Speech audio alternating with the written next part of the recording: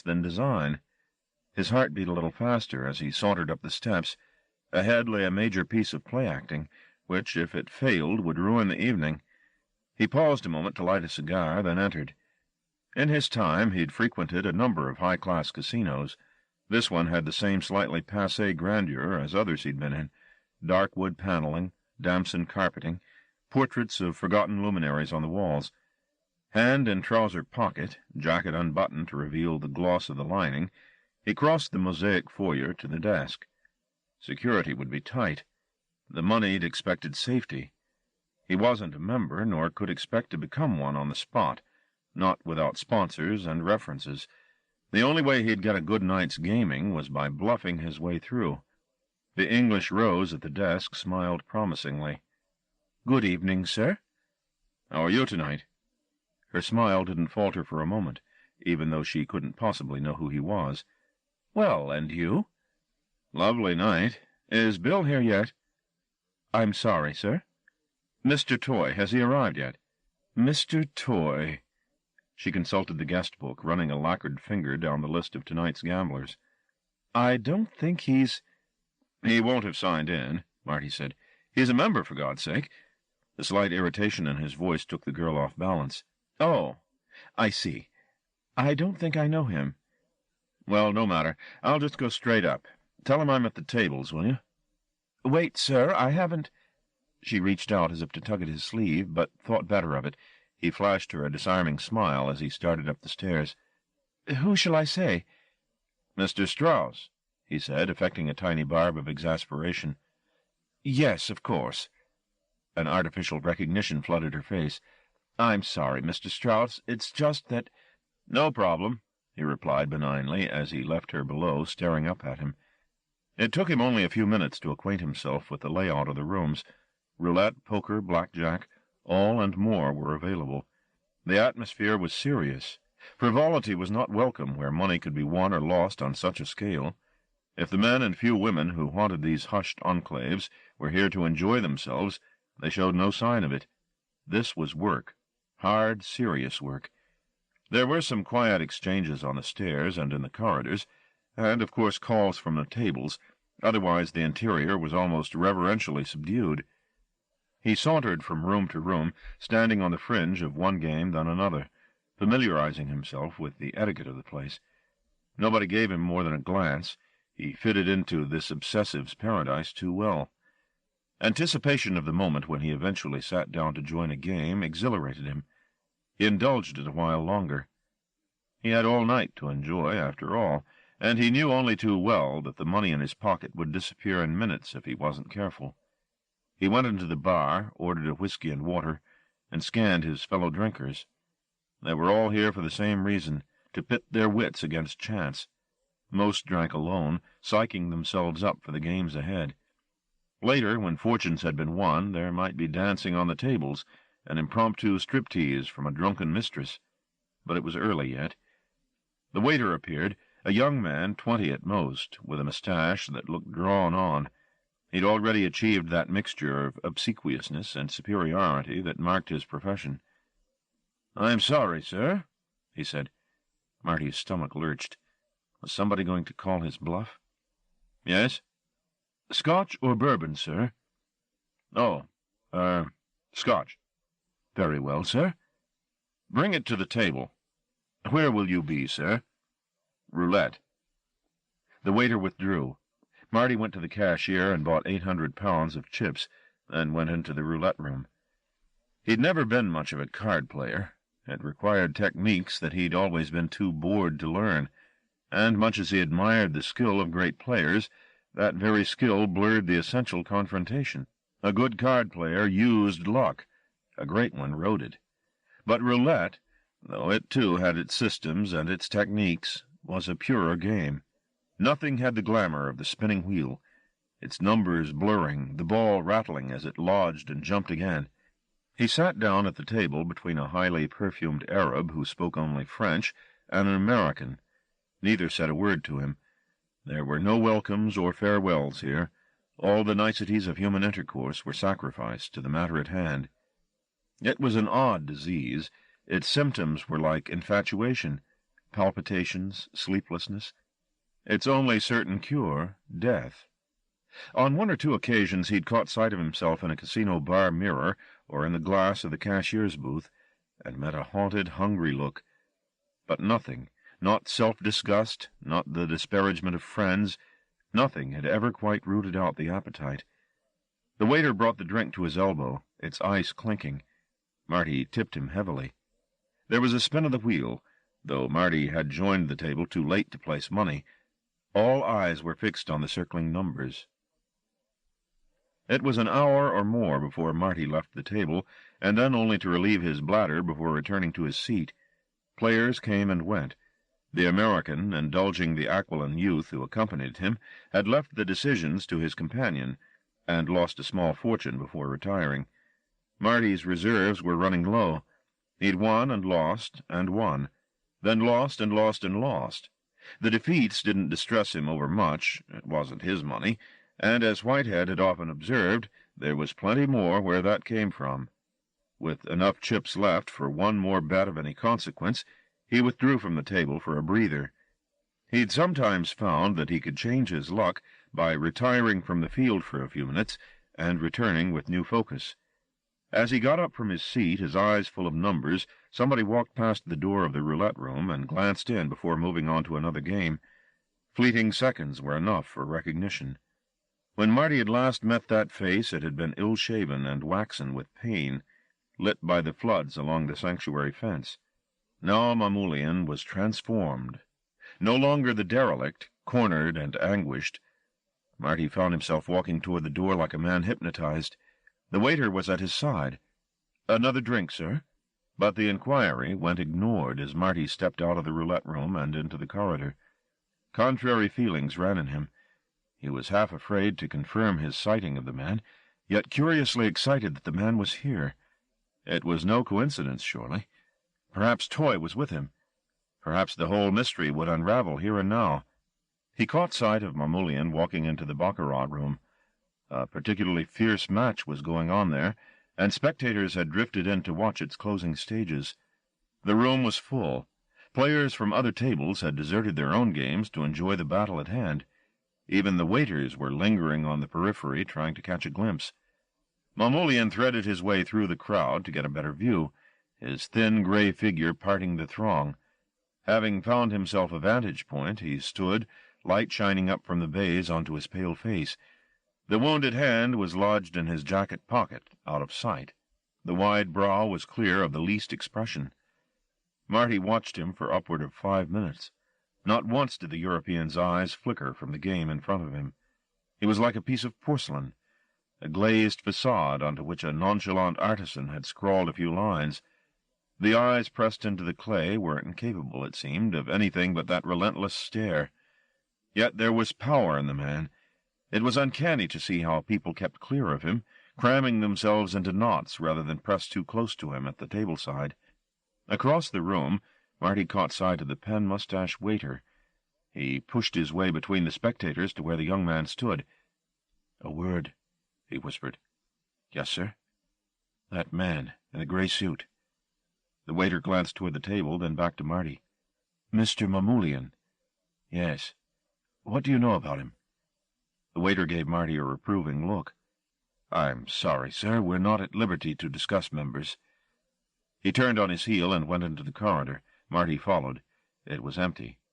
Downstairs, the girl on the desk, not the same he'd spoken with, was giggling with the coat-check clerk. "Wait a moment." When the waiter looked back, Marty was producing his wallet, still amply enough filled to present a decent bribe. The other man stared at the notes with undisguised greed. "I just want to ask a few questions. I don't need the number of his bank account." "I don't know it, anyway." The waiter smirked. "Are you police?" "I'm just interested in Mr. Mamoulian," Marty said, proffering 50 pounds in tens. "Some bare essentials." The waiter snatched the money and pocketed it with the speed of a practiced bribee. "Ask away," he said. "Is he a regular here?" "A couple of times a month." "To play?" The waiter frowned. "Now you mention it, I don't think I've ever seen him actually play." "Just to watch, then?" Well, I can't be sure, but I think if he did play, I'd have seen him by now. Strange. Still, we have a few members who do that. And does he have any friends? People he arrives with, leaves with? Not that I remember. He used to be quite pally with a Greek woman who used to come in, always won a fortune, never failed. That was the gambler's equivalent to the fisherman's tale, the story of the player with a system so flawless it never faltered. Marty had heard it 100 times. Always the friend of a friend, a mythical somebody whom you never got to meet face to face. And yet, when he thought of Mamoulian's face, so calculating in its supreme indifference, he could almost imagine the fiction real. "Why are you so interested in him?" the waiter asked. "I have an odd feeling about him." "You're not the only one." "What do you mean?" "He's never said or done anything to me, you understand," the waiter explained. "He always tips well, though God knows all he ever drinks is distilled water. But we had one fellow came here. This is a couple of years ago now. He was American, over from Boston. He saw Mamoulian, and let me tell you, he freaked out. Seems he'd played with a guy who was his spitting image. This is in the 1920s. That caused quite a buzz. I mean, he doesn't look like the type to have a father, does he?" The waiter had something there. It was impossible to imagine this Mamoulian as a child or a pimply adolescent. Had he suffered infatuation, the death of pets, of parents? It seemed so unlikely as to be laughable. "That's all I know, really." "Thank you," said Marty. It was enough. The waiter walked away, leaving Marty with an armful of possibilities, apocryphal tales most likely, the Greek with the system, the panicking American. A man like Mamoulian was bound to collect rumors. His air of lost aristocracy invited invented histories, like an onion unwrapped and unwrapped and unwrapped again, each skin giving way not to the core but to another skin. Tired and dizzy with too much drink and too little sleep, Marty decided to call it a night. He'd used the 100 or so left in his wallet to bribe a taxi driver to drive him back to the estate and leave the car to be picked up another day. He was too drunk to drive. He glanced one final time into the baccarat room. The game was still going on. Mamoulian had not moved from his station. Marty went downstairs to the bathroom. It was a few degrees colder than the interior of the club, its rococo plasterwork facetious in the face of its lowly function. He glanced at his weariness in the mirror, then went to relieve himself at the urinal. In one of the stalls somebody had begun to sob, very quietly, as if attempting to stifle the sound. Despite his aching bladder, Marty found he was unable to piss. The anonymous grief distressed him too much. It was coming from behind the locked door of the stalls. Probably some optimist who'd lost his shirt on a roll of the dice and was now contemplating the consequences. Marty left him to it. There was nothing he could say or do. He knew that from bitter experience. Out in the foyer, the woman on the desk called after him, "Mr. Strauss?" It was the English Rose. She showed no sign of wilting, despite the hour. "Did you find Mr. Toy?" "No, I didn't." "Oh, that's odd. He was here." "Are you sure?" "Yes, he came with Mr. Mamoulian. I told him you were here, and that you'd asked after him." "And what did he say?" "Nothing," the girl replied. "Not a word." She dropped her voice. "Is he well? I mean, he looked really terrible, if you don't mind me saying so. Awful color." Marty glanced up the stairs, scanned the landing. "Is he still here?" "Well, I haven't been on the desk all evening, but I didn't see him leave." Marty took the stairs two at a time. He wanted to see Toy so much. There were questions to ask, confidences to exchange. He scoured the rooms, looking for that worn leather face. But though Mamoulian was still there, sipping his water, Toy was not with him. Nor was he to be found in any of the bars. He had clearly come and gone. Disappointed, Marty went back downstairs, thanked the girl for her help, tipped her well, and left. It was only when he had put a good distance between himself and the academy, walking in the middle of the road to waylay the first available taxi, that he remembered the sobbing in the bathroom. His pace slowed. Eventually he stopped in the street, his head echoing the thump of his heart. Was it just hindsight? Or had that ragged voice sounded familiar, as it chewed on its grief? Had it been Toy sitting there in the questionable privacy of a toilet stall, crying like a lost child? Dreamily, Marty glanced back the way he'd come. If he suspected Toy was still at the club, shouldn't he go back and find out? But his head was making unpleasant connections. The woman at the Pimlico number, whose voice was too horrid to listen to. The desk girl's question, "Is he well?" The profundity of despair he had heard from behind the locked door. No, he couldn't go back. Nothing, not even the promise of a faultless system to beat every table in the house, would induce him to return. There was, after all, such a thing as reasonable doubt, and on occasion it could be a balm without equal. Chapter 8. Raising Cain. 45. The day of the Last Supper, as he was to come to think of it, Marty shaved 3 times, once in the morning and twice in the afternoon. The initial flattery of the invitation had long since faded. Now all he prayed for was some convenient get-out clause, a means by which he could politely escape what he was certain would be an excruciating evening. He had no place in Whitehead's entourage. Their values were not his. Their world was one in which he was no more than a functionary. There could be nothing about him that would give them more than a moment's entertainment. It wasn't until he put on the evening jacket again that he began to feel more courageous. In this world of appearances, why shouldn't he carry off the illusion as well as the next man? After all, he'd succeeded at the academy. The trick was to get the superficies right, the proper dress code, the correct direction in which to pass the port. He began to view the evening ahead as a test of his wits, and his competitive spirit began to rise to the challenge. He would play them at their own game, among the clinking glasses and the chatter of opera and high finance. Triply shaved, dressed, and cologned, he went down to the kitchen. Oddly, Pearl wasn't in the house. Luther had been left in charge of the night's gourmandizing. He was opening bottles of wine. The room was fragrant with the mingled bouquets. Though Marty had understood the gathering to be small, several dozen bottles were assembled on the table. The labels on many were dirtied to illegibility. It looked as though the cellar were being stripped of its finest vintages. Luther looked Marty up and down. "Who'd you steal the suit off?" Marty picked up one of the open bottles and sniffed it, ignoring the remark. Tonight he wasn't going to be needled. Tonight he had things figured out, and he'd let no one burst the bubble. "I said, where'd you—" "I heard you the first time. I bought it." "What with?" Marty put the bottle down heavily. Glasses on the table clinked together. "Why don't you shut up?" Luther shrugged. "Old man give it to you?" "I told you, shove it." "Seems to me you're getting in deep, man. You know you're guest of honor at this shindig?" "I'm going along to meet some of the old man's friends, that's all." "You mean Dwoskin and those fuckheads? Aren't you the lucky one?" "And what are you tonight, the wine boy?"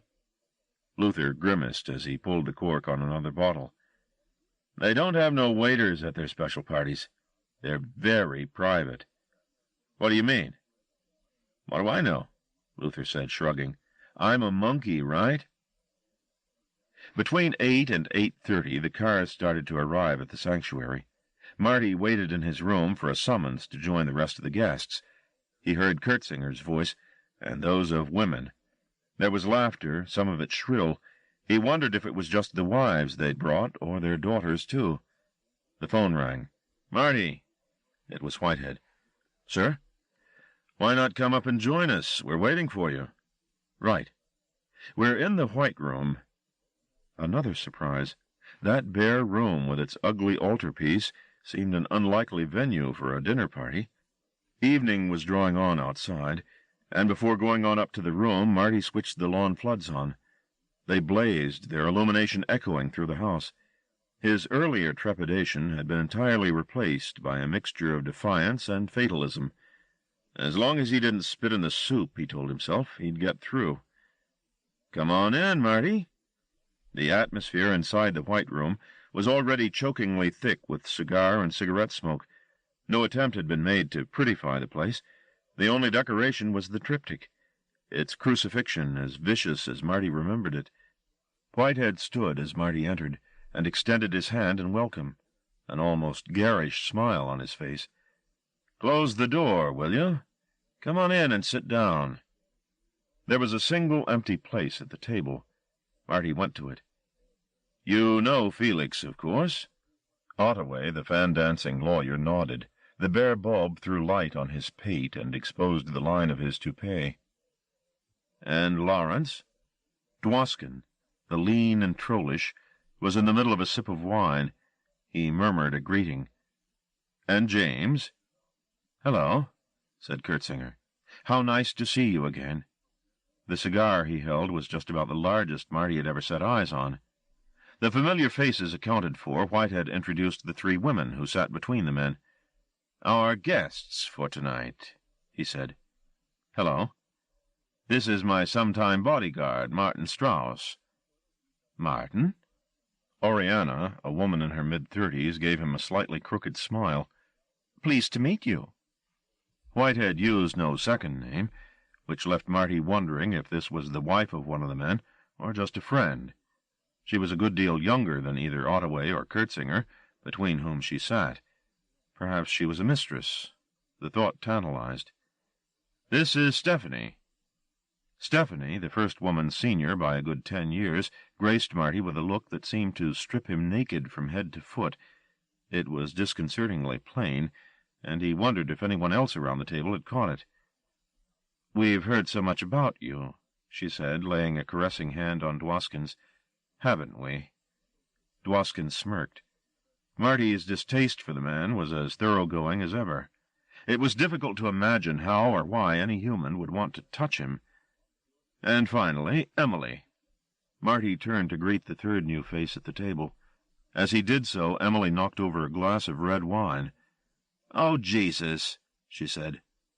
"Doesn't matter," Kurtzinger said, grinning. He was already drunk, Marty now registered. The grin was too lavish for sobriety. "Couldn't matter less, sweet. Really it couldn't." Emily looked up at Marty. She, too, had already drunk too much, to judge by her flushed complexion. She was by far the youngest of the three women, and almost winsomely pretty. Sit down," Whitehead said. "Never mind the wine, for God's sake." Marty took his place beside Kurtzinger. The wine Emily had spilled dribbled off the edge of the table unarrested. "We were just saying," Dwoskin chimed in, "what a pity Willie couldn't have been here." Marty shot a glance at the old man to see if the mention of Toy, the sound of weeping came back as he thought of him, had brought any response. There was none. He, too, Marty now saw, was the worse for drink. The bottles that Luther had been opening, the clarets, the burgundies, forested the table. The atmosphere was more that of an ad hoc picnic than a dinner party. There was none of the ceremony he had anticipated, no meticulous ordering of courses, no cutlery in regiments. What food there was, tins of caviar, with spoons thrust into them, cheeses, thin biscuits, took a poor second place to the wine. Though Marty knew little about wine, his suspicions about the old man emptying his cellar were confirmed by the babble around the table. They had come together tonight to drink the sanctuary dry of its finest, its most celebrated vintages. "Drink," Kurtzinger said. "It's the best stuff you'll ever swallow, believe me." He fumbled for a specific bottle among the throng. "Where's the Latour? We haven't finished it, have we?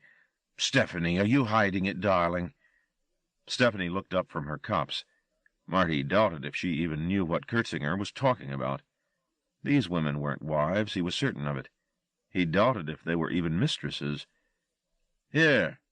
Kurtzinger sloppily filled a glass for Marty. "See what you make of that." Marty had never much liked wine. It was a drink to be sipped and swilled around the mouth, and he had no patience with it. But the bouquet off the glass spoke quality, even to his uneducated nose. It had a richness that made him salivate before he'd downed a mouthful, and the taste didn't disappoint. It was superb. "Good, eh?" "Tasty." "Tasty!" Kurtzinger bellowed to the table in mock outrage. "The boy pronounces it tasty." "Better pass it back over before he downs the lot," Ottaway remarked. "It's all got to go," Whitehead said. "Tonight." All of it?" said Emily, glancing over at the 24 other bottles that stood against the wall, liqueurs and cognacs among the wines. "Yes, everything. One blowout to finish the best of the stuff." What was this about?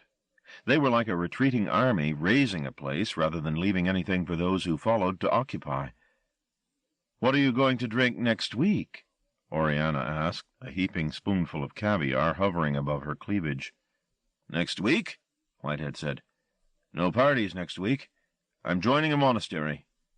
He looked across at Marty. "Marty knows what a troubled man I am." "Troubled?" said Dwoskin. "Concerned for my immortal soul," said Whitehead, not taking his eyes off Marty. This earned a spluttered guffaw from Ottaway, who was rapidly losing control of himself. Dwoskin leaned across and refilled Marty's glass. "Drink up," he said. "We've got a lot to get through." There was no slow savoring of the wine going on around the table. The glasses were being filled, guzzled, and refilled, as though the tipple were water. There seemed something desperate in their appetite, but he should have known Whitehead did nothing by halves. Not to be outdone, Marty downed his second glass in 2 gulps, and filled it to brimming again immediately. "Like it?" Dwoskin asked. "Willie would not approve," said Ottaway. "What, of Mr. Strauss?" Oriana said. The caviar had still not found her mouth. "Not of Martin. Of this indiscriminate consumption." He was barely able to get his tongue around the last 2 words. There was some pleasure in seeing the lawyer tongue-twisted, no more the fan-dancer. "Toy can go fuck himself," Dwoskin said. Marty wanted to say something in Bill's defense, but the drink had slowed his responses, and before he could speak, Whitehead had lifted his glass. "A toast," he announced. Dwoskin stumbled to his feet, knocking over an empty bottle, which in turn felled another 3. Wine gurgled out of one of the spilled bottles, weaving across the table and splashing onto the floor. "To Willie," Whitehead said, "wherever he is." Glasses raised and tapped together, even Dwoskin's. A chorus of voices offered up, "To Willie," and the glasses were noisily drained. Marty's glass was filled up by Ottaway. "Drink, man, drink!" The drink on Marty's empty stomach was causing ructions. He felt dislocated from events in the room, from the women, the fan-dancer, the crucifixion on the wall. His initial shock, seeing the men like this, wine on their bibs and chins, mouthing obscenities, had long since faded. Their behavior didn't matter. Getting more of these vintages down his throat did. He exchanged a baleful look with Christ. "Fuck you," he said under his breath. Kurtzinger caught the comment. "My very words," he whispered back. "Where is Willie?" Emily was asking. "I thought he'd be here." She offered the question to the table, but nobody seemed willing to take it up. "He's gone," Whitehead replied eventually. "He's such a nice man," the girl said. She dug Dwoskin in the ribs. "Didn't you think he was a nice man?" Dwoskin was irritated by the interruptions. He had taken to fumbling at the zipper on the back of Stephanie's dress. She made no objection to this public advance. The glass he held in the other hand was spilling wine into his lap. He either didn't notice or didn't care. Whitehead caught Marty's eye. "Entertaining you, are we?"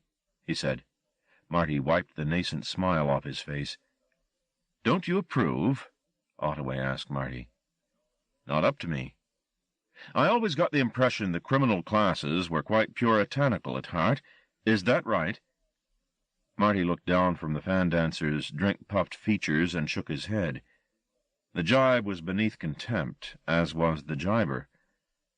"If I were you, Marty," Whitehead said from the other end of the table, "I'd break his neck." Marty shrugged. "Why bother?" he said. "Seems to me you're not so dangerous after all," Ottaway went on. "Who said I was dangerous?" The smirk the lawyer wore deepened. "I mean, we were expecting an animal act, you know." Ottaway moved a bottle to get a better look at Marty. "We were promised—" The conversation around the table had ground to a halt, but Ottaway didn't seem to notice. "Still, nothing's quite as advertised, is it?" he said. "I mean, you ask any one of these God-forsaken gentlemen." The table was a still life. Otway's arm swept around to include everyone in his tirade. "We know, don't we? We know how disappointing life can be." "Shut up," Kurtzinger snapped. He stared woozily at Otway. "We don't want to hear." "We may not get another chance, my dear James," Otway replied, his courtesy contemptuous. "Don't you think we should all admit the truth? We are in extremis. Oh, yes, my friends, we should all get down on our knees and confess." "Yes, yes," said Stephanie. She was trying to stand, but her legs were of another mind. Her dress, the back unzipped, threatened to slip. "Let's all confess," she said. Dwoskin pulled her back into her chair. "We'll be here all night," he said. Emily giggled. Otway, undeterred, was still talking. "Seems to me," he said, "he's probably the only innocent one amongst us." Otway pointed at Marty. "I mean, look at him. He doesn't even know what I'm talking about." The remarks were beginning to irritate Marty, but there'd be precious little satisfaction in threatening the lawyer. In his present state, Otway would crumble under one blow. His bleary eyes didn't look far from unconsciousness. "You disappoint me," Otway murmured, with genuine regret in his voice. "I thought we'd end better than this." Dwoskin stood up. "I've got a toast," he announced. "I want to toast the women." "Now there's an idea," Kurtzinger said. "But we'll need a fire." Oriana thought this the funniest remark she'd heard all night. "The women," Dwoskin declared, raising his glass, but nobody was listening. Emily, who had been lamb-like so far, had suddenly taken it into her head to strip off. She'd pushed her chair back and was now unbuttoning her blouse. She wore nothing beneath. Her nipples looked rouged, as if in preparation for this unveiling. Kurtzinger applauded. Otway and Whitehead joined in with a chorus of encouraging remarks. "What do you think?" Kurtzinger asked Marty. "Your type, is she? And they're all her own, aren't they, sweetheart?" "You want to feel?" Emily offered. She'd discarded her blouse. She was now naked from the waist up. "Come on," she said, taking hold of Marty's hand and pressing it against her breast, working it around and around. "Oh, yes," said Kurtzinger, leering at Marty. "He likes that. I can tell he likes that." "Of course he does," Marty heard Whitehead say. His gaze, not too focused, slid in the old man's direction. Whitehead met it head-on. The hooded eyes were devoid of humor or arousal. "Go on," he said. "She's all yours. That's what she's here for." Marty heard the words but couldn't make proper sense of them. He pulled his hand off the girl's flesh as if scalded. "Go to hell," he said. Kurtzinger had stood up. "Now, don't be a spoiled sport," he rebuked Marty. "We only want to see what you're made of." Down the table, Oriana had started to laugh again. Marty wasn't sure at what. Dwoskin was banging his hand, palm down, on the table. The bottles jumped in rhythm. "Go on," Whitehead told Marty. They were all looking at him. He turned to face Emily. She was standing a yard away from him, attempting the catch of her skirt. There was something undeniably erotic about her exhibitionism. Marty's trousers felt tight. His head, too. Kurtzinger had his hands on Marty's shoulders and was trying to slip off his jacket. The tattoo Dwoskin was beating on the table, which Otway had now taken up, made Marty's head dance. Emily had succeeded with the catch, and her skirt was at her feet. Now, without prompting, she pulled off her panties and stood in front of the assembled company, wearing only pearls and high-heeled shoes. Naked, she looked young enough to be jail-bait, 14, 15 at most. Her skin was creamy. Somebody's hand, Oriana's, he thought, was massaging Marty's erection. He half-turned. It wasn't her at all, but Kurtzinger. He pushed the hand away. Emily had stepped toward him and was unbuttoning his shirt from the bottom up. He tried to stand, to say something to Whitehead. The words weren't there yet, but he badly wanted to find them, wanted to tell the old man what a cheat he was. More than a cheat. He was scum, dirty-minded scum. This was why he'd been invited up here, plied with wine and dirty talk. The old man had wanted to see him naked and rutting. Marty pushed Kurtzinger's hand away a second time. The touch was horribly expert. He looked along the table to Whitehead, who was pouring himself another glass of wine. Dwoskin's gaze was fixed on Emily's nakedness, Ottaway's on Marty. Both had given up slapping the table. The lawyer's stare said everything.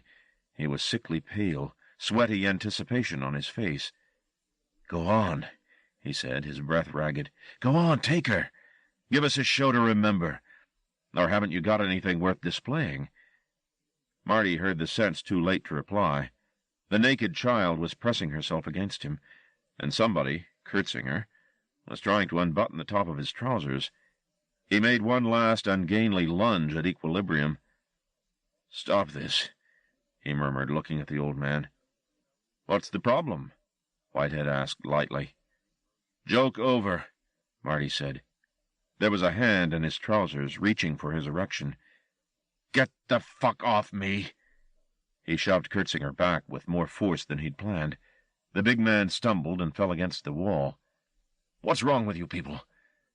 Emily took a step back from him to avoid Marty's flailing arm. The wine was boiling up in his belly and throat. His trousers jutted. He looked, he knew, absurd. Oriana was still laughing. Not just her, Dwoskin too, and Stephanie. Ottaway just stared. "You never seen a fucking hard-on before?" He spat at them all. "Where's your sense of humor?" Ottaway said. "We just want a floor show. Where's the harm?" Marty jabbed a finger in Whitehead's direction. "I trusted you," he said. It was all he could find to shape his hurt. "That was an error, then, wasn't it?" Dwoskin commented. He spoke as if to an imbecile. "You fucking shut up!" Fighting back the urge to break somebody's face, anybody's would do, Marty pulled on his jacket and with one back sweep of his hand cleared a dozen bottles, most of them full, off the table. Emily screamed as they shattered around her feet, but Marty didn't wait to see how much damage he'd done. He backed off from the table and stumbled toward the door. The key was in the lock. He opened it and stepped into the hallway. Behind him, Emily had begun to bawl like a baby just woken from a nightmare. He could hear her all the way down the darkened corridor. He hoped to God his jittering limbs would bear him up. He wanted out, into the air, into the night. He lurched down the back staircase, hand outstretched against the wall for support, the steps receding beneath his feet. He reached the kitchen, having fallen only once, and opened the back door. The night was waiting. Nothing to see him, nothing to know him.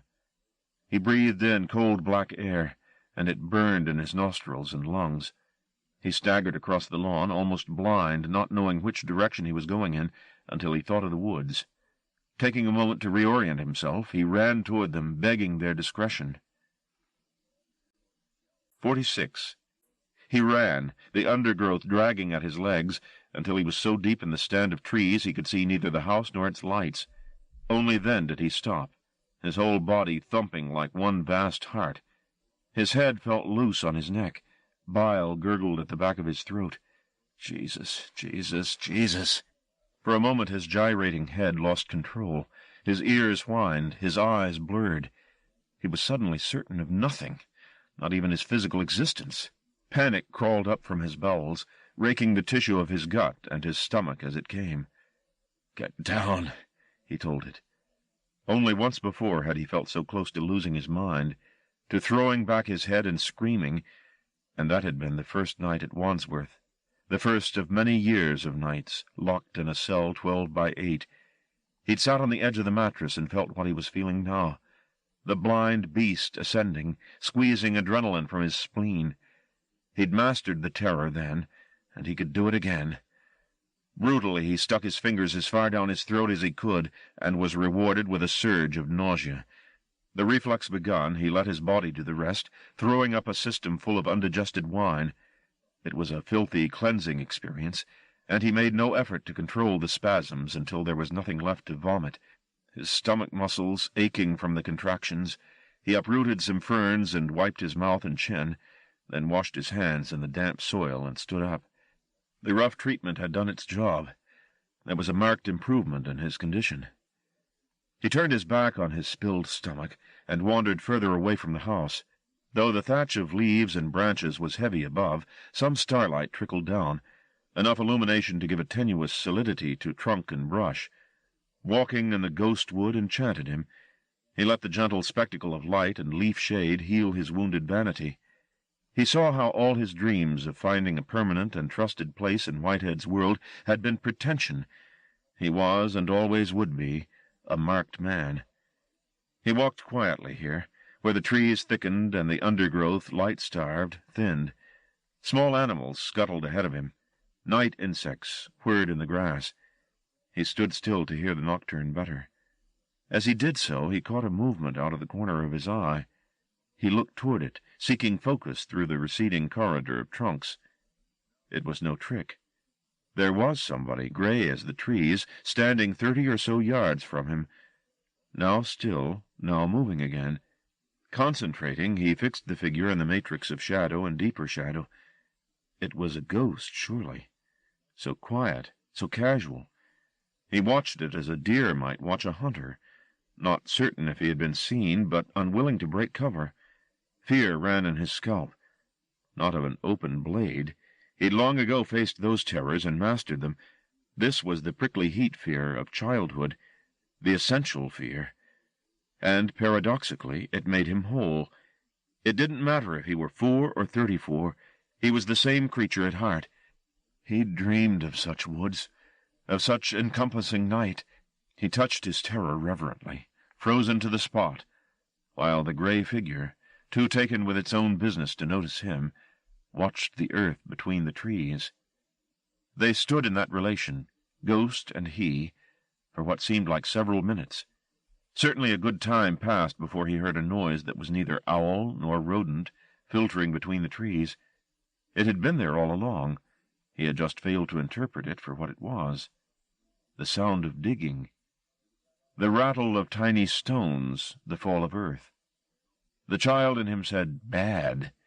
Leave it be. Leave it all be." But he was too curious to ignore it.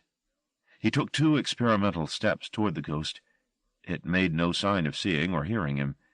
Taking courage, he advanced a few more steps, attempting to keep as close to a tree as possible, so that should the ghost look his way, he could find cover quickly.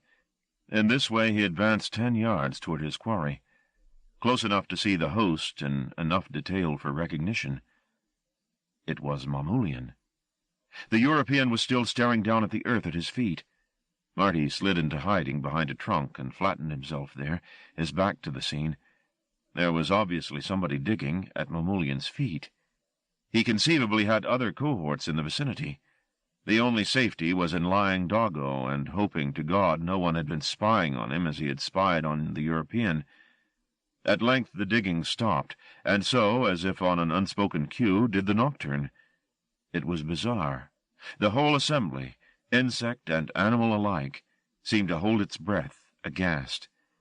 Marty slid down the trunk into crawling position, his ears straining for every clue as to what was going on. He chanced to look. Mamoulian was moving off in what Marty guessed to be the direction of the house. Undergrowth obscured his view. He could see nothing of the digger, or the other disciples who were accompanying the European.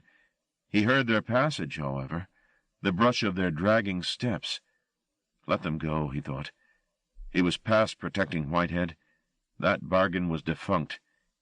He sat, knees hugged against his chest, and waited until Mamoulian had woven between the trees and disappeared. Then he counted to 20 and stood up. Pins and needles pricked at his lower legs, and he had to rub the circulation back into them. Only then did he start toward the spot where Mamoulian had lingered. Even as he approached, he recognized the glade, though he had previously come to it from the direction of the house. His late-evening walk had taken him in a semicircle. He was standing now in the place he'd buried the dogs. The grave was open and empty. The black plastic shrouds had been torn apart, their contents unceremoniously removed. Marty stared into the hole, not quite comprehending the joke. What use were dead dogs? There was a movement in the grave. Something shifted beneath the plastic sheets. He stepped back from the edge, his gorge too susceptible for this. A nest of maggots, presumably, or perhaps a worm the size of his arm, grown fat on dog meat. Who knew what hid in the earth? Turning his back on the hole, he walked toward the house, following the trail Mamoulian had taken, until the trees thinned and the starlight brightened. There, on the borderland between wood and lawn, he stayed, until the sounds of the night re-established themselves around him. 47. Stephanie excused herself from the table and went out to the bathroom, leaving the hysteria behind her. As she closed the door, one of the men, Ottaway, she thought, suggested she come back in and piss in a bottle for him. She didn't grace the remark with a reply. However well they paid, she wasn't going to get involved in that kind of activity. It wasn't clean. The hallway was in semi-darkness. The sheen of vases, the richness of the carpet underfoot, all of it spoke wealth, and on previous visits she had enjoyed the extravagance of the place. But tonight they were so uneasy. Ottaway, Dwoskin, the old man himself. There was an air of desperation in their drinking and their innuendo, and it took any pleasure out of being here. On the other nights they'd all got pleasantly drunk, and then there'd been the usual performances, sometimes developing into something more serious, with one or two of them. Just as often they were content to watch, and at the end of the night there'd been generous payment. But tonight was different. There was cruelty in it, which she disliked. Money or no money, she wouldn't come here again. It was time she retired anyway. Leave it to younger girls, who at least looked less rattled than she did. She bent close to the bathroom mirror and tried to reapply her eyeliner, but her hand was shaky with drink, and it slipped. She cursed and dug in her purse for a tissue to clean off the error. As she did so, there was a scuffling sound in the hallway. Dwoskin, she guessed. She didn't want the gargoyle touching her again, at least not until she was too paralytic with drink to care. She tiptoed to the door and locked it. The sounds outside had stopped. She went back to the sink and turned on the tap, cold water to splash on her tired face. Dwoskin had gone out after Stephanie. He intended to suggest something outrageous for her to perform on him, something gross for this night of nights. "Where are you going?" somebody asked him as he traipsed the hall. Or did he just imagine the words? He'd taken a few pills before the party. That always loosened him up. But it tended to put voices in his head, mostly his mother's. Whether somebody had asked the question or not, he chose not to answer. He just wandered down the corridor, calling for Stephanie. The woman was extraordinary, or so his drugged libido had decided. She had superb buttocks. He wanted to be smothered by those cheeks, to die under them. "Stephanie," he demanded. She didn't reappear. "Come on," he reassured her. "It's only me." There was a smell in the corridor, just a hint of sewer. He inhaled it. "Foul," he announced, not unappreciatively. The smell was getting stronger, as though its source was close by, and approaching. "Lights," he told himself, and peered along the wall looking for a switch. A few yards down the corridor, something started to move toward him. The light was too dim to see properly by, but it was a man, and the man was not alone. There were other shapes, knee-high, mustering in the darkness. The smell was becoming overpowering. Dwoskin's head had started to dance with color. Disgraceful images flickered in the air to accompany the smell. It took him a moment to grasp that this air graffiti was not his doing. It was coming from the man ahead of him. Dashes and dots of light flared and whirled away into the air. "Who are you?" Dwoskin demanded. In answer, the graffiti ignited into a full-blown literature. Not certain if any sound was coming out, the Troll King began to screech. Stephanie dropped the eyeliner into the sink as the scream reached her. She didn't recognize the voice. It was high enough to be a woman's, but it was neither Emily nor Oriana. The shake suddenly worsened. She held on to the edge of the sink to steady herself as the noises multiplied. Howls now, and running feet. Somebody was shouting, all but incoherent orders. It was Ottaway, she thought. But she wasn't going out to check. Whatever was going on beyond the door, pursuit, capture, murder even, she needed none of it. She turned off the light in the bathroom in case it spilled under the door. Somebody ran by, calling on God. Now there was desperation. Feet thudded down the stairs. Somebody fell. Doors slammed. Screams mounted. She backed away from the door and sat on the edge of the bath. There in the darkness she started to sing "Abide with Me," or what little she could remember of it, very quietly. Marty heard the screams too, though he didn't want to. Even at such a distance they carried a freight of blind panic that made him clammy. He knelt down in the dirt between the trees and stopped his ears. The earth smelled ripe beneath him, and his mind seethed with unwelcome thoughts of lying face up in the ground, dead perhaps, but anticipating resurrection, like a sleeper on the verge of waking, nervous of the day. After a while the din became intermittent. Soon, he told himself, he must open his eyes, stand up, and go back to the house to see the hows and the whys of all this commotion. Soon, but not yet. When the noise in the hallway and on the stairs had long stopped, Stephanie crept to the bathroom door, unlocked it, and peered out. The corridor was in complete darkness now. The lamps had either been turned off or shattered, but her eyes, accustomed to the blackness of the bathroom, soon pierced the feeble light from the stairwell. The gallery was empty in both directions. There was just a smell in the air, like a bad butcher's shop on a hot day. She slipped off her shoes and started to the top of the stairs. The contents of a handbag were scattered down the steps, and there was something wet underfoot. She looked down. The carpet was stained, either wine or blood.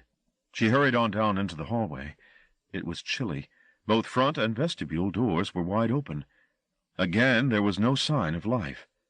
The cars had gone from the driveway. The downstairs rooms, library, reception rooms, kitchen, all were forsaken. She rushed back upstairs to collect her belongings from the white room and leave. As she retraced her steps along the gallery, she heard a soft padding behind her. She turned. There was a dog at the top of the stairs. It had presumably followed her up. She could scarcely make it out in the bad light, but she wasn't afraid. "Good boy," she said, glad of its living presence in the abandoned house. It didn't growl, nor did it wag its tail. It simply hobbled towards her. Only then did she realize her error in welcoming it. The butcher's shop was here, on all fours. She backed off. "No," she said. "I don't... Oh, Christ, leave me alone."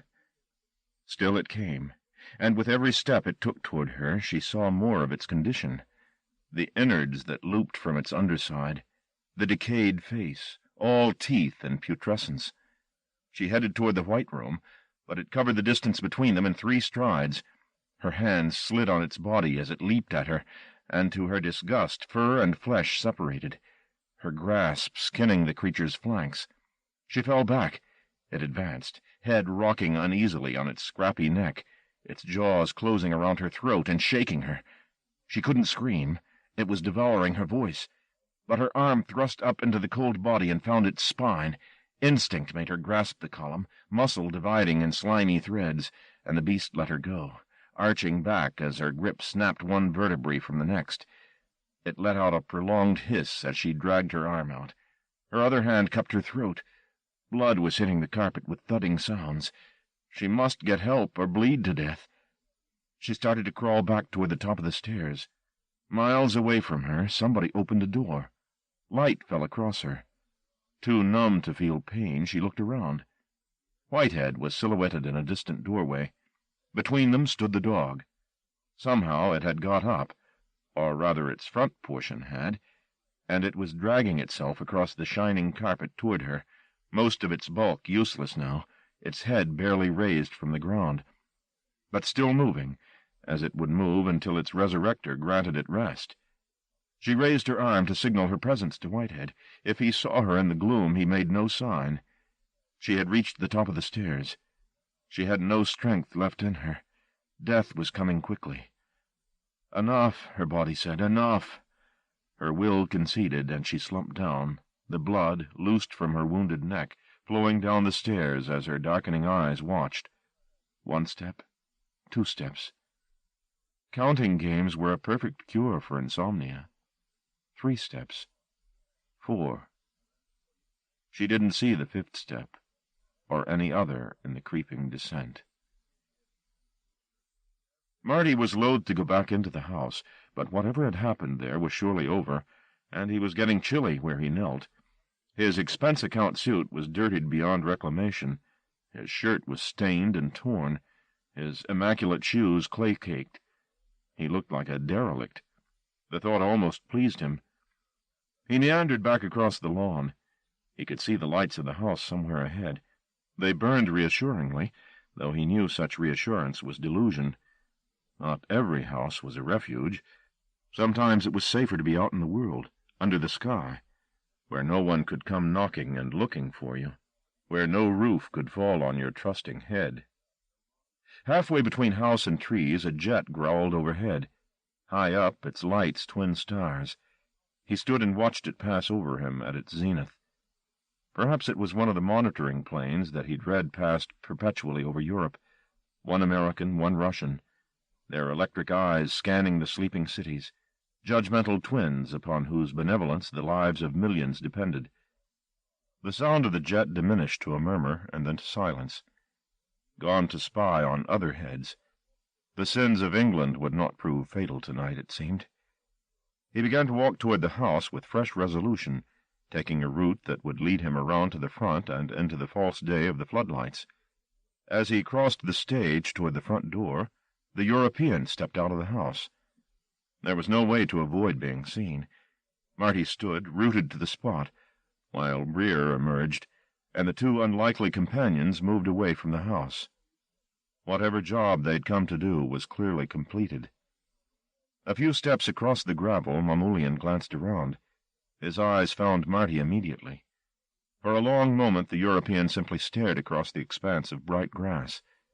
Then he nodded, a short, sharp nod that was simply acknowledgment. "I see you," it said, "and look. I do you no harm." Then he turned and walked away, until he and the gravedigger were obscured by the cypresses that lined the drive. Part 4. The Thief's Tale. Civilizations do not degenerate through fear, but because they forget that fear exists. Freya Stark, Perseus and the Wind. 48. Marty stood in the hallway and listened for footsteps or voices. There were neither. The women had obviously gone, as had Ottaway, Kurtzinger, and the Troll King. Perhaps the old man, too. Few lights burned in the house. Those that did rendered the place almost two-dimensional. Power had been unleashed here.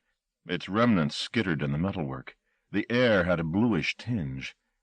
He made his way upstairs. The second floor was in darkness, but he found his way along it by instinct, his feet kicking the porcelain shards, some smashed treasure or other, as he went. There was more than porcelain underfoot. Things damp, things torn. He didn't look down, but made his way toward the white room, anticipation mounting with every step. The door was ajar, and a light, not electric but candle, burned inside. He stepped over the threshold. The single flame offered a panicky illumination. His very presence had it jumping, but he could see that every bottle in the room had been smashed. He stepped into a swamp of broken glass and spilled wine. The room was pungent with the dregs.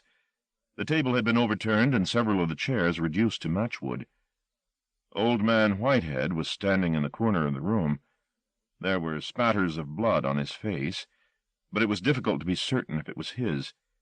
He looked like a man pictured in the aftermath of an earthquake. Shock had bled his features white. "He came early," he said, disbelief in every hushed syllable. "Imagine that. I thought he believed in covenants. But he came early to catch me out. Who is he?" He wiped tears from his cheeks with the heel of his hand, smearing the blood. "The bastard lied to me," he said. "Are you hurt?" "No," Whitehead said, as if the question were utterly ridiculous. "He wouldn't lay a hand on me. He knows better than that. He wants me to go willingly, you see." Marty didn't. "There's a body in the hallway," Whitehead observed matter-of-factly. "I moved her off the stairs." "Who?" "Stephanie." "He killed her?" "Him? No, his hands are clean. You could drink milk from them." "I'll call the police." "No." Whitehead took several ill-advised steps through the glass to catch Marty's arm. "No, no police. But somebody's dead." "Forget her. You can hide her away later, eh?" His tone was almost ingratiating, his breath, now he was close, toxic. "You'll do that, won't you? After all you've done?" "A little joke," Whitehead said. He tried to smile. His grip on Marty's arm was blood-stopping. "Come on. A joke, that's all." It was like being buttonholed by an alcoholic on a street corner. Marty loosed his arm. "I've done all I'm going to do for you," he said. "You want to go back home, is that it?" Whitehead's tone soured on an instant. "Want to go back behind bars where you can hide your head?" "You've tried that trick." "Am I getting repetitive? Oh, dear. Oh, Christ in heaven." He waved Marty away. "Go on, then. Piss off. You're not in my class." He staggered back to the crutch of the wall and leaned there. "What the fuck am I doing, expecting you to take a stand?" "You set me up," Marty snarled in reply. "All along." "I told you. A joke." "Not just tonight. All along. Lying to me, bribing me. You said you needed someone to trust, and then you treat me like shit. No wonder they all run out on you in the end." Whitehead wheeled on him. "All right," he shouted back. "What do you want?" "The truth." "Are you sure?" "Yes, damn you, yes." The old man sucked at his lip, debating with himself. When he spoke again, the voice had quietened. "All right, boy. All right."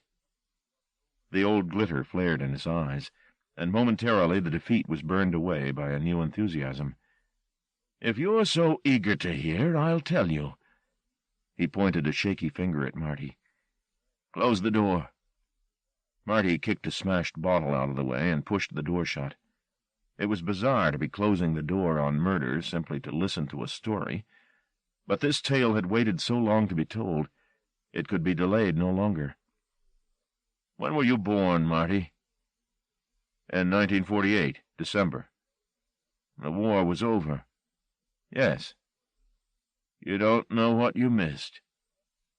It was an odd beginning for a confession. "Such times." "You had a good war?"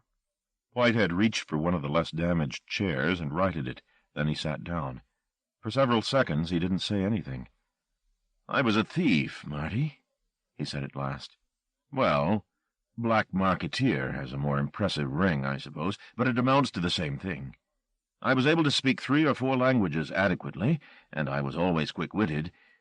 Things fell my way very easily. You were lucky." "Luck had no bearing on it. Luck's out for people with no control. I had control, though I didn't know it at the time. I made my own luck, if you like." He paused. "You must understand, war isn't like you see in the cinema. Or at least, my war wasn't. Europe was falling apart. Everything was in flux. Borders were changing. People were being shipped into oblivion. The world was up for grabs." He shook his head. "You can't conceive of it. You've always lived in a period of relative stability. But war changes the rules you live by. Suddenly it's good to hate. It's good to applaud destruction. People are allowed to show their true selves." Marty wondered where this introduction was taking them, but Whitehead was just getting into the rhythm of his telling. This was no time to divert him. "And when there's so much uncertainty all around, the man who can shape his own destiny can be king of the world. Forgive the hyperbole, but it's how I felt. King of the world. I was clever, you see. Not educated, that came later, but clever. Streetwise, you'd call it now. And I was determined to make the most of this wonderful war God had sent me. I spent 2 or 3 months in Paris just before the occupation, then got out while the going was good. Later on I went south. Enjoyed Italy, the Mediterranean. I wanted for nothing. The worse the war became, the better it was for me. Other people's desperation made me into a rich man. Of course, I frittered the money away, never really held on to my earnings for more than a few months. When I think of the paintings I had through my hands, the objets d'art, the sheer loot, not that I knew that when I pissed in the bucket I splashed a Raphael, I bought and sold these things by the jeep-load. Towards the end of the European War, I took off north, into Poland. The Germans were in a bad way. They knew the game was coming to an end, and I thought I could strike a few deals. Eventually, it was an error, really, I wound up in Warsaw. There was practically nothing left by the time I got there. What the Russians hadn't flattened, the Nazis had. It was one wasteland from end to end. He sighed and pulled a face, making an effort to find the words. "You can't imagine it," he said. "This had been a great city. But now? How can I make you understand? You have to see through my eyes, or none of this makes sense." "I'm trying," Marty said. "You live in yourself," Whitehead went on, "as I live in myself. We have very strong ideas of what we are. That's why we value ourselves, by what's unique in us. Do you follow what I'm saying?" Marty was too involved to lie. He shook his head. "No, not really. The isness of things, that's my point. The fact that everything of any value in the world is very specifically itself. We celebrate the individuality of appearance, of being, and I suppose we assume that some part of that individuality goes on forever, if only in the memories of the people who experienced it. That's why I valued Evangeline's collection, because I delight in the special thing, the vase that was unlike any other, the carpet woven with special artistry." Then suddenly they were back in Warsaw. "There'd been such glories there, you know, fine houses, beautiful churches, great collections of paintings, so much.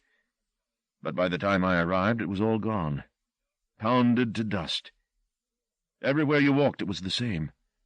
Underfoot there was muck, gray muck. It caked your boots, its dust hung in the air.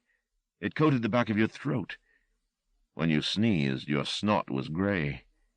Your shit the same. And if you looked closely at that filth, you could see it wasn't just dirt. It was flesh. It was rubble. It was porcelain fragments, newspapers. All of Warsaw was in that mud. Its houses, its citizens, its art, its history. All ground down to something that you scraped off your boots." Whitehead was hunched up. He looked his 70 years, an old man lost in remembering. His face was knotted up. His hands were fists. He was older than Marty's father would have been, had he survived his lousy heart, except that his father would never have been able to speak this way. He'd lacked the power of articulation, and, Marty thought, the depth of pain. Whitehead was in agonies, the memory of muck. More than that, the anticipation of it.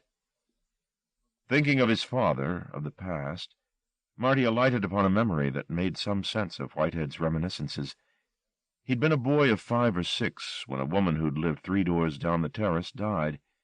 She'd had no relatives, apparently, or none that cared sufficiently to remove what few possessions she'd had from the house. The council had reclaimed the property and summarily emptied it, carting off her furniture to be auctioned. The day after, Marty and his playmates had found some of the dead woman's belongings dumped in the alley behind the row of houses. The council workmen, pressed for time, had simply emptied all the drawers of worthless personal effects into a pile and left them there. Bundles of ancient letters roughly tied up with faded ribbon, a photograph album. She was there repeatedly, as a girl, as a bride, as a middle-aged harridan, diminishing in size as she dried up. Much valueless bric-a-brac, sealing wax, inkless pens, a letter-opener. The boys had fallen on these leavings like hyenas in search of something nourishing. Finding nothing, they scattered the torn-up letters down the alley. They dismembered the album and laughed themselves silly at the photographs, although some superstition in them prevented them tearing those. They had no need to do so. The elements soon vandalized them more efficiently than their best efforts could have done. In a week of rain and night frost, the faces on the photographs had been spoiled, dirtied, and finally eroded entirely. Perhaps the last existing portraits of people now dead went to mush in that alley, and Marty, passing down it daily, had watched the gradual extinction, seen the ink on the scattered letters rained off until the old woman's memorial was gone away utterly, just as her body had gone.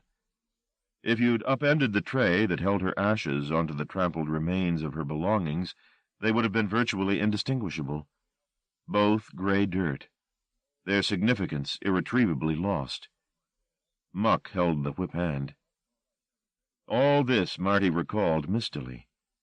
It wasn't quite that he saw the letters, the rain, the boys, as much as retouching the feelings the events had aroused, the buried sense that what had happened in that alley was unbearably poignant.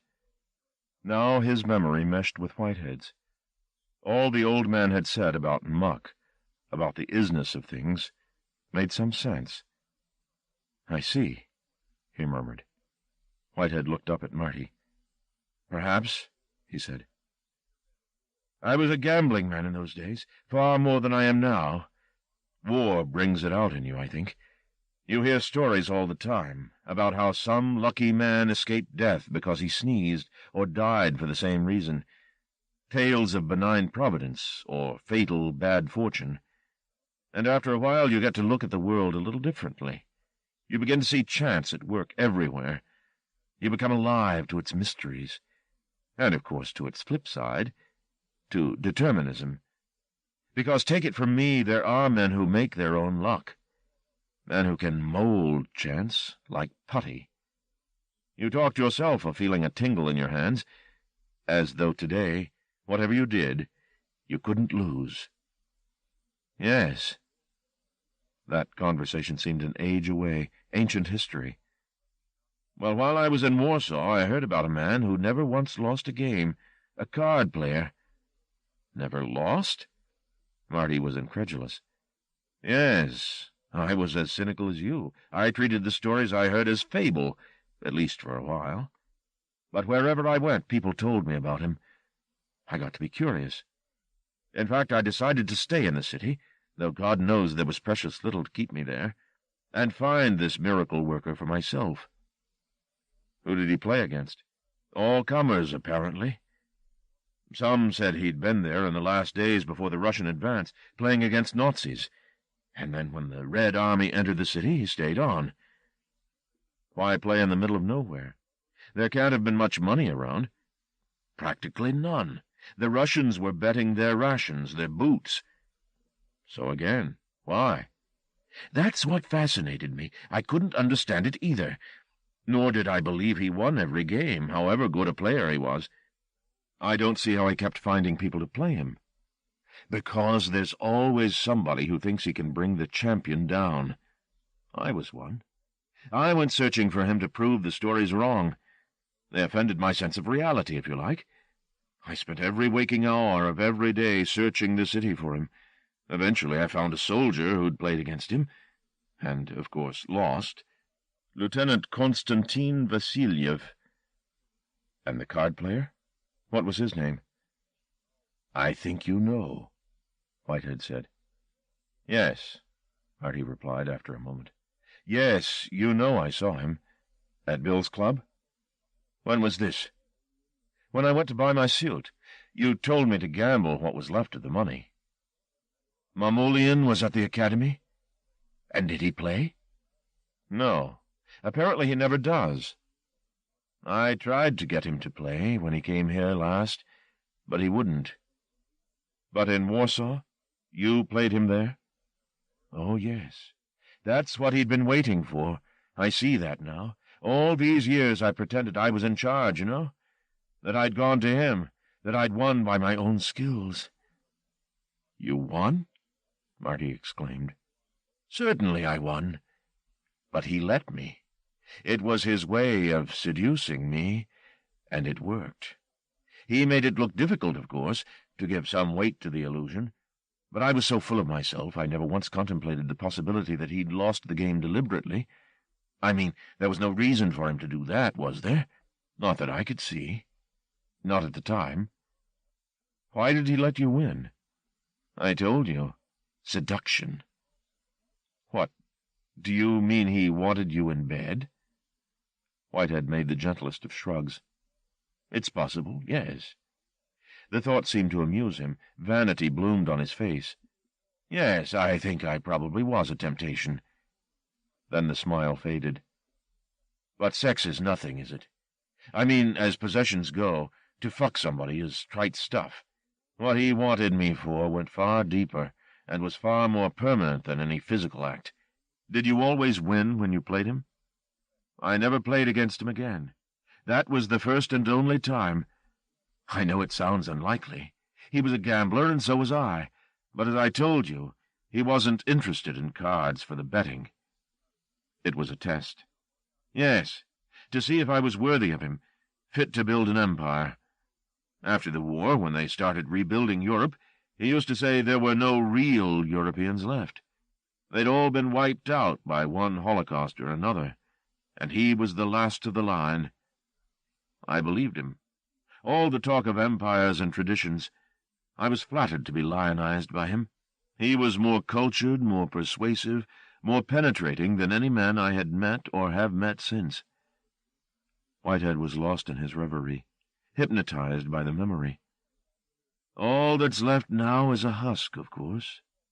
You can't really appreciate what an impression he made. There was nothing he couldn't have been or done if he'd put his mind to it. But when I said to him, 'Why do you bother with the likes of me? Why don't you go into politics, some sphere where you can wield power directly?' he'd give me this look and say, 'It's all been done.' At first I thought he meant those lives were predictable, but I think he meant something else. I think he was telling me that he'd been those people, done those things." "How's that possible? One man." "I don't know. It's all conjecture. It was from the beginning. And here I am 40 years later, still juggling rumors." He stood up.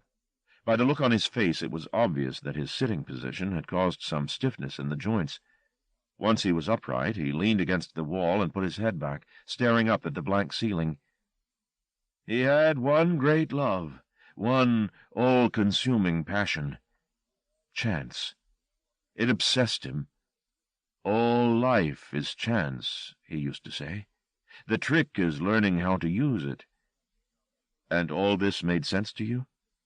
"It took time, but I came to share his fascination over a period of years.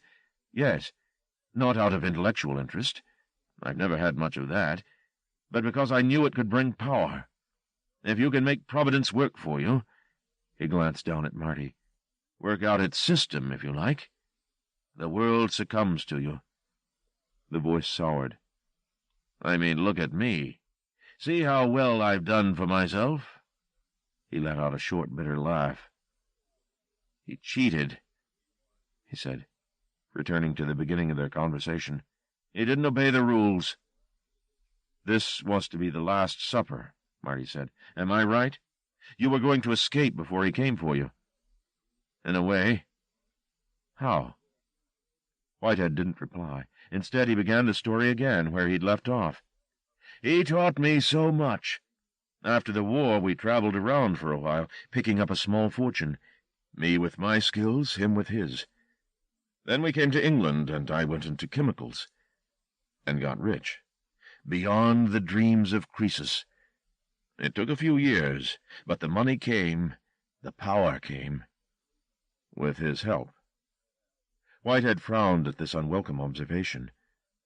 "I applied his principles, yes," he replied. "But he prospered every bit as much as I did.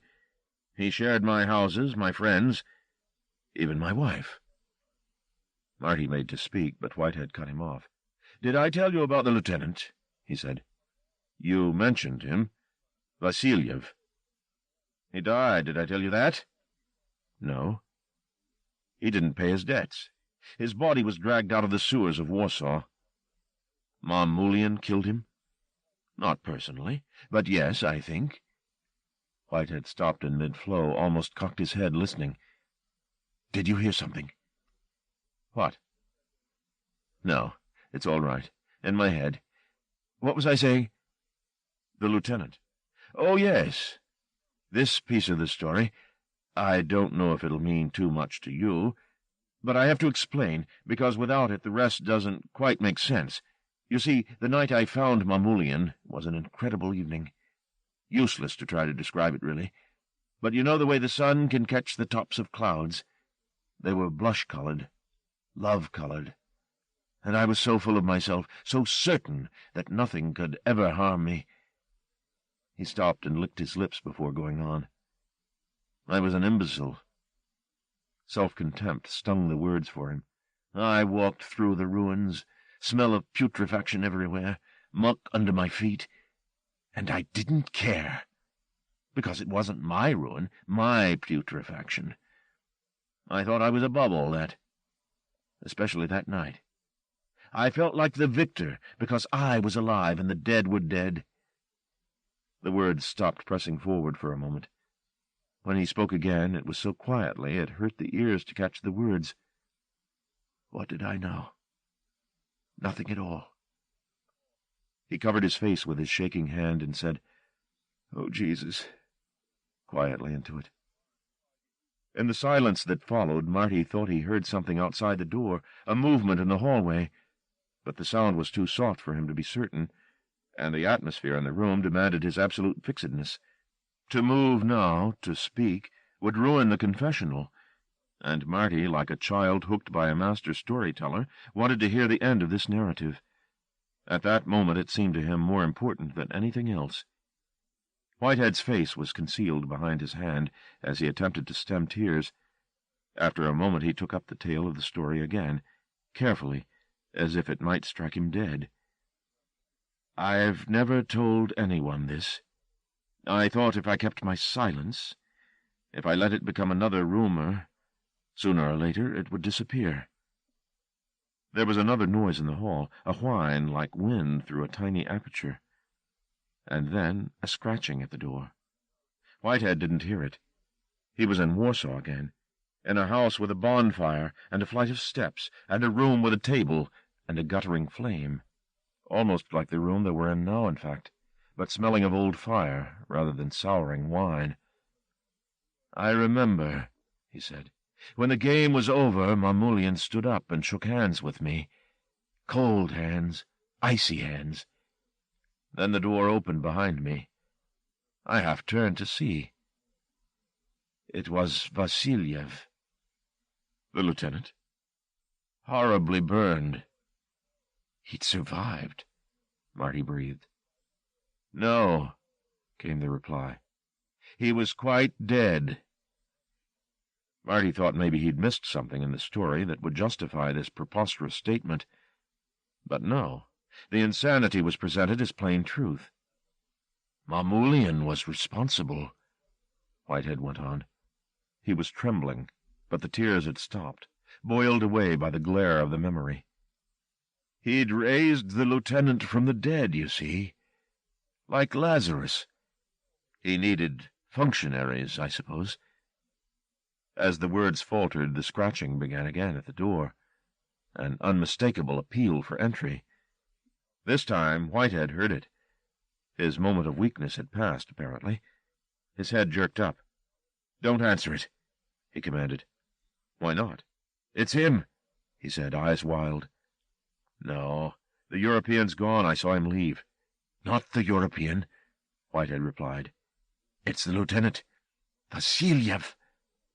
Marty looked incredulous. "No," he said. "You don't know what Marmulian can do." "You're being ridiculous." Marty stood up and picked his way through the glass. Behind him he heard Whitehead say, "No," again. "Please, Jesus, no." But he turned the handle and opened the door. Meager candlelight found the would-be entrant. It was Bella, the Madonna of the Kennels. She stood uncertainly on the threshold, her eyes, what was left of them, turned balefully up to look at Marty, her tongue a rag of maggoty muscle that hung from her mouth as if she lacked the strength to withdraw it. From somewhere in the pit of her body she exhaled a thin whistle of air, the whine of a dog seeking human comfort. Marty took 2 or 3 stumbling steps back from the door. "It isn't him," Whitehead said, smiling. "Jesus Christ! It's all right, Martin. It isn't him." "Close the door," Marty said, unable to move and do it himself. Her eyes, her stench, kept him at bay. "She doesn't mean any harm. She used to come up here sometimes for tidbits. She was the only one of them I trusted. Vile species." Whitehead pushed himself away from the wall and walked across to the door, kicking broken bottles ahead of him as he went. Bella shifted her head to look at him, and her tail began to wag. Marty turned away, revolted, his reason thrashing around to find some sane explanation, but there was none to be had. The dog had been dead. He'd parceled her up himself. There was no question of premature burial. Whitehead was staring at Bella across the threshold. "No, you can't come in," he told her as if she were a living thing. "Send it away," Marty groaned. "She's lonely," the old man replied, chiding him for his lack of compassion. It crossed Marty's mind that Whitehead had lost his wits. "I don't believe this is happening," he said. "Dogs are nothing to him, believe me." Marty remembered watching Mamoulian standing in the woods, staring down at the earth. He had seen no gravedigger because there'd been none. They exhumed themselves, squirming out of their plastic shrouds and pawing their way to the air. "It's easy with dogs," Whitehead said. "Isn't it, Bella? You're trained to obey." She was sniffing at herself, content now that she'd seen Whitehead. Her God was still in his heaven, and all was well with the world. The old man left the door ajar and turned back to Marty. "There's nothing to be afraid of," he said. "She's not going to do us any harm." "He brought them to the house?" "Yes, to break up my party. Pure spite. It was his way of reminding me what he's capable of." Marty stooped and righted another chair. He was shaking so violently he feared if he didn't sit down he'd fall down. "The lieutenant was worse," the old man said, "because he didn't obey like Bella. He knew what had been done to him was an abomination. That made him angry." Bella had woken with an appetite. That was why she'd made her way up to the room she remembered most fondly, a place where a man who knew the best spot to scratch behind her ear would coo soft words to her and feed her morsels off his plate. But tonight she'd come up to find things changed. The man was odd with her, his voice jangling, and there was someone else in the room, one she vaguely knew the scent of, but couldn't place. She was still hungry, such deep hunger, and there was an appetizing smell very close to her, of meat left in the earth, the way she liked it, still on the bone and half gone to putrescence. She sniffed, almost blind, looking for the source of the smell, and having found it, began to eat. Not a pretty sight. She was devouring her own body, taking gray, greasy bites from the decayed muscle of her haunch. Whitehead watched as she pulled at herself. His passivity in the face of this new horror broke Marty. "Don't let her!" He pushed the old man aside. "But she's hungry," he responded, as though this horror were the most natural sight in the world. Marty picked up the chair he'd been sitting on and slammed it against the wall. It was heavy, but his muscles were brimming, and the violence was a welcome release. The chair broke. The dog looked up from her meal. The meat she was swallowing fell from her cut throat. "Too much," Marty said, picking up a leg of the chair and crossing the room to the door before Bella could register what he intended. At the last moment she seemed to understand that he meant her harm, and tried to get to her feet. One of her back legs, the haunch almost chewed through, would no longer support her, and she staggered, teeth bared, as Marty swung his makeshift weapon down on her. The force of his blow shattered her skull. The snarling stopped. The body backed off, dragging the ruined head on a rope of a neck, the tail tucked between its back legs in fear. 2 or 3 trembling steps of retreat, and it could go no further. Marty waited, hoping to God he wouldn't have to strike a second time, as he watched the body seem to deflate. The swell of its chest, the remnants of its head, the organs hanging in the vault of its torso, all collapsed into an abstraction, one part indistinguishable from the next. He closed the door on it, and dropped the blooded weapon at his side. Whitehead had taken refuge across the room. His face was as gray as Bella's body. "How did he do this?" Marty said.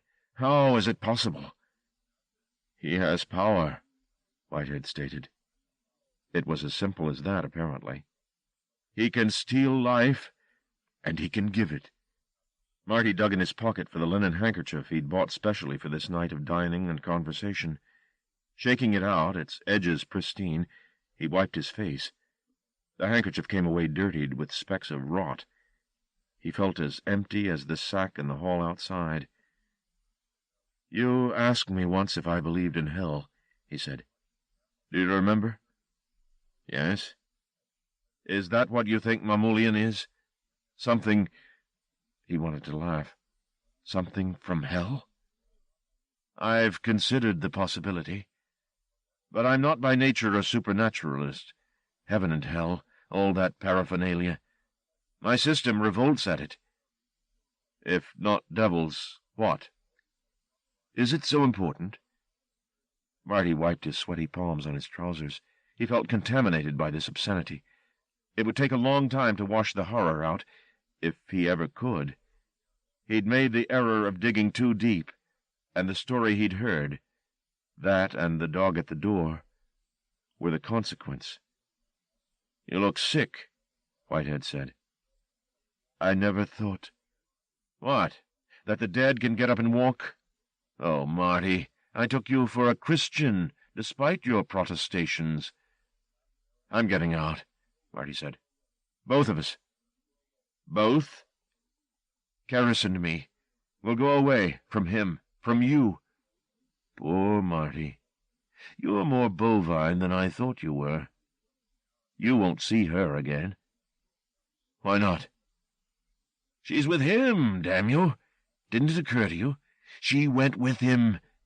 So that had been the unthinkable solution to her abrupt vanishing trick.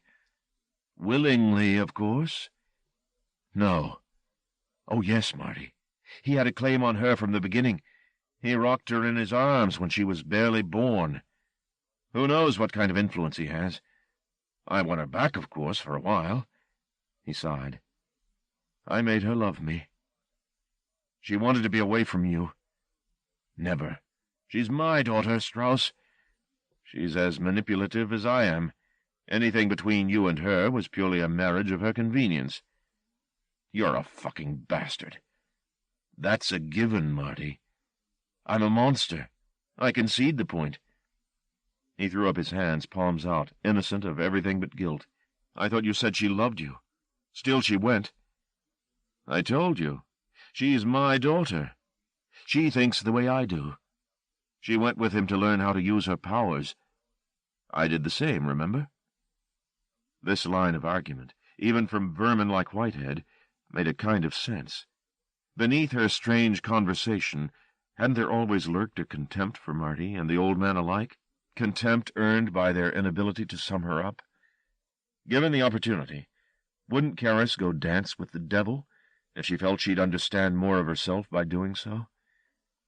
"Don't concern yourself with her," Whitehead said.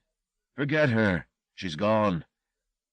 Marty tried to hold on to the image of her face, but it was deteriorating. He was suddenly very tired, exhausted to his bones. "Get some rest, Marty. Tomorrow we can bury the whore together." "I'm not getting involved in this." "I told you once, didn't I? If you stayed with me, there was nowhere I couldn't take you. It's more true now than ever. You know Toy's dead." "When? How?" "I didn't ask the details. The point is he's gone. There's only you and I now. You made a fool out of me." Whitehead's face was a portrait of persuasion. "An error of taste," he said. "Forgive me." Too late. "I don't want you to leave me, Marty. I won't let you leave me. You hear?" His finger jabbed the air. "You came here to help me. What have you done? Nothing. Nothing." Blandishment had turned into accusations of betrayal in mere seconds. One moment tears, the next curses, and behind it all the same terror of being left alone. Marty watched the old man's trembling hands, fist and unfist. "Please," he appealed, "don't leave me." "I want you to finish the story." "Good boy." "Everything, you understand me? Everything." "What more is there to tell?" Whitehead said. "I became rich. I had entered one of the fastest-growing post-war markets, pharmaceuticals. Within half a decade I was up there with the world leaders." He smiled to himself. "What's more, there was very little illegality in the way I made my fortune. Unlike many, I played by the rules." "And Mamoulian? Did he help you?" "He taught me not to agonize over the moral issues." "And what did he want in return?" Whitehead narrowed his eyes. "You're not so stupid, are you?" he said appreciatively. "You manage to get right to the hurt when it suits you." "It's an obvious question. You'd made a deal with him." "No," Whitehead interrupted, face set. "I made no deal, not in the way you mean it, anyway. There was perhaps a gentleman's agreement, but that's long past. He's had all he's getting from me." "Which was?" "To live through me," Whitehead replied. "Explain," Marty said. "I don't understand." "He wanted life, like any other man. He had appetites, and he satisfied them through me. Don't ask me how. I don't understand myself, but sometimes I could feel him at the back of my eyes." "And you let him?" "At first I didn't even know what he was doing. I had other calls on my attention. I was getting richer by the hour, it seemed. I had houses, land, art, women. It was easy to forget that he was always there, watching, living by proxy. Then, in 1959, I married Evangeline. We had a wedding that would have shamed royalty. It was written up in the newspapers from here to Hong Kong. Wealth and influence marries intelligence and beauty. It was the ideal match. It crowned my happiness, it really did." "You were in love." "It was impossible not to love Evangeline. I think—" He sounded surprised as he spoke. "I think she even loved me." "What did she make of Mamoulian?" "Ah, there's the rub," he said. "She loathed him from the start. She said he was too puritanical, that his presence made her feel perpetually guilty. And she was right. He loathed the body. Its functions disgusted him. But he couldn't be free of it, or its appetites. That was a torment to him. And as time went by, that streak of self-hatred worsened." "Because of her?" "I don't know. Perhaps. Now I think back, he probably wanted her, the way he'd wanted beauties in the past. And of course she despised him right from the beginning. Once she was mistress of the house, this war of nerves just escalated. Eventually she told me to get rid of him. This was just after Karis was born. She said she didn't like him handling the baby, which he seemed to like to do. She just didn't want him in the house. I'd known him 2 decades by now. He'd lived in my house, he'd shared my life. And I realized I knew nothing about him. He was still the mythical card player I'd met in Warsaw." "Did you ever ask him?" "Ask him what?" "Who he was, where he came from, how he got his skills." "Oh, yes, I asked him. On each occasion the answer was a little different from the time before." "So he was lying to you?" "Quite blatantly. It was a sort of joke, I think, his idea of a party piece, never to be the same person twice, as if he didn't quite exist, as if this man called Mamoulian was a construction, covering something else altogether." "What?" Whitehead shrugged. "I don't know. Evangeline used to say, 'He's empty.' That was what she found foul about him. It wasn't his presence in the house that distressed her. It was his absence, the nullity of him. And I began to think maybe I'd be better getting rid of him, for Evangeline's sake. All the lessons he had to teach me I'd learned. I didn't need him any more. Besides, he'd become a social embarrassment. God, when I think back, I really wonder, how we let him rule us for so long. He'd sit at the dinner table, and you could feel the spell of depression he'd cast on the guests. And the older he got, the more his talk was all futility. Not that he visibly aged, he didn't. He doesn't look a year older now than when I first met him. No change at all? Not physically. There's something altered, maybe. He's got an air of defeat about him now. He didn't seem defeated to me. You should have seen him in his prime. He was terrifying then, believe me. People would fall silent when he stepped through the door. He seemed to soak up the joy in anyone, kill it on the spot. It got to the point where Evangeline couldn't bear to be in the same room with him. She got paranoid about him plotting to kill her and the child. She had somebody sit with Caris every night, to make certain that he didn't touch her. Come to think of it, it was Evangeline who first coaxed me into buying the dogs. She knew he had an abhorrence of them. But you didn't do as she asked? I mean, you didn't throw him out? Oh, I knew I'd have to act sooner or later. I just lacked the balls to do it. Then he started petty power games, just to prove I still needed him. It was a tactical error. The novelty value of an in-house Puritan had worn very thin. I told him so. Told him he'd have to change his whole demeanor, or go. He refused, of course. I knew he would. All I wanted was an excuse to break our association off, and he gave it to me on a plate. Looking back, of course, I realize he knew damn well what I was doing. Anyway, the upshot was I threw him out. Well, not me personally. Toy did the deed. Toy worked for you personally? Oh, yes. Again, it was Evangeline's idea. She was always so protective of me. She suggested I hire a bodyguard. I chose Toy. He'd been a boxer, and he was as honest as the day's long. He was always unimpressed by Marmulian. Never had the least qualm about speaking his mind. So, when I told him to get rid of the man, he did just that. I came home one day, and the card-player had gone. I breathed easy that day. It was as though I'd been wearing a stone around my neck and not known it. Suddenly it was gone. I was light-headed. Any fears I'd had about the consequences proved utterly groundless. My fortune didn't evaporate. I was as successful as ever without him. More so, perhaps. I found new confidence. And you didn't see him again? Oh, no, I saw him. He came back to the house twice, each time unannounced. Things hadn't gone well for him, it seemed. I don't know what it was, but he'd lost the magic touch somehow. The first time he came back, he was so decrepit I scarcely recognized him. He looked ill. He smelled foul. If you'd seen him in the street, you'd have crossed over the road to avoid him. I could scarcely credit the transformation. He didn't want even to step into the house. Not that I would have let him. All he wanted was money, which I gave him, and then he went away. And it was genuine? What do you mean, genuine? The beggar performance. It was real, was it? I mean, it wasn't another story. Whitehead raised his eyebrows. All these years, I never thought of that.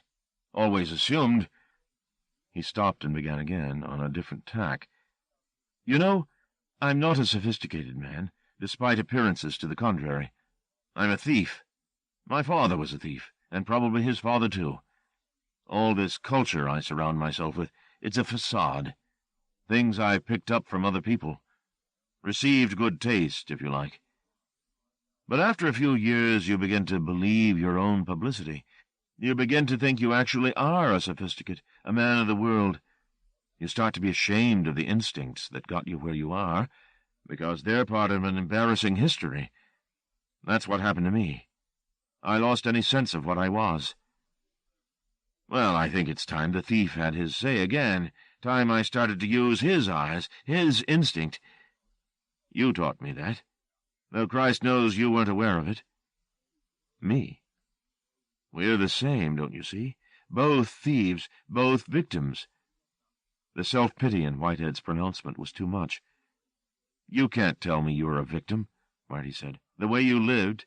What do you know about my feelings? Whitehead snapped back. Don't presume, you hear me? Don't think you understand because you don't. He took everything away from me. Everything. First Evangeline, then Toy. Now Karis. Don't tell me whether I've suffered or not. What do you mean, he took Evangeline? I thought she died in an accident. Whitehead shook his head. There's a limit to what I can tell you, he said. Some things I can't express, never will. The voice was ashen. Marty let the point go and moved on. You said he came back twice. That's right. He came again a year or two after his first visit.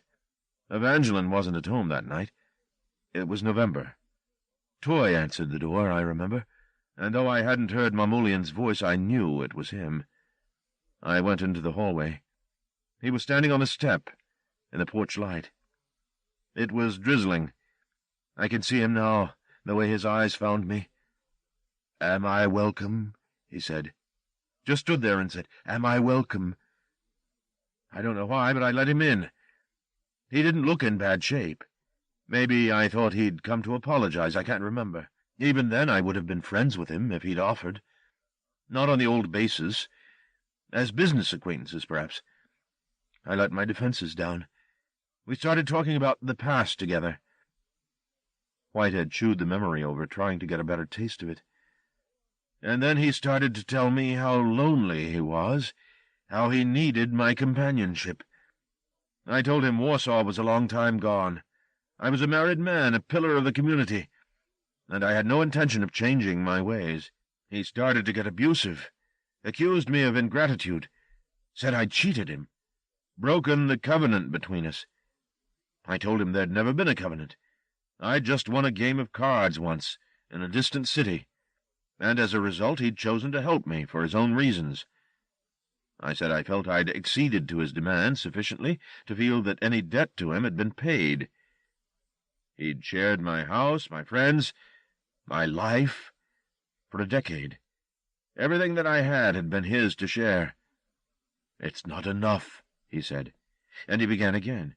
The same pleas as before, the same demands that I give up this pretense to respectability and go off somewhere with him, be a wanderer, be his pupil, learn new, terrible lessons about the way of the world. And I have to say he made it sound almost attractive.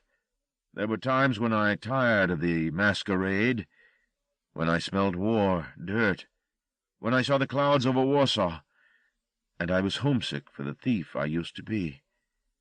But I wasn't going to throw everything away for nostalgia's sake. I told him so. I think he must have known I was immovable, because he became desperate. He started to ramble, started to tell me he was frightened without me, lost. I was the one he'd given years of his life and his energies to, and how could I be so callous and unloving?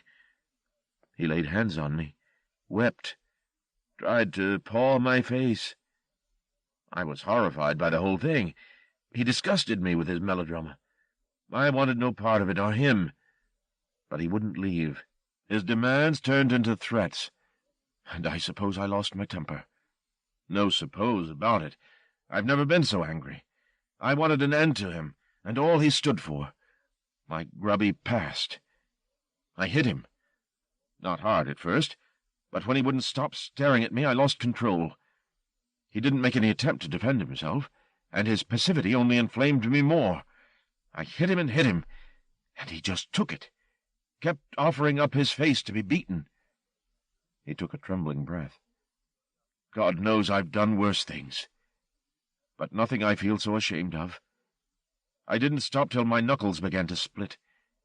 Then I gave him to Toy, who really worked him over, and all the time not a peep out of him. I go cold to think about it. I can still see him against the wall, with Bill at his throat, and his eyes not looking at where the next blow was coming from, but at me. Just at me. I remember he said, 'Do you know what you've done?' Just like that, very quietly, blood coming out with the words. Then something happened. The air got thick. The blood on his face started to crawl around like it was alive. Toy let him go. He slid down the wall, left a smear down it. I thought we'd killed him. It was the worst moment of my life, standing here with Toy, both of us staring down at this bag of bones we'd beaten up. That was our mistake, of course. We should never have backed down. We should have finished it then and there and killed him. Jesus. Yes. Stupid not to have finished it. Bill was loyal. There would have been no comeback. But we didn't have the courage. I didn't have the courage. I just made Toy clean Mamoulian up, then drive him to the middle of the city and dump him. You wouldn't have killed him, Marty said. Still you insist on reading my mind, Whitehead replied wearily. Don't you see that's what he wanted? What he'd come for? He would have let me be his executioner then, if I'd only had the nerve to follow through. He was sick of life. I could have put him out of his misery, and that would have been the end of it. You think he is mortal? Everything has its season. His is past, he knows it. So all you need do is wait, right? He'll die, given time. Marty was suddenly sick of the story now, of thieves, of chance. The whole sorry tale, true or untrue, repulsed him. You don't need me any more, he said. He stood and crossed to the door. The sound of his feet in the glass was too loud in the small room. Where are you going? The old man wanted to know. Away, as far as I can get. You promised to stay. I promised to listen. I have listened. And I don't want any of this bloody place. Marty began to open the door. Whitehead addressed his back. You think the European will let you be? You've seen him in the flesh. You've seen what he can do. He'll have to silence you sooner or later. Have you thought of that? I'll take the risk. You're safe here. Safe? Marty repeated incredulously. You can't be serious. Safe? You really are pathetic, you know that? If you go, Whitehead warned. What? Marty turned on him, spitting contempt. What will you do, old man? I'll have them after you in 2 minutes flat. You're skipping parole. And if they find me, I'll tell them everything. About the heroin, about her out there in the hall. Every dirty thing I can dig up to tell them. I don't give a monkey's toss for your fucking threats, you hear? Whitehead nodded. So, stalemate. Looks like it, Marty replied, and stepped out into the corridor without looking back. There was a morbid surprise awaiting him. The pups had found Bella. They had not been spared Mamoulian's resurrecting hand, though they could not have served any practical purpose. Too small, too blind, they lay in the shadow of her empty belly, their mouths seeking teats that had long since gone. One of them was missing, he noted. Had it been the 6th child he'd seen move in the grave, either buried too deeply or too profoundly degenerated to follow where the rest went? Bella raised her neck as he sidled past. What was left of her head swung in his general direction. Marty looked away, disgusted, but a rhythmical thumping made him glance back. She had forgiven him the previous violence, apparently. Content now with her adoring litter in her lap, she stared eyeless at him, while her wretched tail beat gently on the carpet. In the room where Marty had left him, Whitehead sat slumped with exhaustion. Though it had been difficult to tell the story at first, it had become easier with the telling, and he was glad to have unburdened it. So many times he'd wanted to tell Evangeline, but she had signaled in her elegant, subtle way that if there were indeed secrets he had from her, she didn't want to know them. All those years living with Mamoulian in the home, she had never directly asked Whitehead why, as though she'd known the answer would be no answer at all, merely another question. Thinking about her brought many sorrows to his throat. They brimmed in him. The European had killed her. He had no doubt of that. He or his agents had been on the road with her. Her death had not been chance. Had it been chance, he would have known. His unfailing instinct would have sensed its rightness, however terrible his grief. But there had been no such sense, only the recognition of his oblique complicity in her death. She had been killed as revenge upon him, one of many such acts, but easily the worst. And had the European taken her after death? Had he slipped into the mausoleum and touched her into life, the way he had the dogs? The thought was repugnant, but Whitehead entertained it nevertheless, determined to think the worst for fear that if he didn't, Mamoulian might still find terrors to shake him with. "You won't," he said aloud to the room of glass. "Won't frighten me, intimidate me, destroy me." There were ways and means. He could escape still, and hide at the ends of the earth, find a place where he could forget the story of his life. There was something he hadn't told, a fraction of the tale, scarcely pivotal, but of more than passing interest, that he'd withheld from Strauss, as he would withhold it from any interrogator. Perhaps it was unspeakable, or perhaps it touched so centrally, so profoundly upon the ambiguities that had pursued him through the wastelands of his life, that to speak it was to reveal the color of his soul. He pondered this last secret now, and in a strange way the thought of it warmed him. He had left the game, that first and only game with the European, and scrambled through the half-choked door into Muranovsky Square. No stars were burning, only the bonfire at his back. As he'd stood in the gloom, reorienting himself, the chill creeping up through the soles of his boots, the lipless woman had appeared in front of him. She'd beckoned. He assumed she intended to lead him back the way he'd come, and so followed. She'd had other intentions, however. She'd led him away from the square to a house with barricaded windows, and, ever curious, he'd pursued her into it, certain that tonight of all nights no harm could possibly come to him. In the entrails of the house was a tiny room whose walls were draped with pirated swaths of cloth, some rags, others dusty lengths of velvet that had once framed majestic windows. Here, in this makeshift boudoir, there was one piece of furniture only, a bed, upon which the dead Lieutenant Vasilyev, whom he had so recently seen in Mamoulian's gaming room, was making love. And as the thief stepped through the door, and the lipless woman stood aside, Constantine had looked up from his labors, his body continuing to press into the woman who lay beneath him on a mattress strewn with Russian and German and Polish flags. The thief stood, disbelieving, wanting to tell Vasilyev that he was performing the act incorrectly, that he'd mistaken one hole for another, and it was no natural orifice he was using so brutally, but a wound. The lieutenant wouldn't have listened, of course. He grinned as he worked, the red pole rooting and dislodging, The corpse he was pleasuring rocked beneath him, unimpressed by her paramour's attentions. How long had the thief watched? The act showed no sign of consummation. At last the lipless woman had murmured, "Enough?" in his ear, and he had turned a little way to her, while she had put her hand on the front of his trousers. She seemed not at all surprised that he was aroused, though in all the years since he had never understood how such a thing was possible. He had long ago accepted that the dead could be woken, but that he had felt heat in their presence.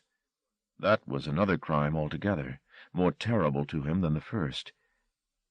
"There is no hell," the old man thought, putting the boudoir and its charred Casanova out of his mind, "or else hell is a room and a bed and appetite everlasting, and I've been there and seen its rapture, and if the worst comes to the worst, I will endure it."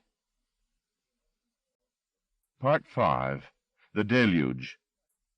Out of a fired ship, which by no way but drowning could be rescued from the flame, some men leaped forth, and ever as they came near the foe's ships, did by their shot decay. So all were lost, which in the ship were found, they in the sea being burnt, they in the burnt ship drowned. John Donne, A Burnt Ship. Chapter 9. Bad Faith.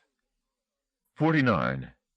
The deluge descended in the driest July in living memory, but then no revisionist dream of Armageddon is complete without its paradox. Lightning appeared out of a clear sky, flesh turned to salt, the meek inheriting the earth, all unlikely phenomena. That July, however, there were no spectacular transformations, no celestial lights appeared in the clouds, no rains of salamanders or children. If angels came and went that month, if the looked-for deluge broke, then it was, like the truest Armageddons, metaphor. There are, it's true, some freakish occurrences to be recounted, but most of them take place in backwaters and ill-lit corridors, in shunned wastelands among rain-sodden mattresses and the ashes of old bonfires. They are local, almost private. Their shock-waves, at best, made gossip among wild dogs. Most of these miracles, however, games, rains, and salvations, were slipped with such cunning behind the facade of ordinary life that only the sharpest-sighted, or those in search of the unlikely, caught a glimpse of the apocalypse showing its splendors to a sun-bleached city. 50. The city didn't welcome Marty back with open arms, but he was glad to be away from the house once and for all, his back turned on the old man and his madness. Whatever the consequences of his departure in the long term, and he would have to think very carefully about whether he now turned himself in, he at least had a breathing space, time to think things through. The tourist season was under way. London was thronged with visitors, making familiar streets unfamiliar. He spent the first couple of days just wandering around, getting used to being foot-loose and fancy-free again.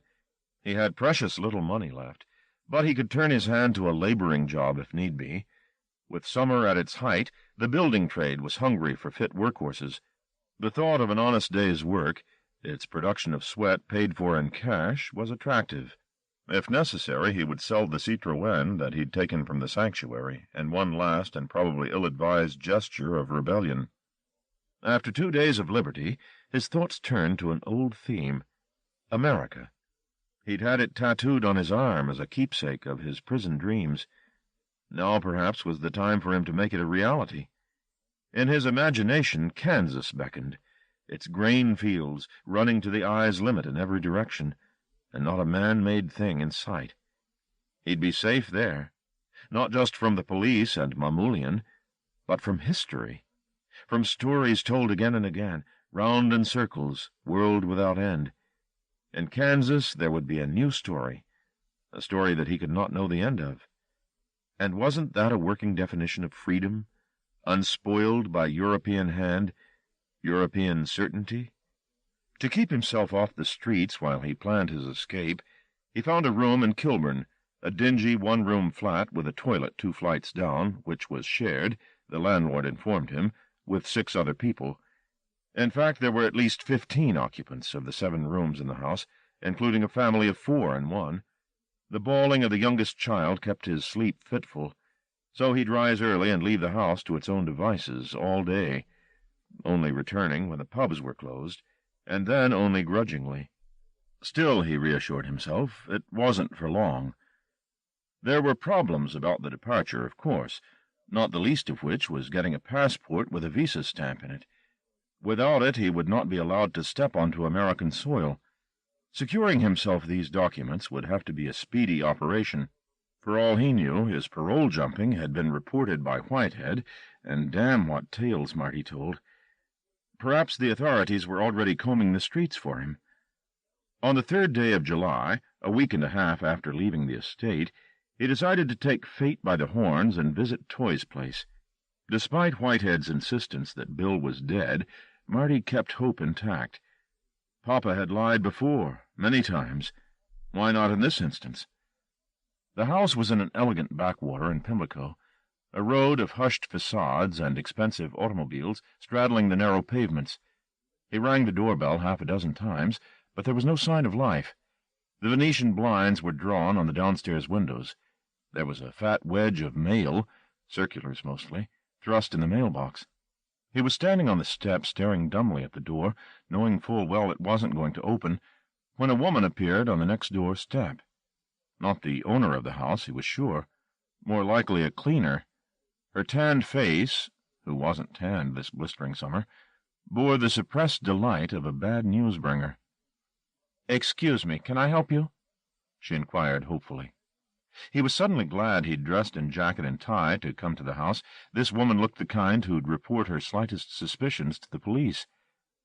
"I was looking for Bill, Mr. Toy." She clearly disapproved, if not of him, of Toy. "He's not here," she said. "Do you happen to know where he's gone?" "Nobody knows. He just left her. He just upped and left." "Left who?" "His wife." "Well, lady friend. She was found in there a couple of weeks ago. Didn't you read about it? It was all over the papers. They interviewed me. I told them. I said he wasn't a pretty piece of work, not at all." "I must have missed it." "It was all over the papers. They're looking for him at the moment." "Mr. Toy?" "Murder Squad." "Really? You're not a reporter?" "No." "Only I'm willing, to tell my story if the price is right. The things I could tell you." "Really?" "She was in a terrible state, apparently." "What do you mean?" Mindful of her salability, the matron had no intention of divulging the details, even if she knew them, which Marty doubted. But she was willing to offer a tantalizing trailer. "There was mutilation," she promised. "Unrecognizable, even to her nearest and dearest." "Are you sure?"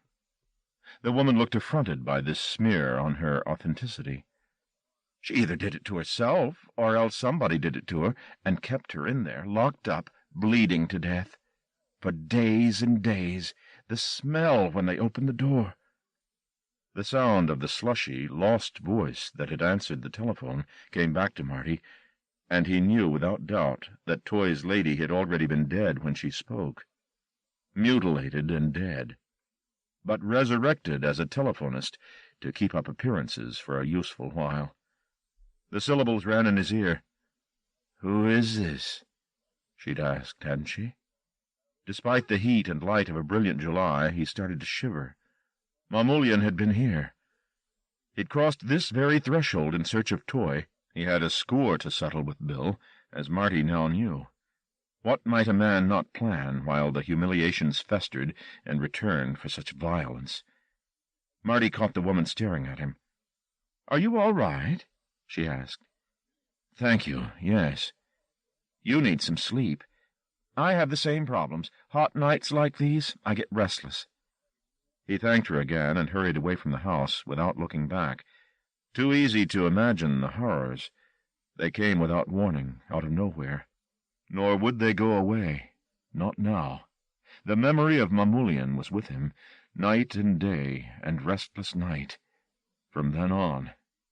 He became aware, was it just his dream life, denied its span in sleepless nights, spreading into wakefulness? Of another world, hovering beyond or behind the facade of reality. There was no time for prevarication. He had to leave, forget Whitehead and Karras and the law, trick his way out of the country and into America, any way he could, away to a place where real was real, and dreams stayed under the eyelids, where they belonged. 51. Raglan was an expert at the fine art of forgery. 2 telephone calls located him, and Marty struck a deal with the man. The appropriate visa could be forged in a passport for a modest fee. If Marty could bring along a photograph of himself, the job could be done in a day, 2 at the most. It was the 15th of July. The month was simmering, a few degrees off the boil. The radio, blaring from the room next door, had promised a day as faultlessly blue as the one preceding, and the one preceding that. Not even blue. White. The sky was blind white these days.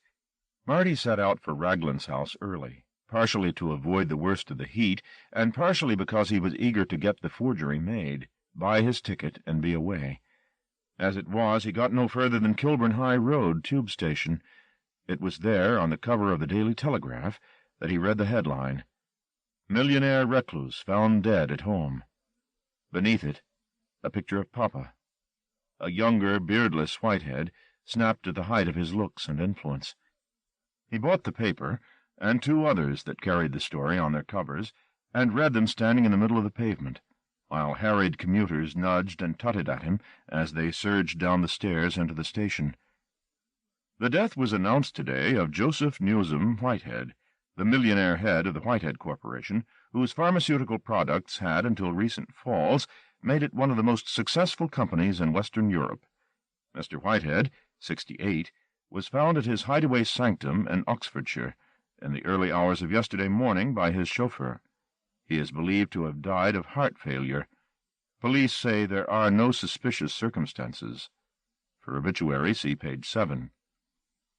The obituary was the usual amalgam of information gleaned from the pages of Who's Who, with a brief outline of the fortunes of the Whitehead Corporation, plus a spicing of conjecture, mostly concerning the corporation's recent fall from financial grace.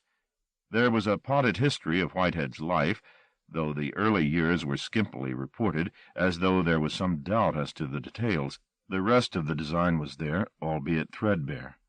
The marriage to Evangeline, the spectacular rise in the boom years of the late 50s, the decades of consolidation and achievement, then the withdrawal, after Evangeline's death, into mysterious and unilluminating silence. He was dead.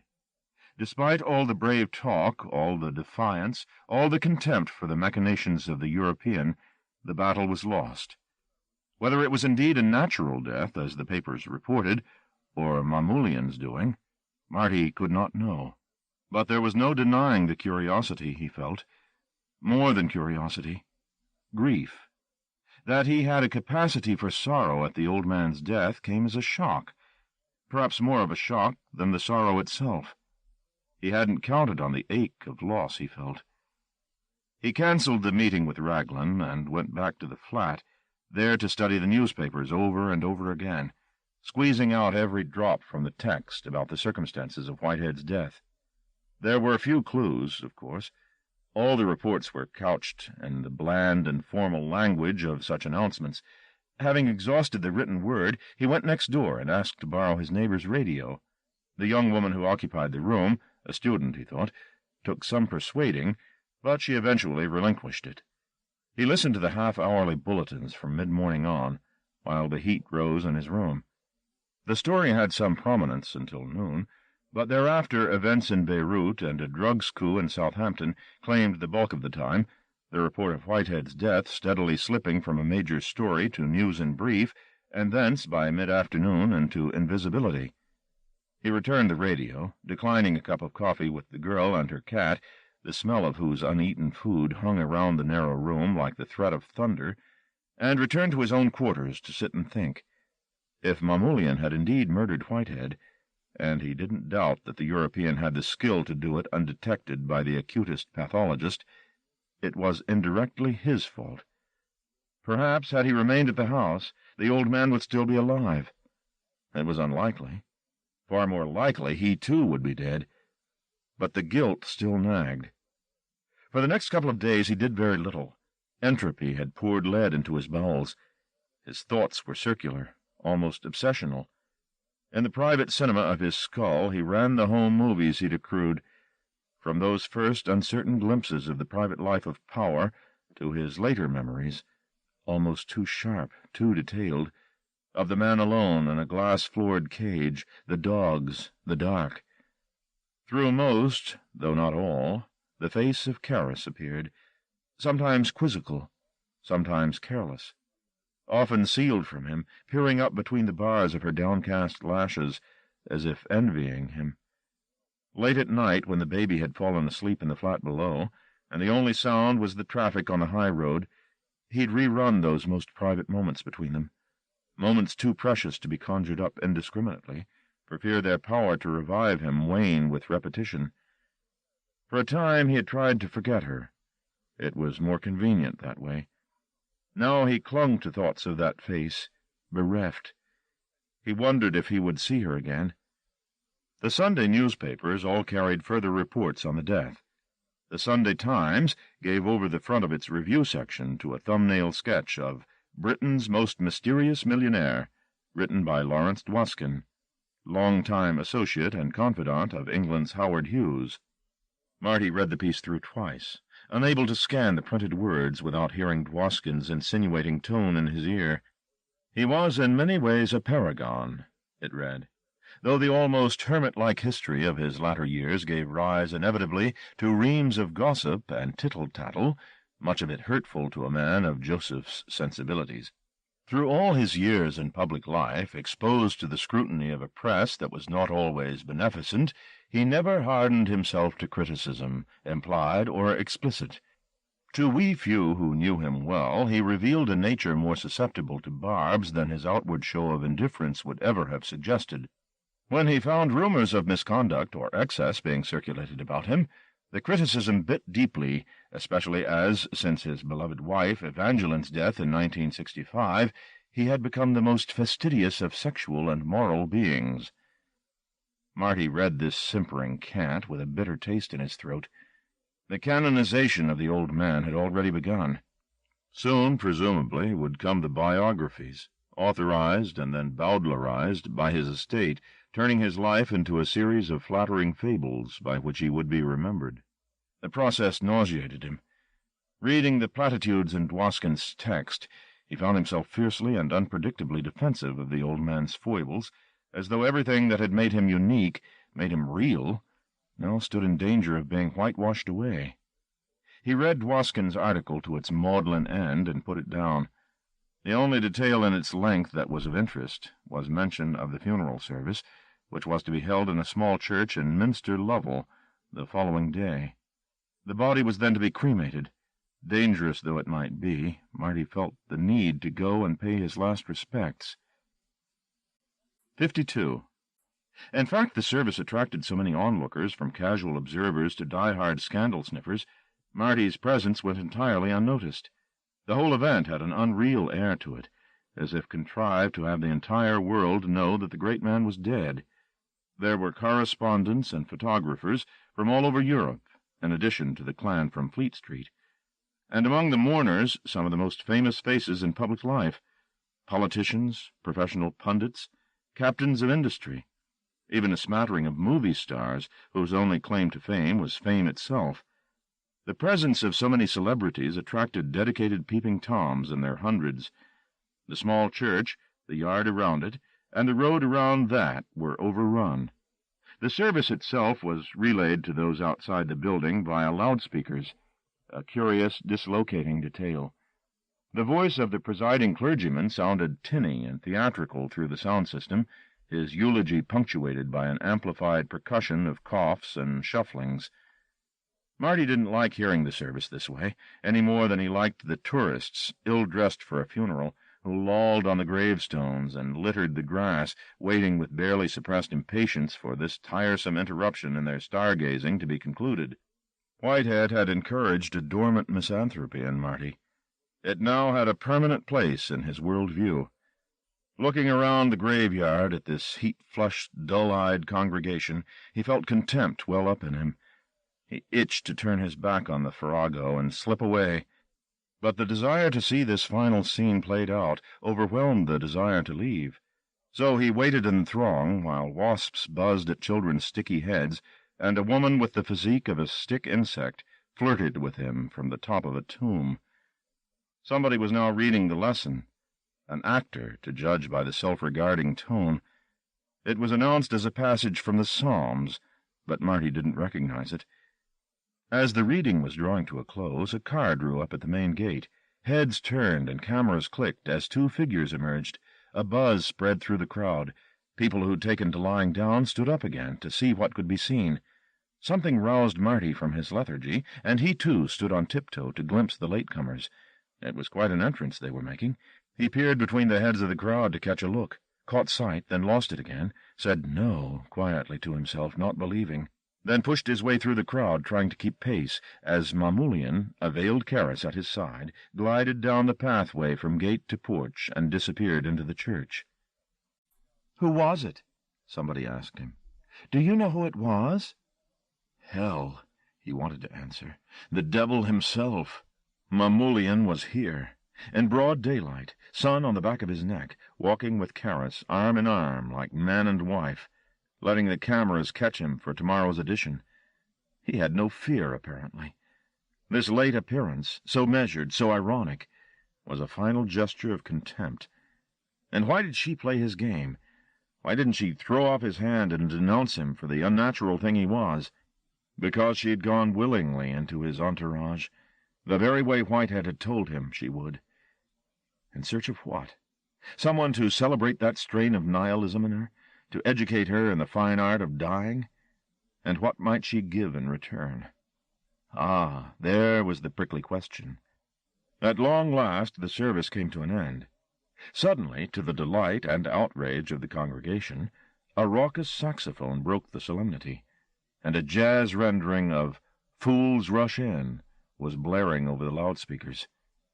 Whitehead's final joke, presumably. It earned its laughs. Some of the crowd even applauded. From inside the church there came the clatter of people rising from their pews. Marty craned to get a better view of the porch, and, failing, threaded his way back through the press of people to a tomb that offered a view. There were birds in the heat-drooped trees, and their pursuits distracted him, catching him up in their swooping play. When he looked back, the coffin was almost parallel with him, shouldered, among others, by Ottaway and Kurtzinger. The plain box seemed almost indecently exposed. He wondered what they'd dressed the old man in at the last, if they'd trimmed his beard and sewed his eyelids shut. The procession of mourners followed on the heels of the pallbearers, a black cortege that parted the candy-colored sea of tourists. To right and left the shutters tutted. Some damn fool called, "Watch the birdie." The jazz played on. It was all gratifyingly absurd. The old man, Marty guessed, would be smiling in his box. Finally, Karras and Mamoulian emerged from the shade of the porch into the brilliance of the afternoon, and Marty was sure he caught the girl cautiously scanning the crowd, fearful that her companion would notice. She was looking for him, he was certain of it. She knew he'd be there, somewhere, and she was looking for him. His mind raced, tripping over itself in its turmoil. If he made a sign to her, however subtle, there was every chance Mamoulian would see it, and that was surely dangerous for them both. Better to hide his head, then, painful as it was not to lock glances with her. Reluctantly he stepped down off the tomb as the clump of mourners came abreast of him, and spied what he could from the shelter of the crowd. The European scarcely raised his head from its bowed position, and from what Marty could glimpse between the bobbing heads, Karras had given up her search, perhaps despairing of his being there. As the coffin and its black tail wound out of the churchyard, Marty ducked away and over the wall to watch events proceed from a better vantage point. In the road, Mamoulian was speaking to one or two of the mourners. Handshakes were exchanged, commiserations offered to Karras. Marty watched impatiently. Perhaps she and the European would separate in the throng, and he'd get a chance to show himself, if only momentarily, and reassure her of his presence. But no such opportunity presented itself. Mamoulian was the perfect guardian, keeping Karras close to him every moment. Pleasantries and farewells exchanged, they got into the back of a dark green Rover and drove away. Marty raced to the Citroën. He mustn't lose her now, whatever happened. This was perhaps his last chance to locate her. The pursuit proved difficult. Once off the small country roads and onto the highway, the Rover accelerated with insolent ease. Marty gave chase as discreetly as the twin imperatives of tactics and excitement would allow. In the back seat of the car, Karras had a strange, flickering thought. Whenever she closed her lids to blink or shut out the day's glare, a figure appeared. A runner. She recognized him in seconds. The gray tracksuit, a cloud of steam emerging from the hood, named him before she glimpsed his face. She wanted to glance over her shoulder, to see if he was, as she guessed, behind them somewhere. But she knew better. Mamoulian would guess something was going on if he hadn't already. The European looked across at her. She was a secret one, he thought. He never really knew what she was thinking. She was, in that regard, her mother's child. Whereas he had learned with time to read Joseph's face, Evangeline had seldom let a glimmer of her true feelings show. For the space of several months he'd assumed her to be indifferent to his presence in the house. Only time had told the true story of her machinations against him. He sometimes suspected Karras of similar pretenses. Wasn't she simply too compliant? Even now she wore the faintest trace of a smile. "It amused you?" he inquired. "What?" "The funeral." "No," she said lightly. "No, of course not." "You were smiling." The trace evaporated. Her face slackened. "It had some grotesquerie value, I suppose," she said, her voice dull. "Watching them all play up to the cameras." "You didn't trust their grief?" "They never loved him." "And you did?" She seemed to weigh the question up. "Love," she said, floating the word on the hot air to see, it seemed, what it would become. "Yes, I suppose I did." She made Mamoulian uneasy. He wanted a better grip on the girl's mind, but it refused his best endeavors. Fear of the illusions he might evoke for her had certainly given her a veneer of obsequiousness, but he doubted they'd truly made a slave of her. Terrors were a useful goad, but the law of diminishing returns pertained. Each time she fought him, he was obliged to find some new, more awesome fright. It exhausted him. And now, to add insult to injury, Joseph was dead. He had perished, according to the talk at the funeral, peacefully in his sleep. Not even died. That vulgarity had been exorcised from the vocabulary of all concerned. He had passed on, or over, or away. He had gone to sleep, but never died. The cant and sentimentality that followed the thief to the grave disgusted the European, but he disgusted himself more. He had let Whitehead go, not once, but twice, undone by his own desire to have the game concluded with due attention to detail. That, and his concern to persuade the thief to come willingly into the void. Prevarication had proved his undoing. While he had threatened and juggled visions, the old goat had slipped away. That might not have been the end of the story. After all, he possessed the facility to follow Whitehead into death and bring him out of it, had he been able to get to the corpse. But the old man had been wise to such eventuality. His body had been kept from viewing, even by his closest companions. It had been locked in a bank safe. How appropriate! And guarded night and day, much to the delight of the tabloids, who revelled in such eccentricities. By this evening it would be ash, and Mamoulian's last opportunity for permanent reunion would have been lost. And yet, why did he feel as if the games they'd played all these years, the temptation games, the revelation games, the rejection, vilification, and damnation games, were not quite over? His intuition, like his strength, was dwindling, but he was certain that something was amiss. He thought of the way the woman at his side smiled, the secret on her face. "Is he dead?" he suddenly asked her. The question appeared to flummox her. "Of course he's dead," she replied. "Is he, Caris?" "We just saw his funeral, for God's sake." She felt his mind, a solid presence, at the back of her neck. They had played this scene many times in the preceding weeks, the trial of strength between wills, and she knew that he was weaker by the day. Not so weak as to be negligible, however. He could still deliver terrors if it suited him. "Tell me your thoughts," he said, "so I don't have to dig for them." If she didn't answer his questions, and he entered her forcibly, he'd see the runner for certain. "Please," she said, making a sham of cowardice, "don't hurt me." The mind withdrew a little. "Is he dead?" Mamoulian inquired again. "The night he died," she began. What could she tell but the truth? No lie would suffice. He would know. "The night they said he died, I felt nothing. There was no change. Not like when Mamma died." She threw a cowed look at Mamoulian to reinforce the illusion of servility. "What do you construe from that?" he asked. "I don't know," she replied quite honestly. "What do you guess?" Again honestly. "That he isn't dead." The first smile Caris had ever seen on the European's face appeared. It was merest hint, but it was there. She felt him withdraw the horns of his thought and content himself with musing. He would not press her further. Too many plans to plan. "Oh, Pilgrim," he said under his breath, chiding his invisible enemy like a much-loved but errant child, "you almost had me fooled."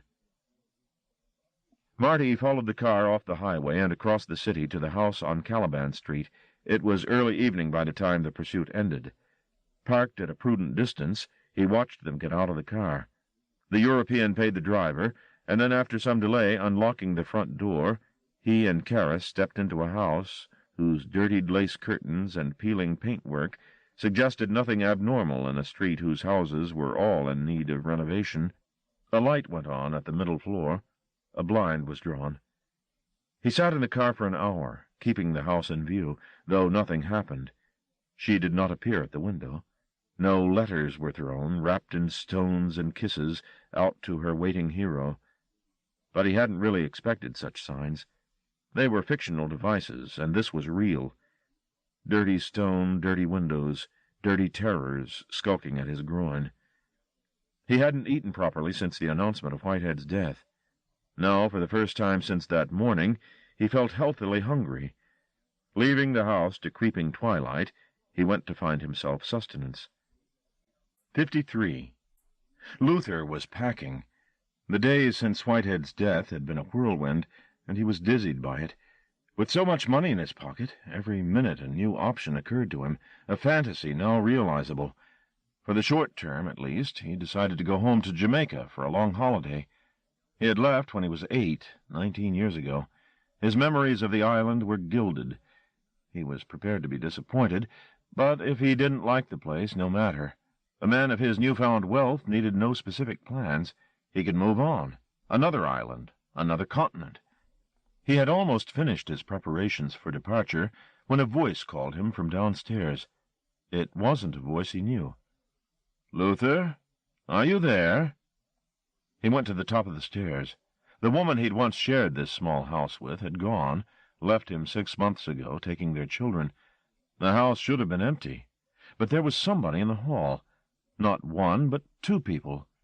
His interlocutor, a tall, even stately man, stared up the stairs at him, light from the landing shining on his wide, smooth brow. Luther recognized the face. From the funeral, perhaps? Behind him, in shadow, was a heavier figure. "I'd like a word," said the first. "How did you get in here? Who the hell are you?" "Just a word about your employer." "Are you from the press, is that it?" "Look, I've told you everything I know. Now get the hell out of here before I call the police. You've got no right breaking in here." The second man stepped out of the shadows and looked up the stairs. His face was made up. That much was apparent even from a distance.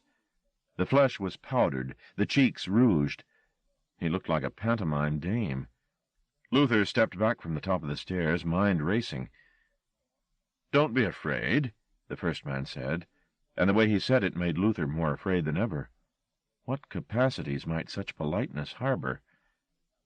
"If you're not out of here in 10 seconds, he warned. "Where is Joseph?" the polite man asked. "Dead." "Are you sure?" "Of course I'm sure. I saw you at the funeral, didn't I?" "I don't know who you are." "My name is Mamulian." "Well, you were there, weren't you? You saw for yourself. He's dead." "I saw a box." "He's dead, man," Luther insisted. "You were the one who found him, I gather," the European said, moving a few silent paces across the hallway to the bottom of the stairs. "That's right, in bed," Luther replied. "Maybe they were press after all. I found him in bed. He died in his sleep." "Come down here.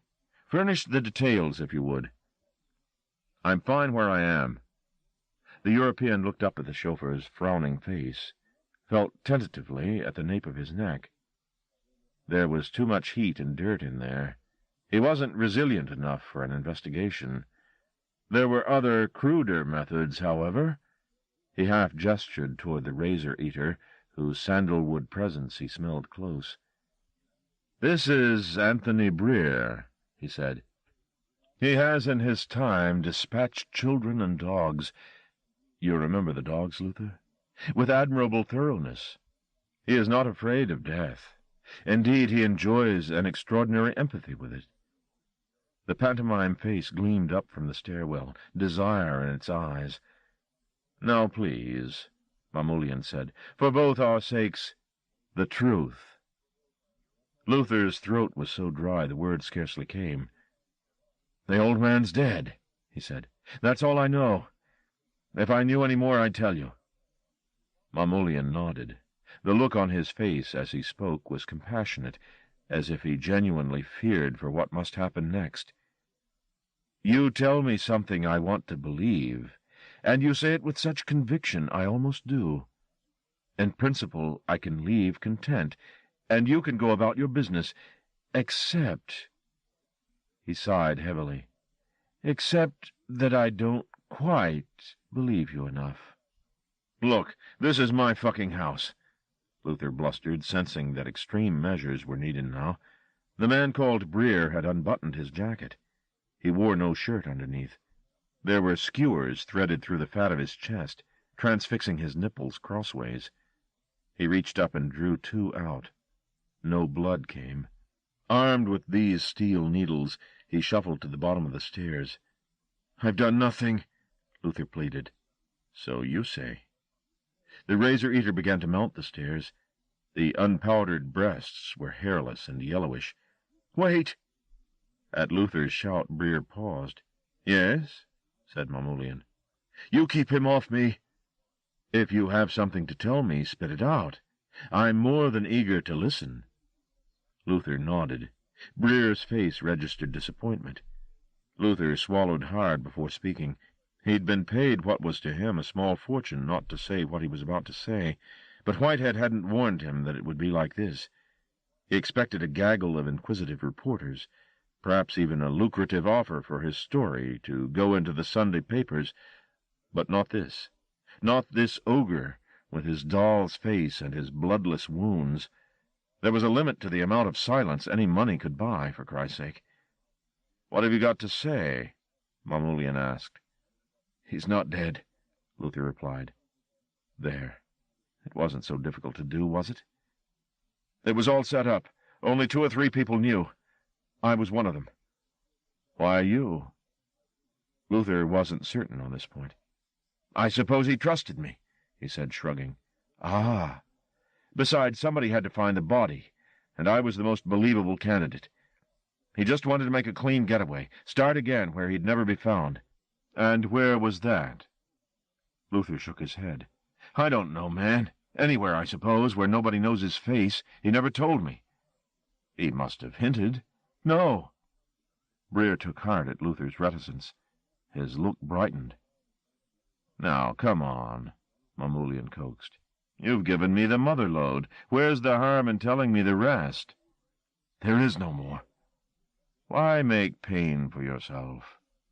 "He never told me, man." Breer took a step up the stairs, and another, and another. "He must have given you some idea," Mamoulian said. "Think. You said he trusted you." "Not that much. Hey, keep him off me, will you?" The skewers glittered. "For Christ's sake, keep him off me." There were many pities. The first was that one human being was capable of such smiling brutality to another. The second, that Luther had known nothing. His fund of information had been, as he'd claimed, strictly limited. But by the time the European was certain of Luther's ignorance, the man was past recall. Well, that wasn't strictly true. Resurrection was perfectly plausible.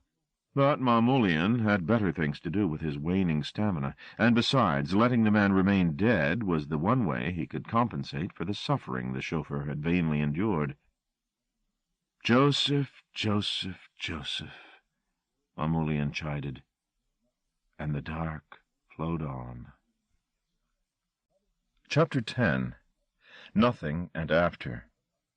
54.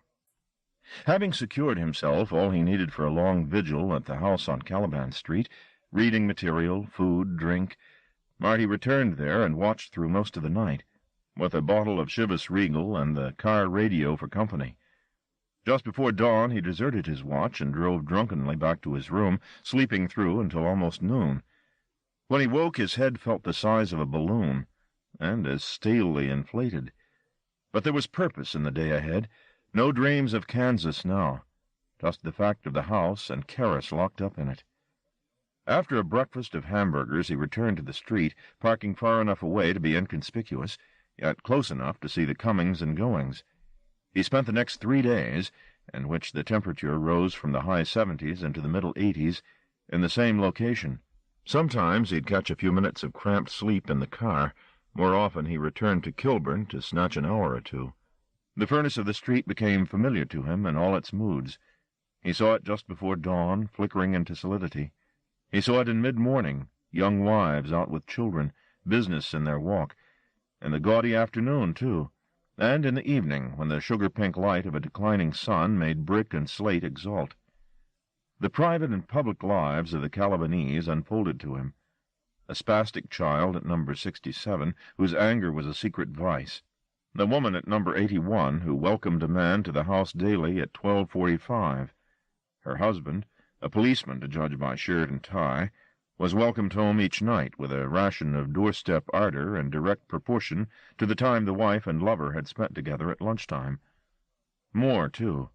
12 2 dozen stories, interlocking, dividing again. As to the house itself, he saw occasional activity there, but not once did he glimpse Karis. The blinds at the middle windows were kept drawn throughout the day, and only lifted in the late afternoon, when the strongest of the sun was past. The single top-story window looked to be permanently shuttered from inside. Marty concluded that there were only 2 people in the house besides Karis. One, of course, was the European.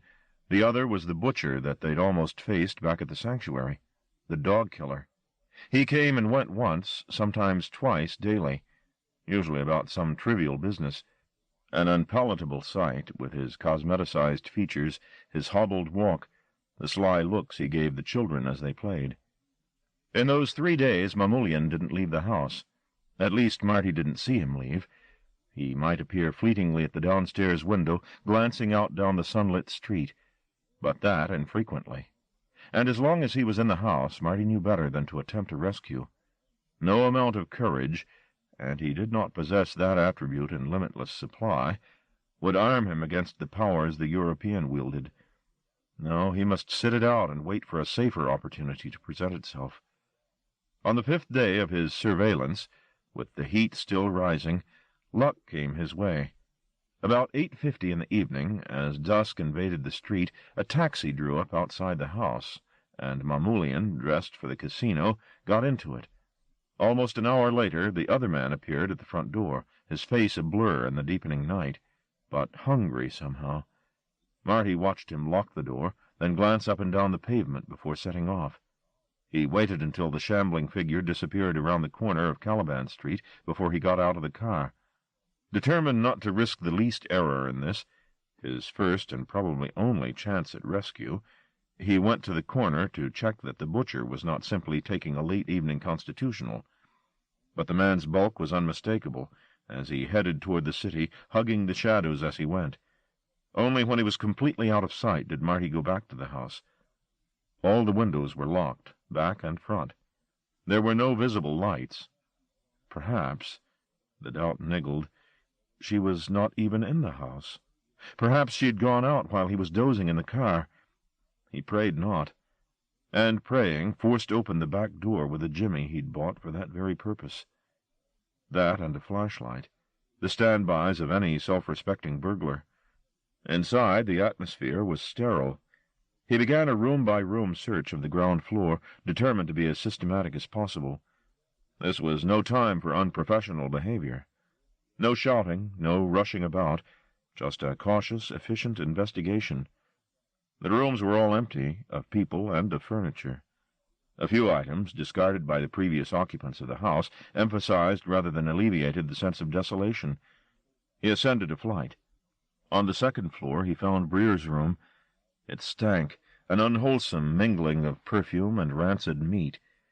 In the corner, a large-screened black-and-white television had been left on, its sound turned down to a sibilant whisper. Some sort of quiz show was playing. The quizmaster howled soundlessly in mock despair at a contestant's defeat. The fluttering metallic light fell on the few articles of furniture in the room: a bed with a bare mattress and several stained cushions, a mirror propped on a chair, the seat of which was littered with cosmetics and toilet waters. On the walls were photographs torn from a book of war atrocities. He did no more than glimpse at them, but their details, even in the doubtful light, were appalling. He closed the door on the squalor and tried the next. It was the toilet. Beside that, the bathroom. The fourth and last door on this floor was tucked around a half-corridor, and it was locked. He turned the handle once, twice, back and forth, and then pressed his ear to the wood, listening for some clue from within. "Caris?" There was no reply. No sound of occupancy, either. "Caris? It's Marty. Can you hear me?" He rattled the handle again, more fiercely. "It's Marty." Impatience overtook him. She was there, just beyond the door. He was suddenly seized by the absolute conviction of her presence. He kicked the door, more out of frustration than anything. Then, raising his heel to the lock, he booted it with all his strength. The wood began to splinter beneath his assault. Half a dozen further blows, and the lock cracked. He put his shoulder to the door and forced it open. The room smelled of her, was hot with her. Other than her presence and her heat, however, it was practically empty. Just a bucket in the corner and a selection of empty dishes, a scattering of books, a blanket, a small table on which lay her gear, needles, hypodermic, dishes, matches. She was lying curled up on herself in a corner of the room. A lamp with a low-voltage bulb in it stood in another corner, its shade partially draped with a cloth to keep the light level lower yet. She was wearing only a T-shirt and a pair of panties. Other articles of clothing, jeans, sweaters, shirts, lay strewn around. When she looked up at him, he could see how the sweat on her brow made her hair cling. "Caris." At first she didn't seem to recognize him. "It's me. It's Marty." A tick of a frown creased her shiny forehead. "Marty," she said, her voice in miniature. The frown deepened. He wasn't sure she even saw him. Her eyes swam. "Marty," she repeated, and this time the name seemed to mean something to her. "Yes, it's me." He crossed the room to her, and she seemed almost shocked by the suddenness of his approach. Her eyes sprang open, recognition flooding into them with fear in attendance. She half sat up, the T-shirt clinging to her sweaty torso. The crook of her arm was punctured and bruised. "Don't come near me." "What's wrong?" "Don't come near me." He took a step back at the ferocity of her order. What the hell had they done to her?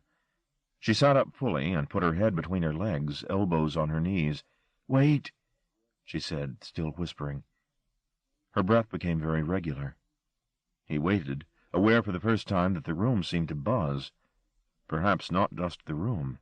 Perhaps this whine, as if a generator were humming away to itself somewhere in the building, had been in the air since he'd first come in. If so, he hadn't noticed it. Now, waiting for her to finish whatever ritual she was engaged upon, it irritated him. Subtle, yet so pervasive it was impossible, after a few seconds of hearing it, to know if it were more than a whine in the inner ear. He swallowed hard. His sinuses clicked. The sound went on, a monotone. At last, Caris looked up. "It's all right," she said. "He isn't here." "I could have told you that. He left the house 2 hours ago. I watched him go." "He doesn't need to be here physically," she said, rubbing the back of her neck. "Are you all right?" "I'm fine."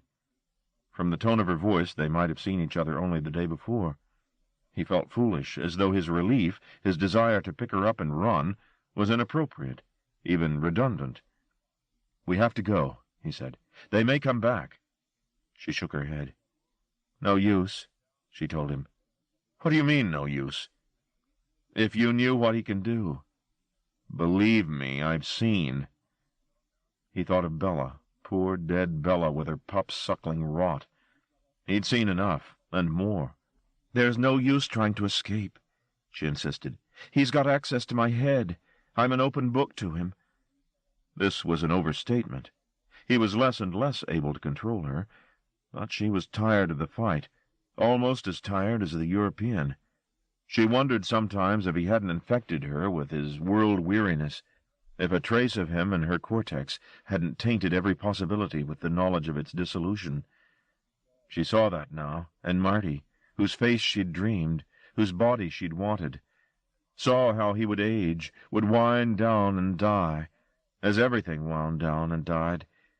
Why stand up at all, the disease in her system asked, if it's only a matter of time before you fall down again? Can't you block him out? Marty demanded. I'm too weak to resist him. With you, I'll be weaker still.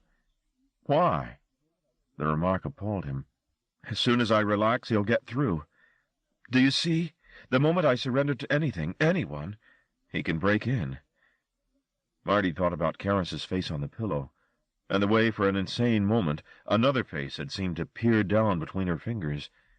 The last European had been watching even then, sharing the experience. A ménage à trois for male, female, and occupying spirit. Its obscenity touched deeper chords of anger in him, not the superficial rage of a righteous man, but a profound rejection of the European and all his decadence. Whatever happened as a consequence, he would not be talked into leaving Karis to Mamulian's devices. If need be, he'd take her against her will. When she was out of this buzzing house, with the despair peeling the wallpaper, she'd remember how good life could be. He'd make her remember. He stepped toward her again and went down on his haunches to touch her. She flinched. He's occupied, he reassured her. He's at the casino. He'll kill you, she said simply, if he finds you've been here.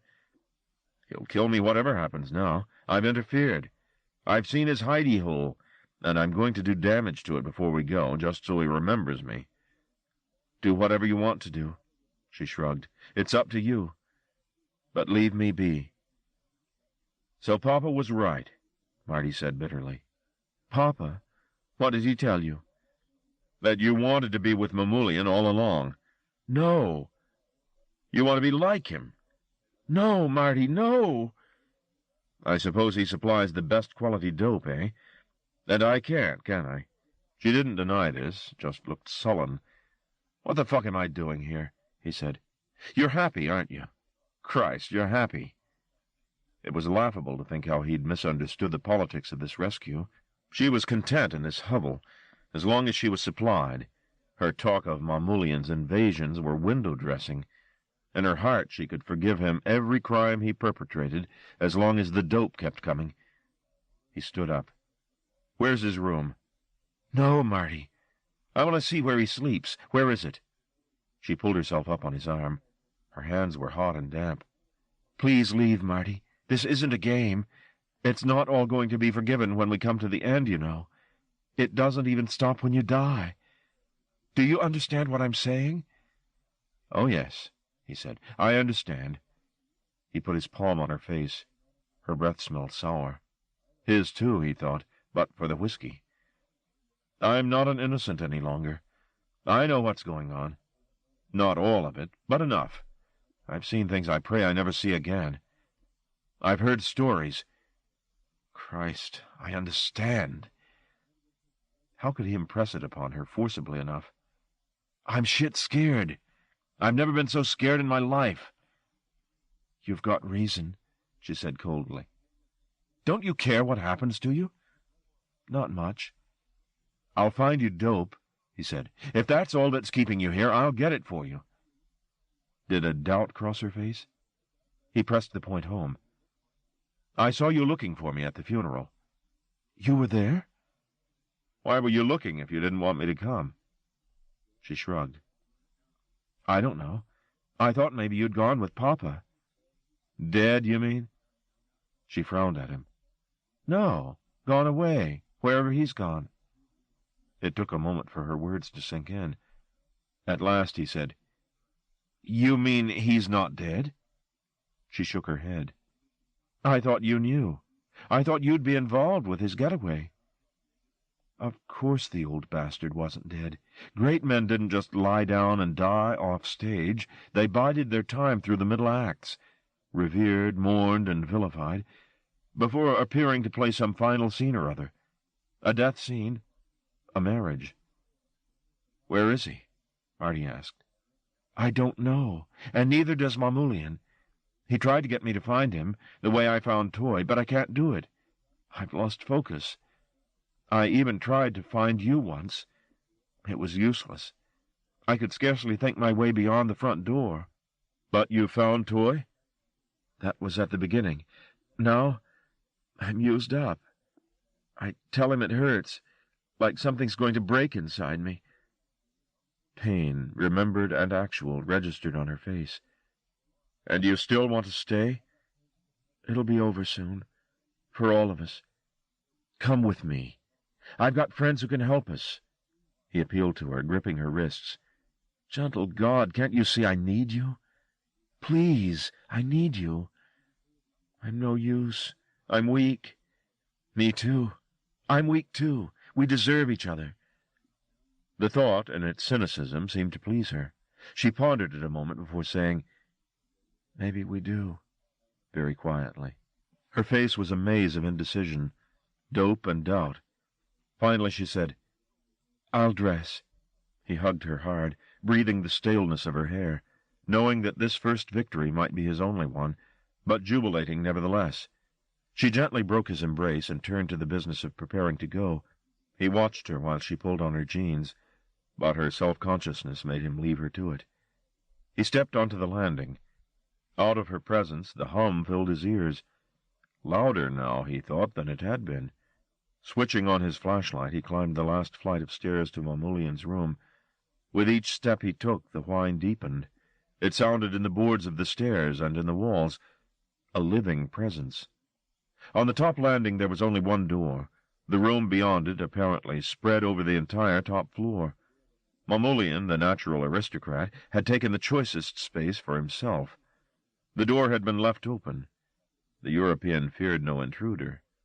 When Marty pushed it, it swung inward a few inches, but his reluctant flashlight beam failed to penetrate more than an arm's length into the darkness beyond. He stood on the threshold like a child hesitating in front of a ghost train ride. During his peripheral association with Mamulian, he had come to feel an intense curiosity about the man.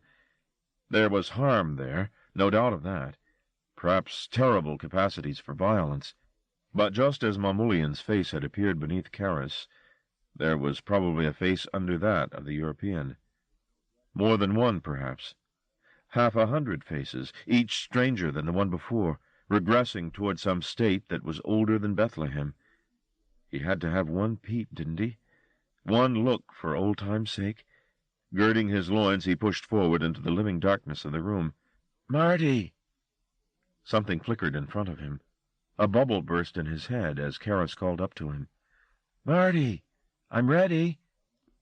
The hum in the room seemed to have risen as he entered. Now, as he withdrew, it lowered itself to a moan of disappointment. "Don't go," it seemed to sigh. "Why go? She can wait. Let her wait. Stay a while up here and see what's to be seen." "There's no time," Karis said. Almost angered to have been summoned away, Marty closed the door on the voice and went down. "I don't feel good," she said, when he joined her on the lower landing. "Is it him? Is he trying to get to you?" "No, I'm just dizzy. I didn't realize that I'd got so weak." "There's a car outside," he said, offering a supportive hand. She waved him off. "There's a parcel of my things," she said, "in the room." He went back to get it and was picking it up when she made a small noise of complaint and stumbled on the stairs. "Are you all right?" "Yes," she said. When he appeared on the stairs beside her, pillowcase parcel in hand, she gave him an ashen look. "The house wants me to stay," she whispered. "We'll take it steady," he said, and went ahead of her, for fear she stumble again. They reached the hallway without further incident. "We can't go by the front door," she said. "It's double-locked from the outside." As they made their way back through the hall, they heard the unmistakable sound of the back door opening. "Shit," Marty said under his breath. He let go of Kara's arm and slipped back through the gloom to the front door and tried to open it. It was, as Karis had warned, double-locked. Panic was rising in him, but in its confusion a still voice, which he knew to be the voice of the room, said, "No need to worry. Come up. Be safe in me. Hide in me." He thrust the temptation aside. Kara's face was turned to his. "It's Breer," she breathed. The dog killer was in the kitchen. Marty could hear him, smell him. Karis tapped at Marty's sleeve and pointed to a bolted door under the well of the stairs. Cellar, he guessed. White-faced in the murk, she pointed down. He nodded. Breer, about some business, was singing to himself. Strange to think of him happy, this lumbering slaughterer, content enough with his lot to sing. Karis had slid the bolt open on the cellar door. Steps, dimly illuminated by the thrown light from the kitchen, led down into the pit. A smell of disinfectant and wood-shaving. Healthy smells. They crept down the stairs, cringing at each scraped heel, each creaking step. But the razor-eater was too busy to hear, it seemed. There was no howl of pursuit. Marty closed the cellar door on them, desperately hoping Breer would not notice that the bolts had been drawn, and listened. In time, the sound of running water, then the clink of cups, a teapot, perhaps. The monster was brewing chamomile. Breer's senses were not as acute as they had been. The heat of the summer made him listless and weak. His skin smelled. His hair was falling out. His bowels would scarcely move these days. He needed a holiday, he'd decided. Once the European had found Whitehead and dispatched him, and that was surely only a matter of days away. He'd go and see the aurora borealis. That would mean leaving his house-guest. He felt her proximity mere feet away. But by that time she would have lost her appeal anyway. He was more fickle than he used to be, and beauty was transient. In 2 weeks, 3 in cool weather, all their charms dispersed. He sat down at the table and poured a cup of the chamomile. Its scent, once a great joy to him, was too subtle for his clogged sinuses, but he drank it for tradition's sake. Later he'd go up to his room and watch the soap operas he loved so much. Maybe he'd look in on Karis and watch her while she slept. Oblige her, if she woke, to pass water in his presence. Lost in a reverie of toilet training, he sat and sipped his tea. Marty had hoped the man would retire to his room with his brew, leaving them access to the back door. But Breer was clearly staying put for a while. He reached back in the dark to Karis. She was on the stairs behind him, trembling from head to toe, as was he. Foolishly, he'd left his jimmy, his only weapon, somewhere in the house, probably in Karis' room. Should it come to a face-to-face confrontation, he was weaponless. Worse, time was passing. How long before Mamulian came home? His heart sank at the thought. He slid down the stairs, hands on the cold brick of the wall, past Karis and into the body of the cellar itself. Perhaps there was a weapon of some kind down here. Even, hope of hopes, another exit from the house. There was very little light, however.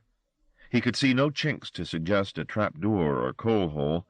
Certain that he was out of direct line with the door, he switched on his flashlight. The cellar was not entirely empty.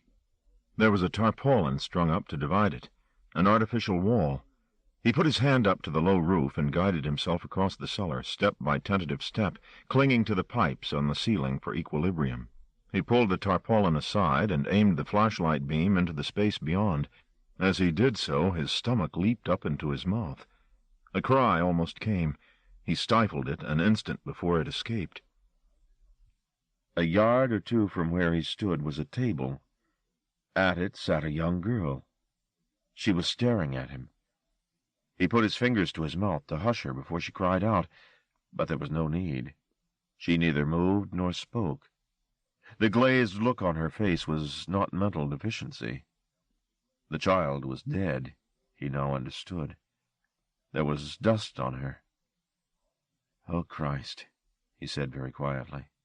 Karis heard him. She turned and made her way to the bottom of the steps. "Marty?" she breathed. "Stay away," he said, unable to unglue his eyes from the dead girl. There was more than the body to feast his eyes upon. There were the knives and the plate on the table in front of her, with a napkin lovingly shaken out and spread in her lap. The plate, he saw, had meat on it, sliced thinly as if by a master butcher. He moved past the body, trying to slide from under its gaze. As he passed the table, he brushed the silk napkin. It slid through the divide of the girl's legs.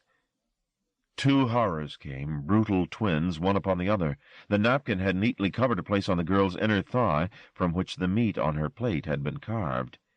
In the same moment came another recognition that he had eaten such meat, at Whitehead's encouragement, in the room at the estate. It had been the tastiest of delicacies. He'd left his plate clean. Nausea swept up him. He dropped the flashlight as he tried to fight the sickness back, but it was beyond his physical control. The bitter odor of stomach acid filled the cellar. All at once there was no hiding, no help for this insanity but to throw it up and take the consequences. Overhead, the razor-eater raised himself from his tea, pushed back his chair, and came out of the kitchen. "Who?" his thick voice demanded. "Who's down there?" He crossed unerringly to the cellar door and pulled it open. Dead fluorescent light rolled down the stairs. "Who's there?" he said again, and now he was coming down in pursuit of the light, his feet thundering on the wooden steps. "What are you doing?" he was shouting. His voice was at hysteria pitch. "You can't come down here." Marty looked up, dizzied by breathlessness, to see Karis crossing the cellar toward him. Her eyes alighted on the tableau at the table, but she kept admirable control, ignoring the body and reaching for the knife and fork that sat beside the plate. She snatched them both up, catching the tablecloth in her haste. The plate and its fly-blown serving spun to the floor. Knives cluttered beside it. Breer had paused at the bottom of the stairs to take in the desecration of his temple. Now, appalled, he came careering toward the infidels, his size lending awesome momentum to the attack. Dwarfed by him, Karis half-turned as he reached for her, roaring. She was eclipsed. Marty couldn't make out who was where, but the confusion lasted only seconds. Then Breer was raising his gray hands as if to push Karis off, his head shaking to and fro. A howl was issuing from him, more of complaint than pain. Karis ducked his flailing and slipped sideways out of harm's way. The knife and fork she had held were no longer in her hands. Breer had run straight onto them. He seemed not to be aware of their presence in his gut, however. His concern was for the girl, whose body was even now toppling and falling into a rubber-jointed heap on the cellar floor. He rushed to her comfort, ignoring the desecrators and his anguish. Karis caught sight of Marty, his face a grease ball, hauling himself upright by hanging onto the ceiling pipes. "Move!" she yelled at him. She waited long enough to see that he had responded, and then made for the stairs. As she clattered up the steps toward the light, she heard the razor-eater behind him shouting, "No, no!" She glanced over her shoulder. Marty gained the bottom of the stairs just as Breer's hands, manicured, perfumed, and lethal, grabbed for him. Marty threw an ill-aimed swipe backward, and Breer lost his hold. It was a moment's grace, however, no more. Marty was only halfway up the stairs before his attacker was back on his heels. The rouged face was smeared as it peered up from the cellar depths, the features so contorted by outrage that they appeared scarcely human. This time Breer's grasp caught Marty's trousers, the fingers digging deeply into the muscle of his skin. Marty yelped as cloth tore and blood ran. He flung out a hand to Karis, who loaned what strength she had left to the contest, pulling Marty up toward her. Breer, badly balanced, lost his snatched grip, and Marty stumbled up the stairs, pressing Karis ahead of him. She tumbled into the hallway, and Marty followed, with Breer at his back. At the top of the stairs, Marty suddenly turned and kicked. His heel struck the razor-eater's punctured belly. Breer fell backward, hands clawing the air for support. There was none to be had. His nails managed to rake the brickwork as he toppled and fell heavily down the steps, hitting the stone floor of the cellar with a lazy thud. There, sprawled, he lay still, a painted giant. Marty slammed the door on him and bolted it. He felt too squeamish to look at the gouging on his leg, but he could tell by the warmth soaking into sock and shoe that it was bleeding badly. "Can you get something?" he said. "Just to cover it?" Too breathless to reply, Karis nodded and rounded the corner into the kitchen. There was a towel on the draining board, but it was too unsavory to be used on an open wound. She started to search for something clean, however primitive. It was time they were gone. Mamoulian would not stay out all night. In the hallway, Marty listened for any sound from the cellar. He heard none. Another noise infiltrated, however. one that he'd almost forgotten about. The buzz of the house was back in his head, and that mellow voice was threaded into it, a dreamy undercurrent. Common sense told him to shut it out, but when he listened, trying to sort out its syllables, it seemed the nausea and the pain in his legs subsided. On the back of a kitchen chair, Karras had found one of Mamoulian's dark grey shirts. The European was fastidious about his laundry. The shirt had been recently laundered, an ideal bandage.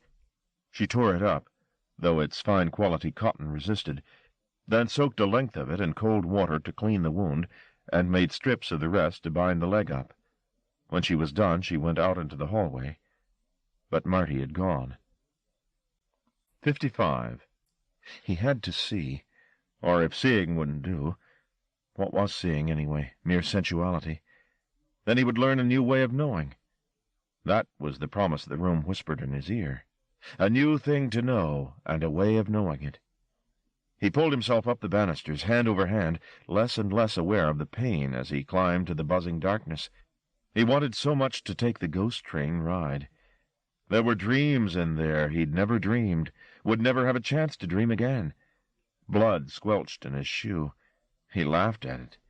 A spasm had begun in his leg. He ignored it. The last steps were ahead. He climbed them with steady work. The door was ajar. He achieved the summit of the stairs and limped toward it. Though it was totally dark in the cellar, that scarcely concerned the razor-eater. It was many weeks since his eyes had worked as well as they'd used to. He'd learned to substitute touch for sight. He stood up and tried to think clearly. Soon the European would come home. There would be punishment for leaving the house unattended and letting this escape take place. Worse than that, he would not see the girl any more. No longer be able to watch her pass water, that fragrant water he preserved for special occasions. He was desolate. He heard her moving, even now in the hallway above him. She was going up the stairs. The rhythm of her tiny feet was familiar to him. He'd listened long nights and days to her padding back and forth in her cell. In his mind's eye, the ceiling of the cellar became transparent. He looked up between her legs as she climbed the stairs. That lavish slit gaped. It made him angry to be losing it, and her. She was old, of course, not like the pretty at the table, or the others on the streets, but there had been times when her presence had been the one thing keeping him from insanity. He went back, stumbling in the pitch, in the direction of his little auto-cannibal, whose dining had been so rudely interrupted. Before he got to her, his foot kicked at one of the carving knives he'd left on the table should she want to help herself. He went down on all fours and patted the ground until he found it, and then he crawled back up the stairs and started to hack at the wood where the light through the door crack showed the bolts to be. Karras didn't want to go to the top of the house again. There was so much up there she feared. Innuendo rather than fact, but enough to make her weak. Why Marty had gone up, and that was the only place he could have gone, confounded her. Despite his claim to understanding, there was still so much he had to learn. "Marty," she'd called, at the foot of the stairs, hoping he'd appear at the top, smiling, and limp down to her without her having to go up and fetch him. But her inquiry was met with silence, and the night wasn't getting any younger. The European might come to the door at any moment. Unwillingly, she started up the stairs. Marty had never understood until now. He'd been a virgin, living in a world innocent of this deep and exhilarating penetration, not simply of body, of mind, too. The air in the room closed around his head as soon as he stepped into it. The plates of his skull seemed to grind against each other. The voice of the room, no longer needing its whispered tones, shouted in his brain, "So you came. Of course you came. Welcome to Wonderland." He was dimly aware that it was his own voice that was speaking these words. It had probably been his voice all along. He had been talking to himself like a lunatic. Even though he'd now seen through the trick, the voice came again, lower this time. "This is a fine place to find yourself in, don't you think?" At the question, he looked around. There was nothing to see, not even walls. If there were windows in the room, they were hermetically sealed. Not a chink of the outside world belonged in here. "I don't see anything," he murmured in reply to the room's boast. The voice laughed. He laughed with it. "Nothing here to be frightened of," it said. Then, after a smirking pause, "Nothing here at all." And that was right, wasn't it? Nothing at all. It wasn't just darkness that kept him sightless. It was the room itself. He glanced giddily over his shoulder. He could no longer see the door behind him, even though he knew he had left it open when he came in. There should have been at least a glimmer of light from downstairs, spilling into the room. But that illumination had been eaten up, as was the beam of his flashlight. A smothering gray fog pressed so close to his eyes that even if he lifted his hand up in front of him, he could see nothing. "You're all right here," the room soothed him. "No judges here. No bars here." "Am I blind?" he asked. "No," the room replied. "You're seeing truly for the first time." "I don't like it." "Of course you don't. But you'll learn in time. Living's not for you. Ghosts of ghosts, the living are. You want to lie down. Be done with that caper. Nothing's essential, boy." "I want to leave." "Would I tell you lies?" "I want to leave. Please." "You're in safe hands. Please." He stumbled forward, confused as to which way the door was, in front or behind. Arms spread before him like a blind man on a cliff edge. He reeled, looking for some point of security. This wasn't the adventure he'd thought it would be. It was nothing. Nothing is essential. Once stepped into, this boundless nowhere had neither distance nor depth, north nor south, and everything outside it, the stairs, the landing, the stairs below that, the hallway, Karis, all of it was like a fabrication, a dream of palpability, not a true place. There was no true place but here. All he'd lived and experienced, all he'd taken joy in, taken pain in, it was insubstantial. Passion was dust, optimism, self-deception. He doubted now even the memory of senses, the textures, the temperatures.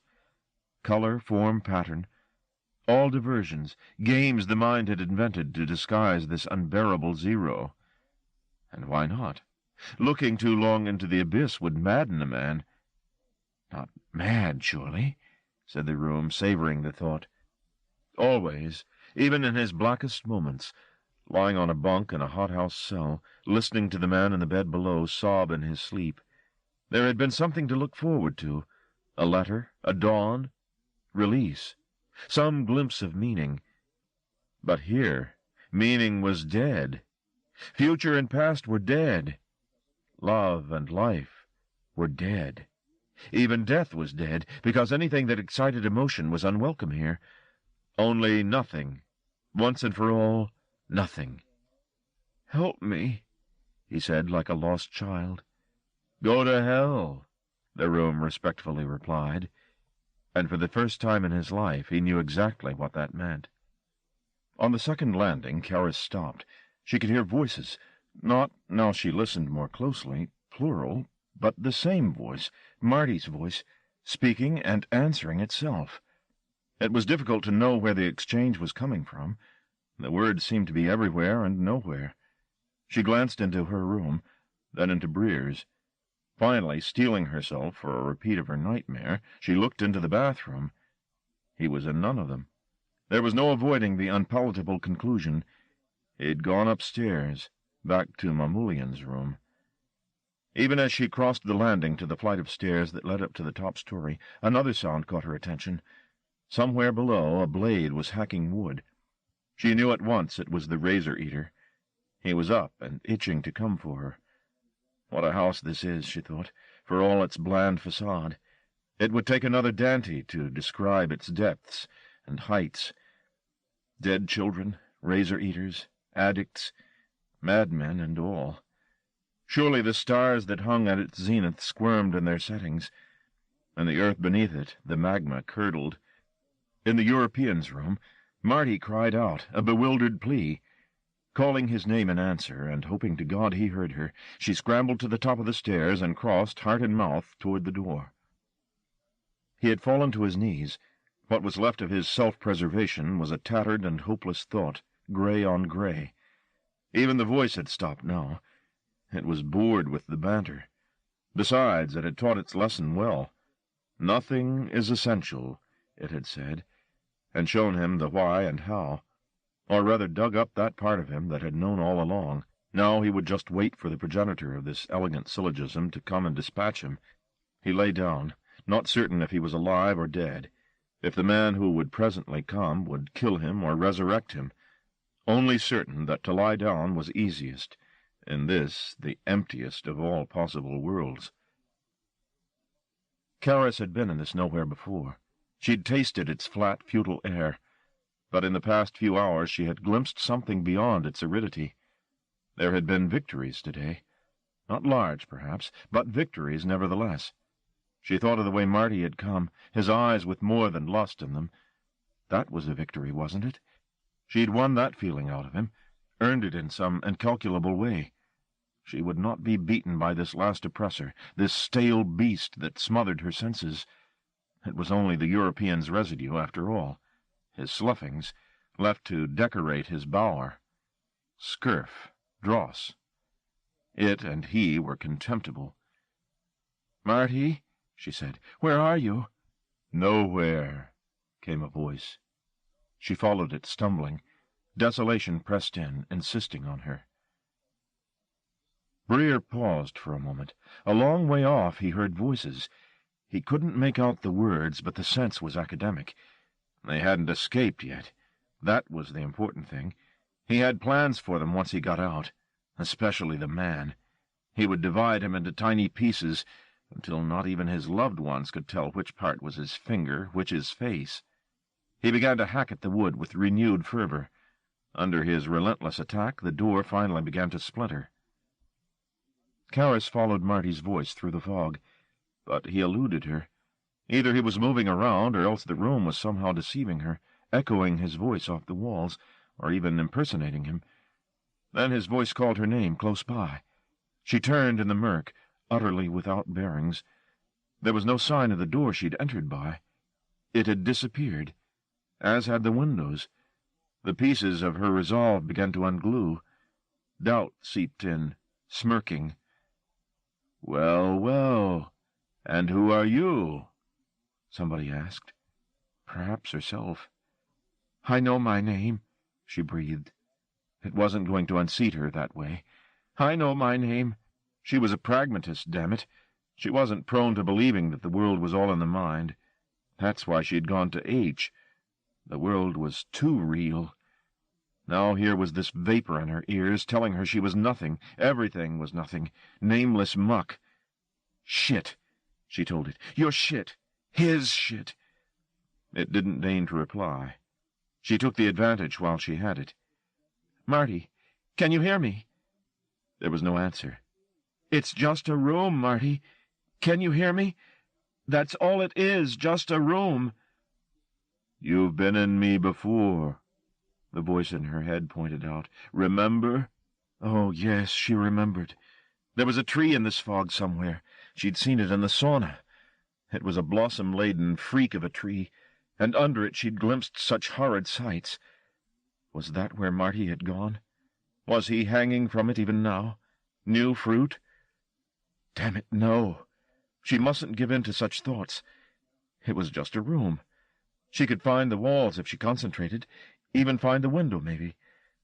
Careless of what she might stumble over, she turned to her right and walked 4 paces, 5, until her outstretched hands hit the wall. It was shockingly, splendidly solid. "Ha!" she thought. "Fuck you and your tree. Look what I found." She put her palms flat on the wall. Now, left or right? She threw up an imaginary coin. It came down heads, and she started to edge along to her left. "No, you don't," the room whispered. "Try stopping me." "Nowhere to go," it spat back. "Just round and round. You've always gone round and round, haven't you? Weak, lazy, ridiculous woman. You call me ridiculous. You, a talking fog." The wall she was moving steadily along seemed to stretch on and on. After half a dozen paces, she began to doubt the theory she was testing. Perhaps this was a manipulable space after all. Perhaps she was moving away from Marty along some new wall of china. But she clung to the cold surface as tenaciously as a climber to a sheer cliff. If necessary, she would make her way around the entire room until she found the door, Marty, or both. "Pure cunt," the room said. "That's all you are. Can't even find your way out of a little maze like this. Better just lie down and take what's coming to you, the way good cunts should." Did she sense a note of desperation in this fresh assault? "Despair," said the room. "I thrive on it, cunt."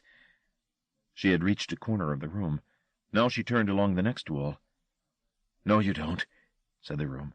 "Yes, I do," she thought. "I wouldn't go that way. Oh, no, really I wouldn't. The razor-eater's up here with you. Can't you hear him? He's just a few inches ahead of you. No, don't. Oh, please don't.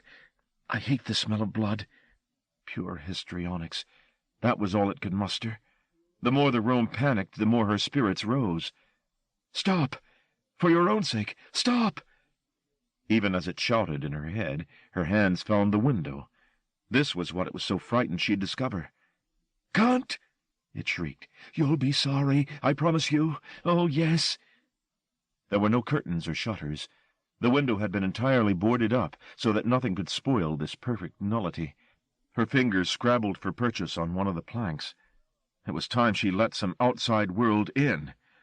The wood had been very firmly nailed in place, however. Though she tugged, there was little or no give. "Shift, damn you!" The plank creaked. Splinters sprang off it. "Yes," she coaxed. "Here we are." Light, a fractured, all too uncertain thread of it, filtered between the planks. "Come on," she cajoled, pulling harder. The top joints of her fingers were bent back in her effort to wrest the wood from its place, but the thread of light had now widened to a beam. It fell on her, and through a veil of dirty air she began to make out the shape of her own hands.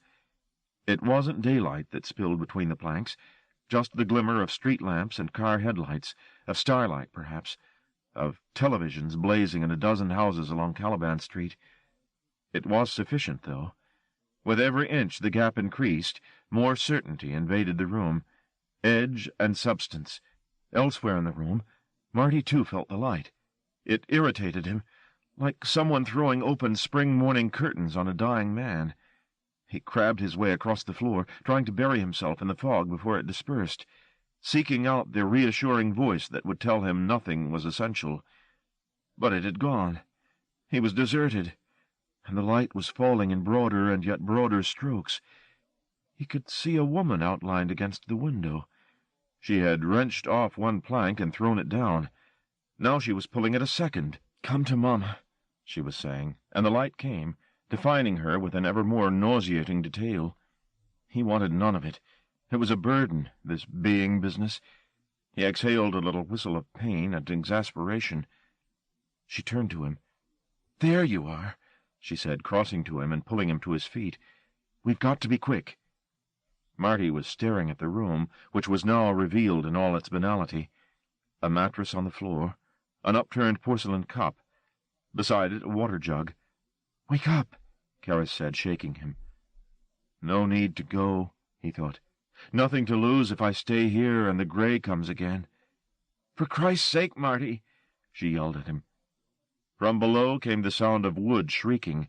"He's coming, ready or not," she thought. "Marty," she shouted at him. "Can you hear? It's Breer."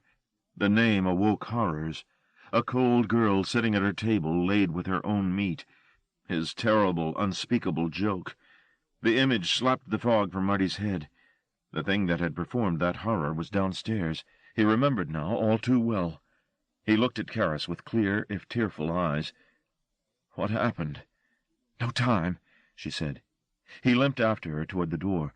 She was still carrying one of the planks she'd pulled from the window, its nails still in place. The noise from below mounted still, the din of unhinged door and mind. The pain in Marty's torn leg, which the room had so skillfully dulled, now raged up again. He needed support from Karis to make his way down the first flight of stairs. They made the descent together, his hand, bloody from touching the wound, marking their passage on the wall. Halfway down the second flight of stairs, the cacophony from the cellar stopped. They stood still, waiting for Breer's next move. From below there came a thin creak as the razor-eater pushed the cellar door wide. Other than the dim light from the kitchen, which had several corners to round before it reached the hallway, there was nothing to illuminate the scene. Hunter and prey, both camouflaged by darkness, hung on to this tenuous moment, neither knowing if the next would bring catastrophe. Karis left Marty behind and slipped down the remaining steps to the bottom of the stairs. Her feet were all but silent on the carpetless stairs, but after the sense deprivation of Mamulian's room, Marty heard her every heartbeat. Nothing moved in the hallway. She beckoned Marty down after her. The passageway was still, and apparently empty. Breer was near, she knew, but where? He was large and cumbersome. Hiding places would be difficult to find. Perhaps, she prayed, he hadn't escaped after all, merely given up, exhausted. She stepped forward. Without warning, the razor-eater emerged from the door of the front room, roaring. The carving knife descended in a swooping stroke. She succeeded in sidestepping the blow, but in doing so, all but lost her balance. It was Marty's hand that caught her arm and dragged her out of the way of Breer's second slash. The force of the razor-eater's charge propelled him past her. He slammed against the front door. The glass rattled. "Out!" Marty said, seeing the way clear along the passage. But this time Karis had no intention of running. There was a time for running and a time for confrontation. She might never have another opportunity to thank Breer for his many humiliations. She shrugged Marty's hold off and took the wooden club she still carried in a two-handed grasp. The razor-eater had righted himself, the knife still in his hand, and now he took a raging step toward her. She preempted his attack, however. She raised the plank and ran at him, delivering a blow to the side of his head. His neck, already fractured by his fall, snapped. The nails in the plank pierced his skull, and she was obliged to relinquish her weapon, leaving it fixed like a fifth limb to the side of Breer's head. He fell to his knees. His twitching hand dropped the knife, while the other scrabbled for the plank and wrenched it from his head. She was glad of the darkness. The slosh of blood and the tattoo his feet beat on the bare boards were more than enough to appall. He knelt upright for several moments, then pitched forward, pressing the cutlery in his belly all the way home. She was satisfied. This time, when Marty pulled at her, she went with him. As they made their way along the corridor, there was a sharp rapping on the wall. They stopped. What now? More possessing spirits? "What is it?" he asked. The rapping ceased, then began again, this time accompanied by a voice. "Be quiet, will you? There's people trying to sleep in here." "Next door," she said. The thought of their complaint struck her as funny, and by the time they'd made their way out of the house, past the wreckage of the cellar door and Breer's cooling chamomile, they were both laughing. They slipped away down the darkened alleyway behind the house to the car, where they sat for several minutes, tears and laughter coming on them in alternating waves. Two mad people, the Calabanese might have guessed, or else adulterers amused by a night of adventures. Chapter 11. Kingdom Come. 56. Chad Shuckman and Tom Loomis had been bringing the message of the Church of the Resurrected Saints to the populace of London for 3 weeks now, and they were sick to the back teeth of it. Some way to spend a vacation, Tom grumbled daily as they planned their day's route. Memphis seemed a long way off, and they were both homesick for it. Besides, the whole campaign was proving a failure. The sinners they encountered on the doorsteps of this God-forsaken city were as indifferent to the Reverend's message of imminent apocalypse as they were to his promise of deliverance. Despite the weather, or maybe because of it, sin wasn't hot news in England these days. Chad was contemptuous. "They don't know what they've got coming," he kept telling Tom, who knew all the descriptions of the deluge by heart, but also knew they sounded better from the lips of a golden boy like Chad than from himself. He even suspected that those few people who did stop to listen did so more because Chad had the looks of a corn-fed angel than because they wanted to hear the Reverend's inspired word. Most simply slammed their doors. But Chad was adamant. "There's sin here. he assured Tom. "And where there's sin, there's guilt. And where there's guilt, there's money for the Lord's work." It was a simple equation, and if Tom had some doubts about its ethics, he kept them to himself. Better his silence than Chad's disapprobation. All they had was each other in this foreign city, and Tom wasn't about to lose his guiding light. Sometimes, though, it was difficult to keep your faith intact, especially on blistering days like this, when your polyester suit was itching at the back of your neck, and the Lord, if he was in his heaven, was keeping well out of sight.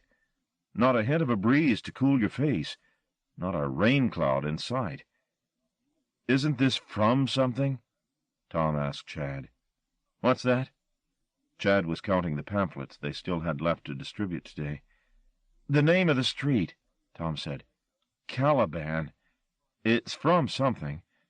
"That's so?" Chad had finished counting. "We only got rid of 5 pamphlets." He handed the armful of literature to Tom and fished for a comb in the inside pocket of his jacket. Despite the heat, he looked cool and unruffled. By comparison, Tom felt shabby, overheated, and, he feared, easily tempted from the path of righteousness. By what, he wasn't certain, but he was open to suggestions. Chad put the comb through his hair, restoring in one elegant sweep the perfect sheen of his halo. It was important, the Reverend taught, to look your best.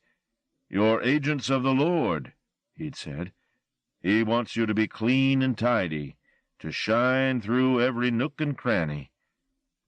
"Here," Chad said, exchanging the comb for the pamphlets.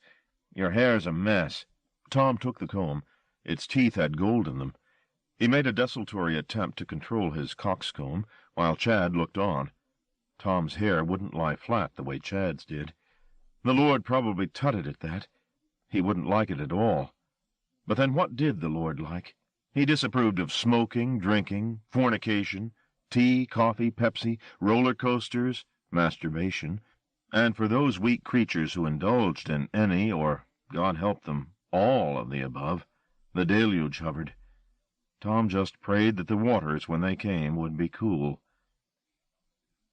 The guy in the dark suit who answered the door of number 82 Caliban Street reminded both Tom and Chad of the Reverend. Not physically, of course. Bliss was a tanned, glutinous man, while this dude was thin and sallow. But there was the same implicit authority about them both, the same seriousness of purpose. He was drawn to the pamphlets, too, the first real interest they'd had all morning. He even quoted Deuteronomy at them, a text they were unfamiliar with, and then, offering them both a drink, invited them into the house. It was like home from home, the bare walls and floors, the smell of disinfectant and incense, as though something had just been cleaned up. Truth to tell, Tom thought this guy had taken the asceticism to extremes. The back room he led them into boasted 2 chairs, no more. "My name is Mamulian." "How do you do? I'm Chad Shuckman. This is Thomas Loomis." "Both saints, eh?" The young man looked mystified. "Your names, both names of saints." "St. Chad?" the blond one ventured. "Oh, certainly. He was an English bishop. We're speaking of the 7th century now. Thomas, of course, the great doubter." He left them a while to fetch water. Tom squirmed in his chair. "What's your problem?" Chad snapped. "He's the first sniff of a convert we've had over here." "He's weird." "You think the Lord cares if he's weird?" Chad said. It was a good question, and one for which Tom was shaping a reply when their host came back in. "Your water." "Do you live alone?" Chad asked. "It's such a big house for one person."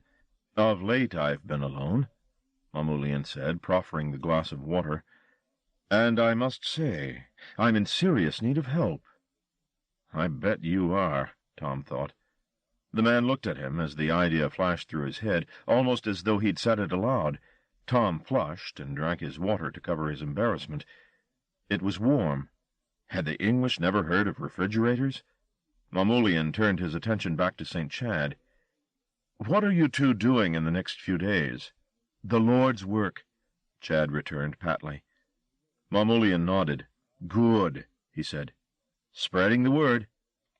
I will make you fishers of men." "Matthew, chapter 4, Chad returned. "Perhaps," said Mamoulian, "if I allow you to save my immortal soul, you might help me?" "Doing what?" Mamoulian shrugged. "I need the assistance of 2 healthy young animals like yourself." Animals? That didn't sound too fundamentalist.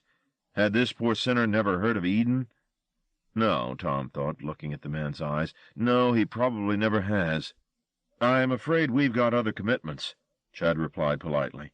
"But we'll be very happy to have you come along when the Reverend arrives, and have you baptized." "I'd like to meet the Reverend," the man returned. Tom wasn't certain if this wasn't all a charade. "We have so little time before the Maker's wrath descends," Mamoulian was saying. Chad nodded fervently. "Then we shall be as flotsam, shall we not? As flotsam in the flood?" The words were the Reverend's almost precisely. Tom heard them falling from this man's narrow lips, and that accusation of being a doubter came home to roost. But Chad was entranced. His face had that evangelical look that came over it during sermons, the look that Tom had always envied, but now thought positively rabid. "Chad," he began. "Flotsam in the flood," Chad repeated. "Hallelujah." Tom put his glass down beside his chair. "I think we should be going," he said, and got up. For some reason the bare boards he stood on seemed far more than 6 feet away from his eyes, more like 60, as though he was a tower about to topple, his foundations dug away. "We've got so many streets to cover," he said, trying to focus on the problem at hand, which was, in a nutshell, how to get out of this house before something terrible happened. "The deluge," Mamoulian announced, "is almost upon us." Tom reached toward Chad to wake him from his trance. The fingers at the end of his outstretched arm seemed 1,000 miles from his eyes. "Chad," he said. St. Chad, he of the halo, pissing rainbows. "Are you all right, boy?" the stranger asked, swiveling his fish eyes in Tom's direction. "I feel—" "What do you feel?" Mamoulian asked. Chad was looking at him, too, face innocent of concern, innocent, in fact, of all feeling. Perhaps, this thought dawned on Tom for the first time, that was why Chad's face was so perfect, white, symmetrical, and completely empty. "Sit down," the stranger said, "before you fall down." "It's all right," Chad reassured him. "No," Tom said. His knees felt disobedient. He suspected they'd give out very soon. "Trust me," Chad said. Tom wanted to. Chad had usually been right in the past. "Believe me, we're onto a good thing here. Sit down, like the gentleman said." "Is it the heat?" "Yes," Chad told the man on Tom's behalf. "It's the heat. It gets hot in Memphis, but we've got air conditioning." He turned to Tom and put his hand on his companion's shoulder. Tom let himself give in to weakness and sat down. He felt a fluttering at the back of his neck, as though a hummingbird was hovering there, but he didn't have the willpower to flick it away. "You call yourselves agents," the man said, almost under his breath. "I don't think you know the meaning of the word." Chad was quick to their defense. "The Reverend says—" "The Reverend?" the man interrupted contemptuously. "Do you think he had the slightest idea of your value?" This flummoxed Chad. Tom tried to tell his friend not to be flattered, but the words wouldn't come. His tongue lay in his mouth like a dead fish. Whatever happens now, he thought, at least it'll happen to us together. They'd been friends since first grade. They'd tasted pubescence and metaphysics together. Tom thought of them as inseparable. He hoped the man understood that where Chad went, Tom went too. The fluttering at his neck had stopped. A warm reassurance was creeping over his head. Things didn't seem so bad after all. "I need help from you young men." "To do what?" Chad asked. "To begin the deluge," Mamoulian replied. A smile, uncertain at first, but broadening as the idea caught his imagination, appeared on Chad's face. His features, too often sober with zeal, ignited. "Oh, yes," he said. He glanced across at Tom. "Hear what this man's telling us?" Tom nodded. "You hear, man?" I hear. All his blissful life Chad had waited for this invitation. For the first time he could picture the literal reality behind the destruction he'd threatened on 100 doorsteps. In his mind, waters, red, raging waters, mounted into foam-crusted waves and bore down on this pagan city. "We are as flotsam in the flood," he said, and the words brought images with them. Men and women, but mostly women, running naked before these curling tides. The water was hot. Rains of it fell on their screaming faces, their gleaming, jiggling breasts. This was what the Reverend had promised all along, and here was this man asking them to help make it all possible, to bring this thrashing, foamy day of days to consummation. How could they refuse? He felt the urge to thank the man for considering them worthy. The thought fathered the action. His knees bent, and he fell to the floor at Mamulian's feet. "Thank you," he said to the man with the dark suit. "You'll help me, then?" "Yes," Chad replied. Wasn't this homage sign enough? "Of course." Behind him, Tom murmured his own concession. "Thank you," Chad said. "Thank you." But when he looked up, the man, apparently convinced by their devotion, had already left the room. 57. Marty and Karis slept together in his single bed, long, rewarding sleep. If the baby in the room below them cried in the night, they didn't hear it. Nor did they hear the sirens on Kilburn High Road, police and fire engines going to a conflagration in Maida Vale. Dawn through the dirty window didn't wake them either, though the curtains had not been drawn. But once, in the early hours, Marty turned in his sleep, and his eyes flickered open to see the first light of day at the glass. Rather than turning away from it, he let it fall on his lids as they flickered down again. They had half a day together in the flat before the need began, bathing themselves, drinking coffee, saying very little. Karis washed and bound the wound on Marty's leg. They changed their clothes, ditching those they'd worn the previous night. It wasn't until the middle of the afternoon that they started to talk. The dialogue began quite calmly, but Karis' nervousness escalated as she felt hungrier for a fix, and the talk rapidly became a desperate diversion from her jittering belly. She told Marty what life with the European had been like, the humiliations, the deceptions, the sense she had that he knew her father, and her too, better than she guessed. Marty, in his turn, attempted to paraphrase the story Whitehead had told him on that last night, but she was too distracted to concentrate properly. Her conversation became increasingly agitated. "I have to have a fix, Marty." "Now?" "Pretty soon."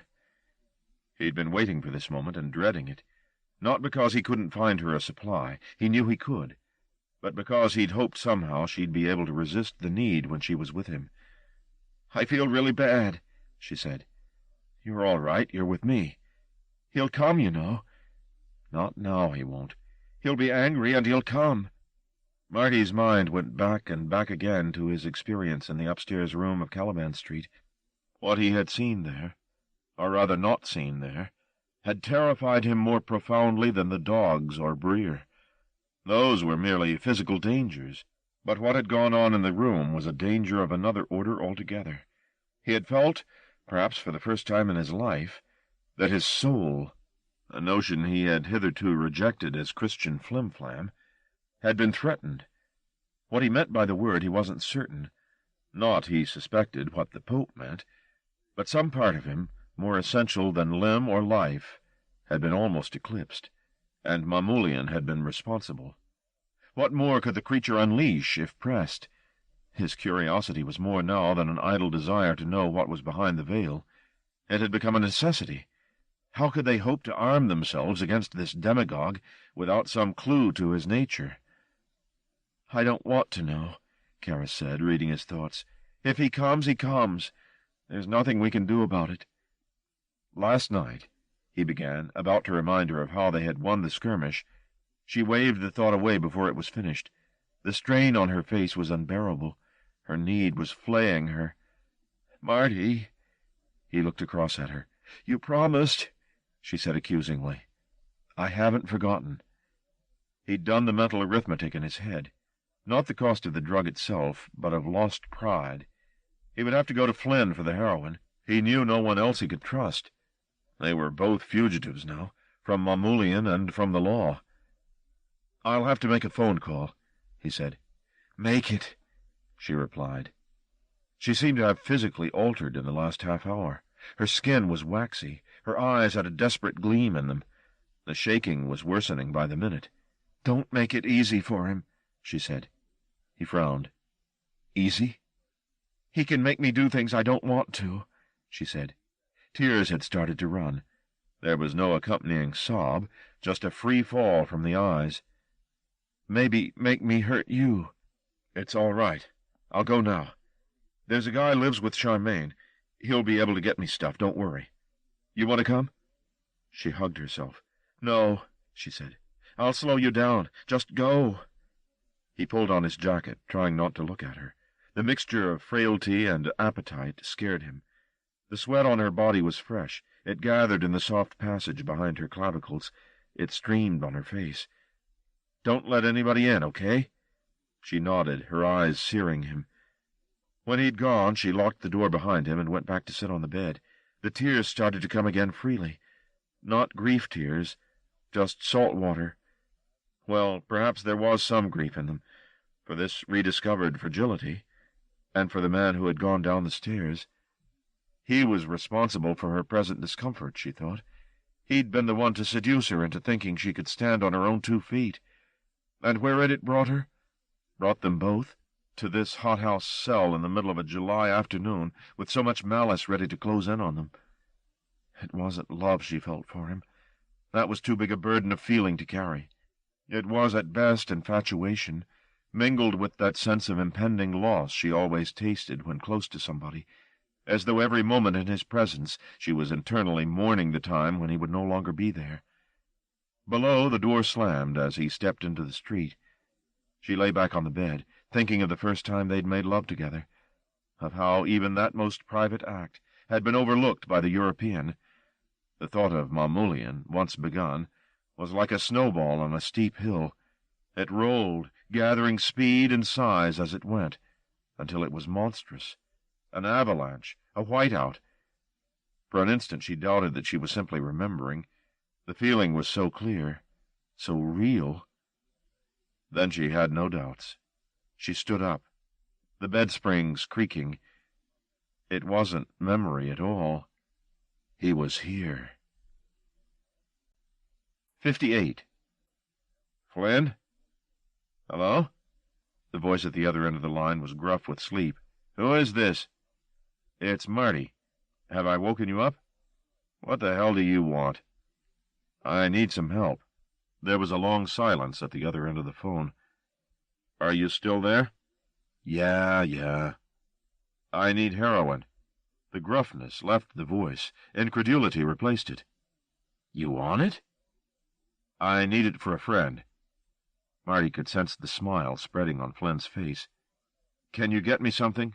Quickly?" "How much?" "I've got 100 quid.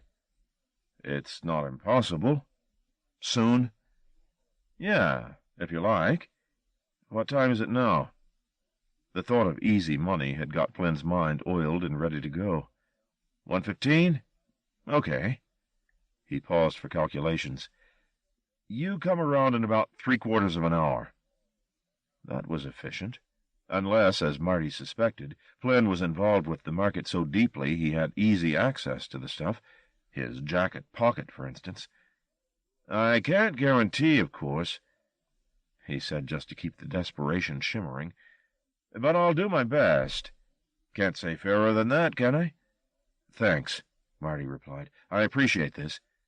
"Just bring the cash, Marty. That's all the appreciation I need." The phone went dead. Flynn had a knack of getting the last word in. "Bastard," Marty said to the receiver and slammed it down.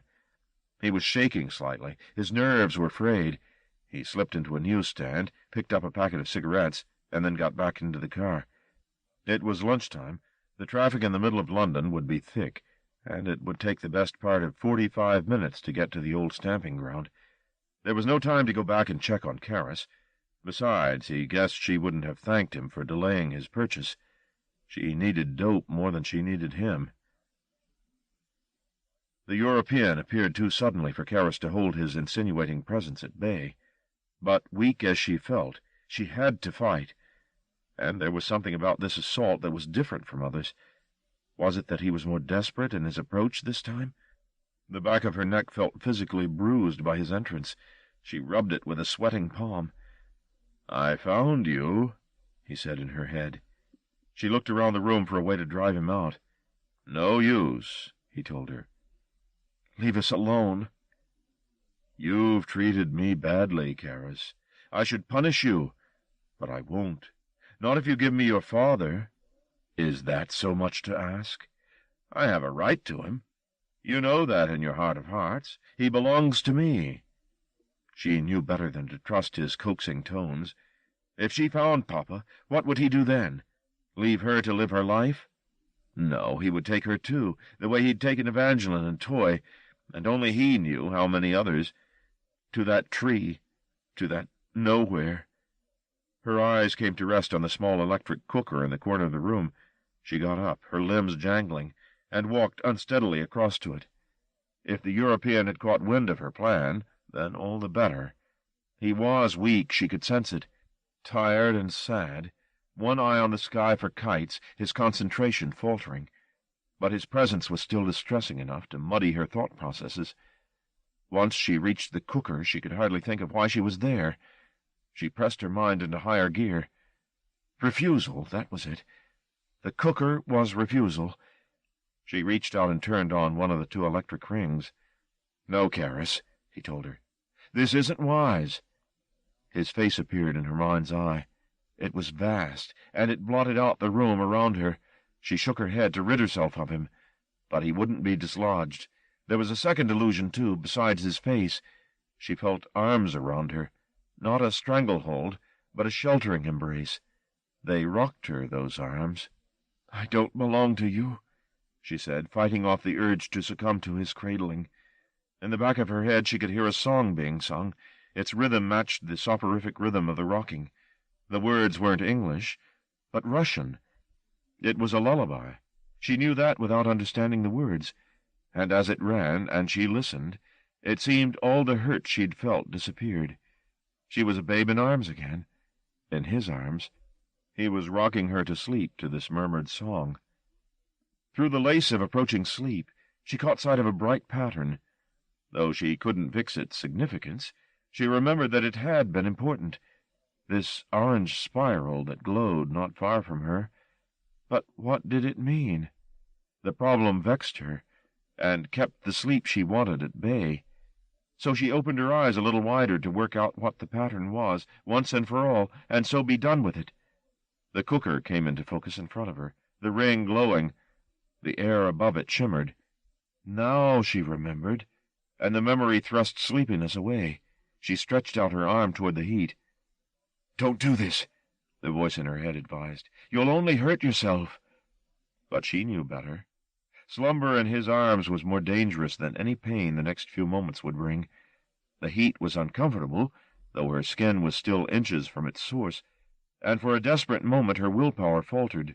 "You'll be scarred for life," the European said, sensing her equivocation. "Let me alone." "I just don't want to see you hurt, child. I love you too much." The lie was a spur. She found the vital ounce of courage, raised her hand, and pressed it palm down onto the electric ring. The European screamed first. She heard his voice begin to rise in the instant before her own cry began. She pulled her hand off the cooker as the smell of burning hit her. Mamoulian withdrew from her. She felt his retreat. Relief flooded her system. Then the pain overwhelmed her, and a quick dark came down. She didn't fear it, though. It was quite safe, that dark. He wasn't in it. "Gone," she said, and collapsed. When she came to, less than 5 minutes later, her first thought was that she was holding a fistful of razors. She edged her way across to the bed and put her head on it until she fully regained her consciousness.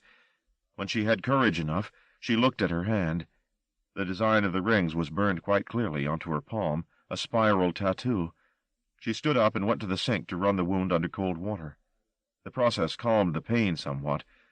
The damage was not as severe as she had thought. Though it had seemed an age, her palm had probably only been in direct contact with the ring for a second or two. She wrapped her hand up in one of Marty's T-shirts. Then she remembered she'd read somewhere that burns were best left to the open air, and she undid her handiwork.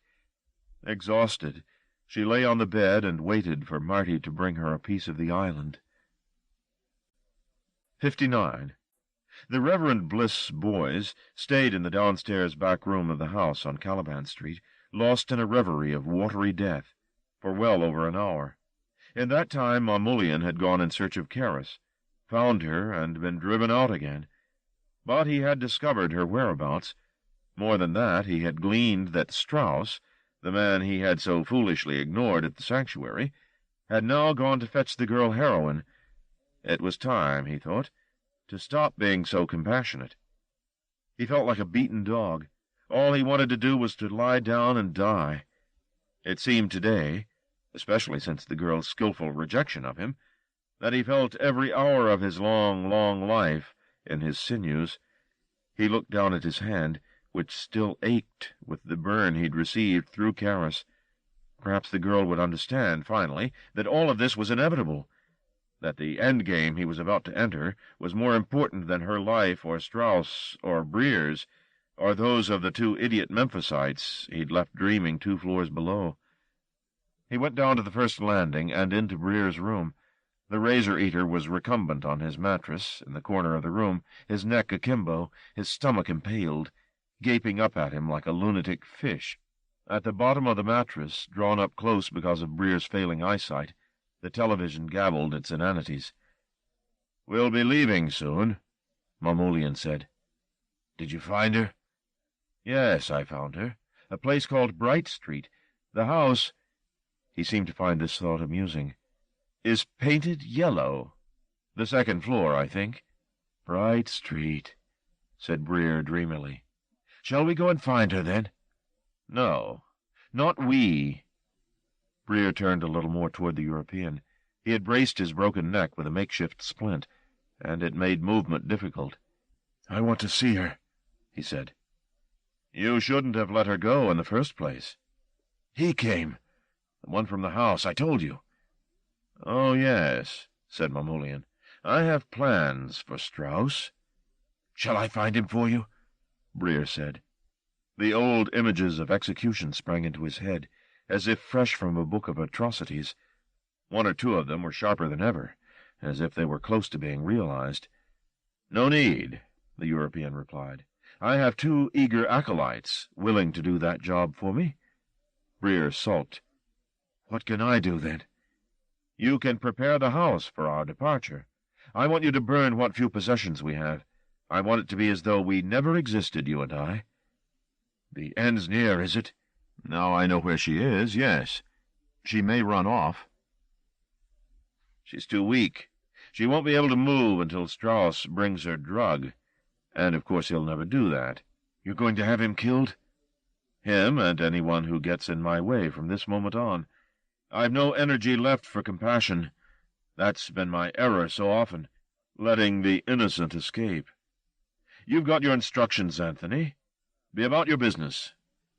He withdrew from the fetid room and went downstairs to his new agents. The Americans stood respectfully when he opened the door. "Are you ready?" he asked. The blond one, who had been the more compliant from the outset, started to express his undying thanks over again, but Mamoulian silenced him. He gave them their orders, and they took them as if he were dispensing sweets. "There are knives in the kitchen," he said. "Take them and use them in good health." Chad smiled. "You want us to kill the wife, too?" "The deluge has no time to be selective." "Suppose she hasn't sinned," Tom said, not sure of why he thought this foolish thought. "Oh, she's sinned," the man replied, with glittering eyes, and that was good enough for the Reverend Bliss boys.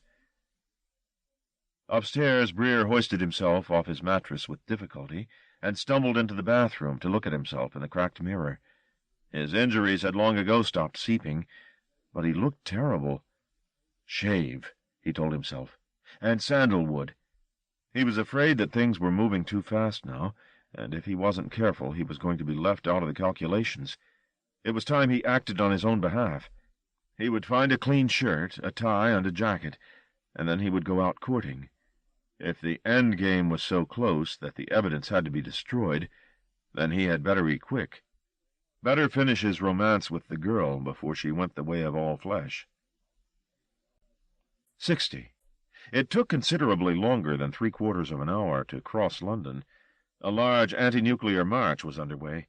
Various sections of the main body were assembling around the city, then marching toward a mass rally in Hyde Park. The center of the city, which was at best difficult to navigate, was so thick with marchers and arrested traffic as to be virtually impassable, none of which Marty had realized until he was in the thick of it, by which time retreat and rerouting was out of the question. He cursed his lack of attention. There had surely been police signs warning incoming motorists of the delay. He had noticed none of them. There was nothing to be done, however, except perhaps to desert the car and set out on foot or by subway. Neither option was particularly attractive. The subway would be packed, and walking in today's blistering heat would be debilitating. He needed what small reserves of energy he still possessed. He was living on adrenaline and cigarettes, and had been for too long. He was weak. He only hoped, vain hope, that the opposition was weaker. It was the middle of the afternoon by the time he reached Charmaine's place. He drove around the block looking for somewhere to park, and eventually found a space around the corner from the house. His feet were somewhat reluctant. The abasement ahead wasn't particularly attractive, but Karas was waiting. The front door was just slightly ajar. He rang the bell, nevertheless, and waited on the pavement, unwilling simply to step into the house. Perhaps they were upstairs in bed, or taking a cool shower together. The heat was still furious, even though the afternoon was well advanced. Down at the end of the street, an ice-cream van, playing an off-key version of the Blue Danube, appeared and stopped by the curb to await patrons. Marty glanced toward it. The waltz had already attracted 2 customers. They drew his attention for a moment, sober-suited young men whose backs were turned to him. One of them boasted bright yellow hair. It shone in the sun. They were taking possession of their ice creams now. Money was exchanged. Satisfied, they disappeared around the corner without looking over their shoulders. Despairing of an answer to his bell-ringing, Marty pushed the door open. It grated across the coconut matting, which bore a threadbare "Welcome." A pamphlet stuck halfway through the mailbox, dislodged and fell on the inside, face down. The sprung mailbox snapped loudly back into place. "Flynn? Charmaine?" His voice was an intrusion. It carried up the stairs, where dust-motes thronged the sunlight through the half-landing window. It ran into the kitchen, where yesterday's milk was curdling on the board beside the sink. "Is anybody in?" Standing in the hallway, he heard a fly. It circled his head, and he waved it off. Unconcerned, it buzzed off down the hallway toward the kitchen, tempted by something. Marty followed it, calling Charmaine's name as he went. She was waiting for him in the kitchen, as was Flynn. They had both had their throats cut. Charmaine had sunk down against the washing machine. She sat, one leg bent beneath her, staring at the opposite wall. Flynn had been placed with his head over the sink, as though bending to douse his face. The illusion of life was almost successful, even to the splashing sound. Marty stood in the doorway, while the fly, not as finicky as he, flew around and around the kitchen, ecstatic. Marty just stared. There was nothing to be done. All that was left was to look. They were dead, and Marty knew without the effort of thinking about it that the killers were dressed in gray and had turned that far corner, ice creams in hand, accompanied by the Blue Danube. They'd called Marty the Dancer of Wandsworth, those who'd called him anything at all, because Strauss was the waltz king. He wondered if he'd ever told Charmaine that in any of his letters. No, he probably hadn't. And now it was too late. Tears had begun to sting the rims of his eyes. He fought them back. They would interrupt the view. And he hadn't finished looking yet. The fly who'd brought him here was circling close to his head again. "The European," he murmured to it. "He sent them." The fly zigzagged excitedly. "Of course," it buzzed. "I'll kill him." The fly laughed. "You don't have any idea what he is. He could be the devil himself. Fucking fly, what do you know? Don't get so grand with me, the fly replied. You're a shit-walker, same as I am. He watched it rove, looking for a place to put its dirty feet. It landed at last on Charmaine's face, atrocious that she didn't raise a lazy hand to swat it away, terrible that she just sprawled there, leg bent, neck slit, and let it crawl on her cheek, up to her eye, down to her nostril, supping here and there, careless. The fly was right. He was ignorant. If they were to survive, he had to root out Mamulian's secret life, because that knowledge was power. Karras had been wise all along. There was no closing your eyes and turning your back on the European. The only way to be free of him was to know him, to look at him for as long as courage allowed and see him in every ghastly particular. He left the lovers in the kitchen and went to look for the heroine. He didn't have to search far. The packet was in the inside of Flynn's jacket, which was casually thrown over the sofa in the front room. Pocketing the fix, Marty went to the front door, aware that stepping out of this house into the open sunlight was tantamount to inviting a murder charge. He would be seen and easily recognized. The police would be after him in hours, but there was no help for it. Escaping by the back door would look every bit as suspicious. At the door he stooped, snatched up the pamphlet that had slid from the letterbox. It bore the smiling face of an evangelist, one Reverend Bliss, who was standing, microphone in hand, raising his eyes to heaven. "Join the crowd," the banner proclaimed, "and feel the power of God in operation. Hear the words, feel the Spirit." He pocketed it for future reference. On his way back to Kilburn, he stopped at a telephone box and reported the murders. When they asked him who he was, he told them, admitting that he was a parole jumper to boot. When they told him to turn himself in to the nearest police station, he replied that he would, but first he had to attend to some personal business.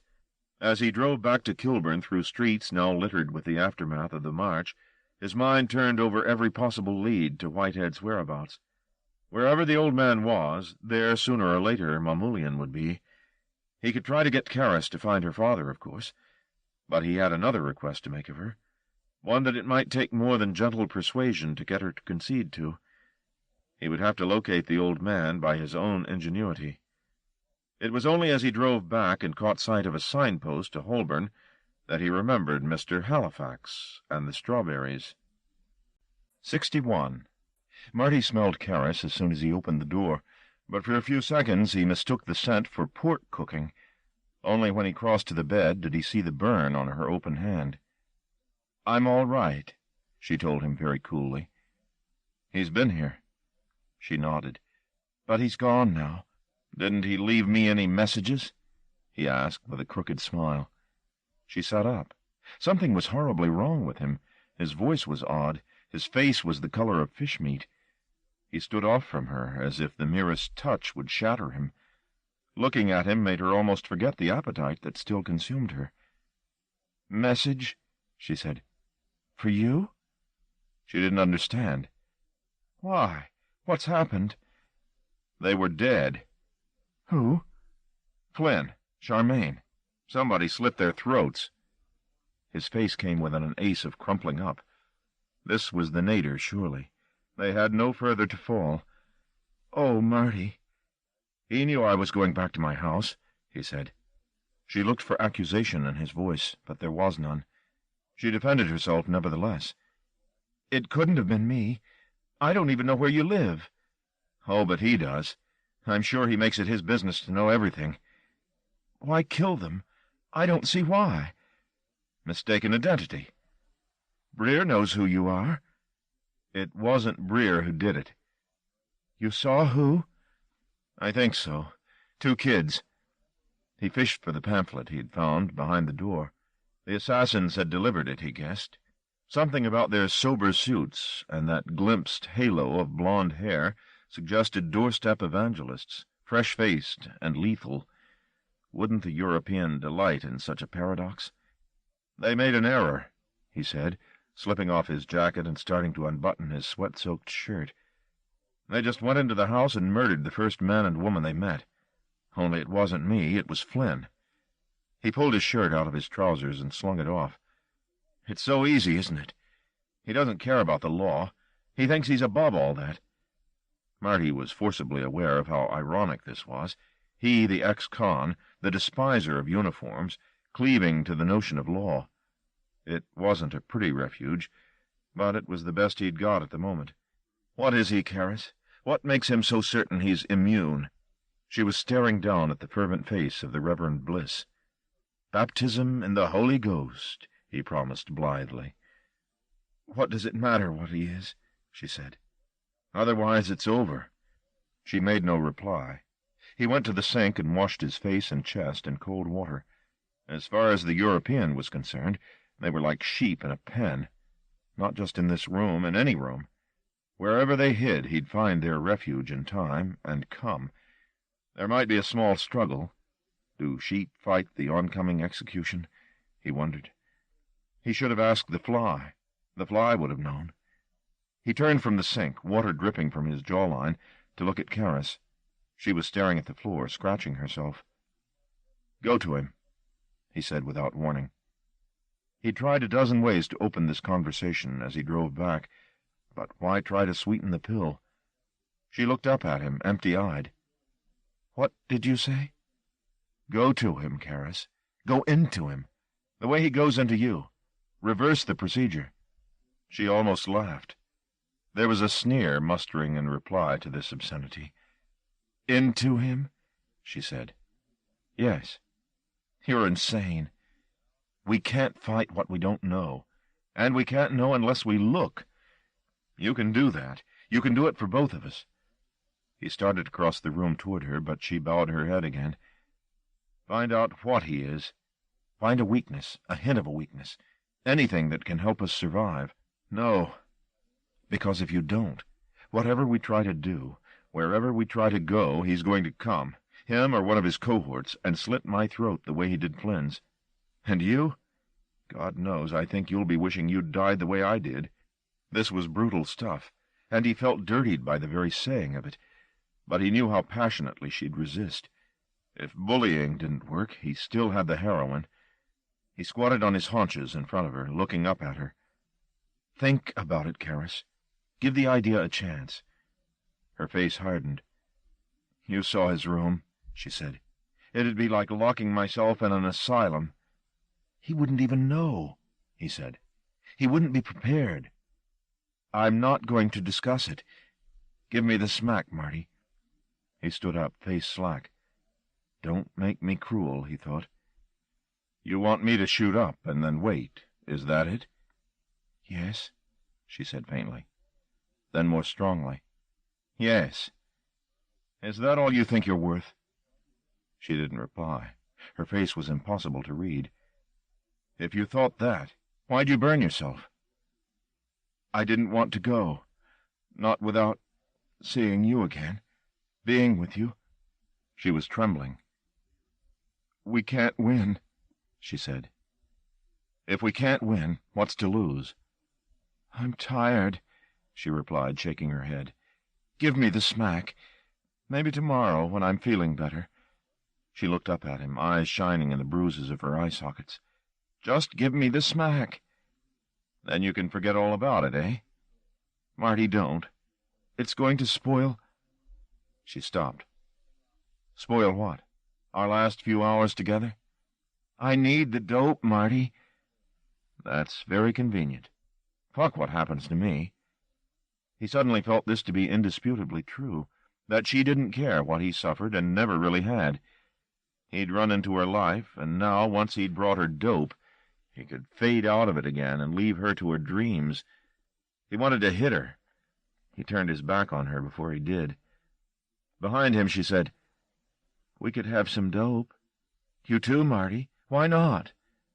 Then we could be together." He didn't reply for a long moment. When he did, he said, "No fix." "Marty?" "No fix until you go to him." It took Karis several seconds to register the full impact of his blackmail. Hadn't she said a long time ago that he'd disappointed her because she'd expected a brute? She'd spoken too soon. "He'll know," she breathed. "He'll know the moment I get near him." "Tread softly. You can. You know you can. You're clever. You've crept into my head often enough. I can't, she protested. Didn't he understand what he was asking? He made a face, sighed, and crossed to his jacket, which was where he'd dropped it on the floor. He rummaged around in the pocket until he found the heroin. It was a pitifully small packet, and if he knew Flynn, the stuff was cut. But that was her business, not his. She stared transfixed at the packet. "It's all yours," he said, and threw it over to her. It landed on the bed beside her. "You're welcome to it." She still stared, now at his empty hand. He broke her look to pick up his stale shirt and slip it back on. "Where are you going?" "I've seen you high on that crap. I've heard the garbage you talk. I don't want to remember you like that. I have to have it." She hated him. She looked at him standing in a patch of late afternoon sun, with his bare belly and his bare chest, and she hated every fiber of him. The blackmail she could understand. It was crude but functional. This desertion was a worse kind of trick altogether. "Even if I was to do as you say," she began. The thought seemed to shrink her. "I won't find out anything." He shrugged. "Look, the smack's yours," he said. "You've got what you wanted." "And what about you? What do you want?" "I want to live, and I think this is our only chance." Even then it was such a slim chance, the slimmest crack in the wall through which they might, if fate loved them, slip. She weighed up the options. Why she even contemplated his idea, she wasn't certain. On another day she might have said, "For love's sake." Finally she said, "You win." He sat down and watched her prepare for the journey ahead. First she washed, not just her face, her whole body, standing on a spread towel at the little sink in the corner of the room, with the gas-fired water heater roaring as it spat water into the bowl. Watching her, he got an erection, and he felt ashamed that he should be thinking of sex when so much was at issue. But that was just the Puritan talking. He should feel whatever felt right. She'd taught him that. When she'd finished, she put her underwear back on, and a T-shirt. It was what she'd been wearing when he'd arrived at Caliban Street, he noted. Simple, unconfining clothes. She sat on a chair. Her skin rippled with goose-flesh. He wanted to be forgiven by her, to be told that his manipulation was justified, and whatever happened from now on, she understood that he'd acted for the best. She offered no such disclaimer. She just said, "I think I'm ready. What can I do?" "Very little," she replied. "But be here, Marty. And if anything seems to be wrong, can I help you?" "No," she answered. "When will I know that you're there?" he asked. She looked at him as though his question was an idiot's and said, "You'll know." 62. It wasn't difficult to find the European. Her mind went to him with almost distressing readiness, as if into the arms of a long-lost compatriot. She could distinctly feel the pull of him, though not, she thought, a conscious magnetism. When her thoughts arrived at Caliban Street and entered the room at the top of the stairs, her suspicions about his passivity were verified. He was lying on the bare boards of the room in a posture of utter exhaustion. Perhaps, she thought, I can do this after all. Like a teasing mistress, she crept to his side and slipped into him. She murmured. Marty flinched. There were movements in her throat, which were so thin he felt he could almost see the words shaping in it. "Speak to me," he willed her. "Say it's all right." Her body had become rigid. He touched her. Her muscle was stone, as though she'd exchanged glances with the basilisk. "Karis?" She murmured again, her throat palpitating, but no words came. There was barely breath. "Can you hear me?" If she could, she made no sign of it. Seconds passed into minutes, and still she was a wall, his questions fracturing against her and falling into silence. And then she said, "I'm here." Her voice was insubstantial, like a foreign station found on a radio, words from some unfixable place. "With him?" he asked. "Yes." No prevarication now, he charged himself. She'd gone to the European as he'd asked. Now he had to use her courage as efficiently as possible and call her back before anything went wrong. He asked the most difficult question first, and the one he most needed an answer to. "What is he, Karis?" "I don't know," she said. The tip of her tongue flickered out to spread a film of spit across her lips. "So dark," she muttered. It was dark in him, the same palpable darkness as in the room at Caliban Street. But for the moment, at least, the shadows were passive. The European didn't expect intruders here. He'd left no guardian terrors at the gates of his brain. She stepped deeper into his head. Darts of light burst at the corners of her thought sight, like the colors that came after she'd rubbed her eyes, only more brilliant and more momentary. They came and went so quickly she was not certain if she saw anything in them or illuminated by them. But as she progressed and the bursts became more frequent, she began to see patterns there. Commas, lattices, bars, dots, spirals. Marty's voice interrupted the reverie, some foolish question that she had no patience with. She ignored it, let him wait. The lights were becoming more intricate, their patterns cross-fertilizing, gaining depth and weight. Now she seemed to see tunnels and tumbling cubes, seas of rolling light, fissures opening and sealing, rains of white noise. She watched, entranced by the way they grew and multiplied, the world of his thought appearing in flickering heavens above her, falling in showers on her and about her. Vast blocks of intersecting geometries thundered over, hovering inches above her skull, the weight of small moons. Just as suddenly, gone. All of them. Darkness again, as relentless as ever, pressed on her from every side. For a moment she had the sensation of being smothered. She grabbed for breath, panicking. "Karis?" "I'm all right," she whispered to the distant inquirer. He was a world away, but he cared for her, or so she dimly remembered. "Where are you?" he wanted to know. She didn't have a clue, so she shook her head. Which way should she advance, if at all? She waited in the darkness, readying herself for whatever might happen next. Suddenly the lights began again, at the horizon. This time, for their second performance, pattern had become form. Instead of spirals, she saw rising columns of burning smoke. In place of seas of light, a landscape, with intermittent sunshine stabbing distant hillsides. Birds rose on burning wings, then turned into leaves of books, fluttering up from conflagrations that were even now flaring on every side. "Where are you?" he asked her again. Her eyes roved maniacally behind her closed lids, taking in this burgeoning province. He could share none of it, except through her words, and she was dumb with admiration or terror, he couldn't tell which. There was sound here, too. Not much. The promontory she walked on had suffered too many ravages to shout. Its life was almost out. Bodies sprawled underfoot, so badly disfigured they might have been dropped out of the sky. Weapons, horses, wheels. She saw all of this as if by a show of lurid fireworks, with no sight glimpsed more than once. In the instant of darkness between one light burst and the next, the entire scene would change. One moment she was standing on an open road with a naked girl running toward her, bawling.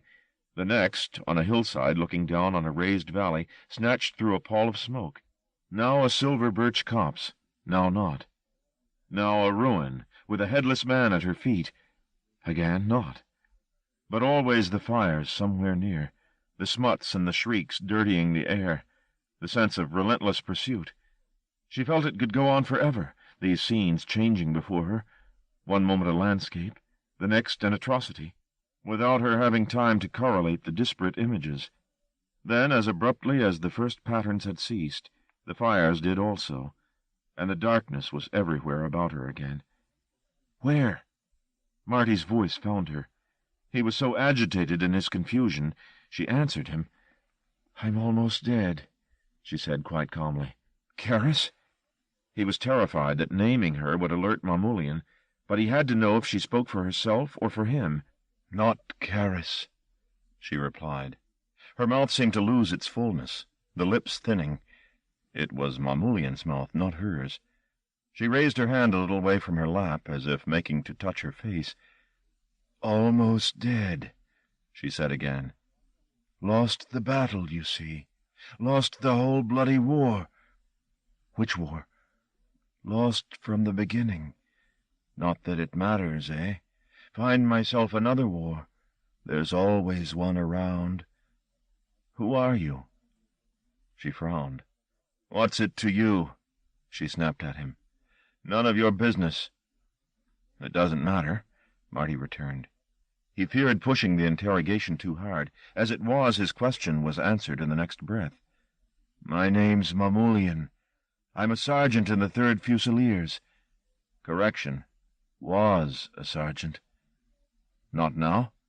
"No, not now. I'm nobody now. It's safer to be nobody these days, don't you think?" The tone was eerily conversational, as though the European knew exactly what was happening, and had chosen to talk with Marty through Karis. Another game, perhaps? "When I think of the things I've done," he said, "to stay out of trouble. I'm such a coward, you see. Always have been. Loathe the sight of blood." He began to laugh in her, a solid, unfeminine laugh. "You're just a man?" Marty said. He could scarcely credit what he was being told. There was no devil hiding in the European's cortex, just this half-mad sergeant, lost on some battlefield. "Just a man?" he said again. "What did you want me to be?" The sergeant replied, quick as a flash. "I'm happy to oblige. Anything to get me out of this shit." "Who do you think you're talking to?" The sergeant frowned with Karis' face, puzzling this one out. "I'm losing my mind," he said dolefully. "I've been talking to myself for days now, on and off. There's no one left, you see. The 3rd's been wiped out, and the 4th, and the 5th. All blown to hell." He stopped and pulled a wry face. "Got no one to play cards with, damn it. Can't play with dead men, can I? They've got nothing I want." The voice trailed away. "What date is it?" "Sometime in October, isn't it?" The sergeant came back. "I've lost track of time. Still, it's fucking cold at night, I tell you that much. Yes, must be October at least. There was snow in the wind yesterday. Or was it the day before? What year is it?" The sergeant laughed. "I'm not that far gone," he said. "It's 1811. That's right. I'm 32 on the 9th of November, and I don't look a day over 40. It was 1811. If the sergeant was answering truthfully, that made Mamoulian 2 centuries old. "Are you sure?" Marty asked. "The year is 1811? You're certain?" "Shut your mouth," the answer came. "What?" "Trouble." Karis had drawn her arms up against her chest, as though constricted. She felt enclosed, but by what she wasn't certain. The open road she'd been standing on had abruptly disappeared, and now she sensed herself lying down in darkness. It was warmer here than it had been on the road, but not a pleasant heat. It smelled putrid.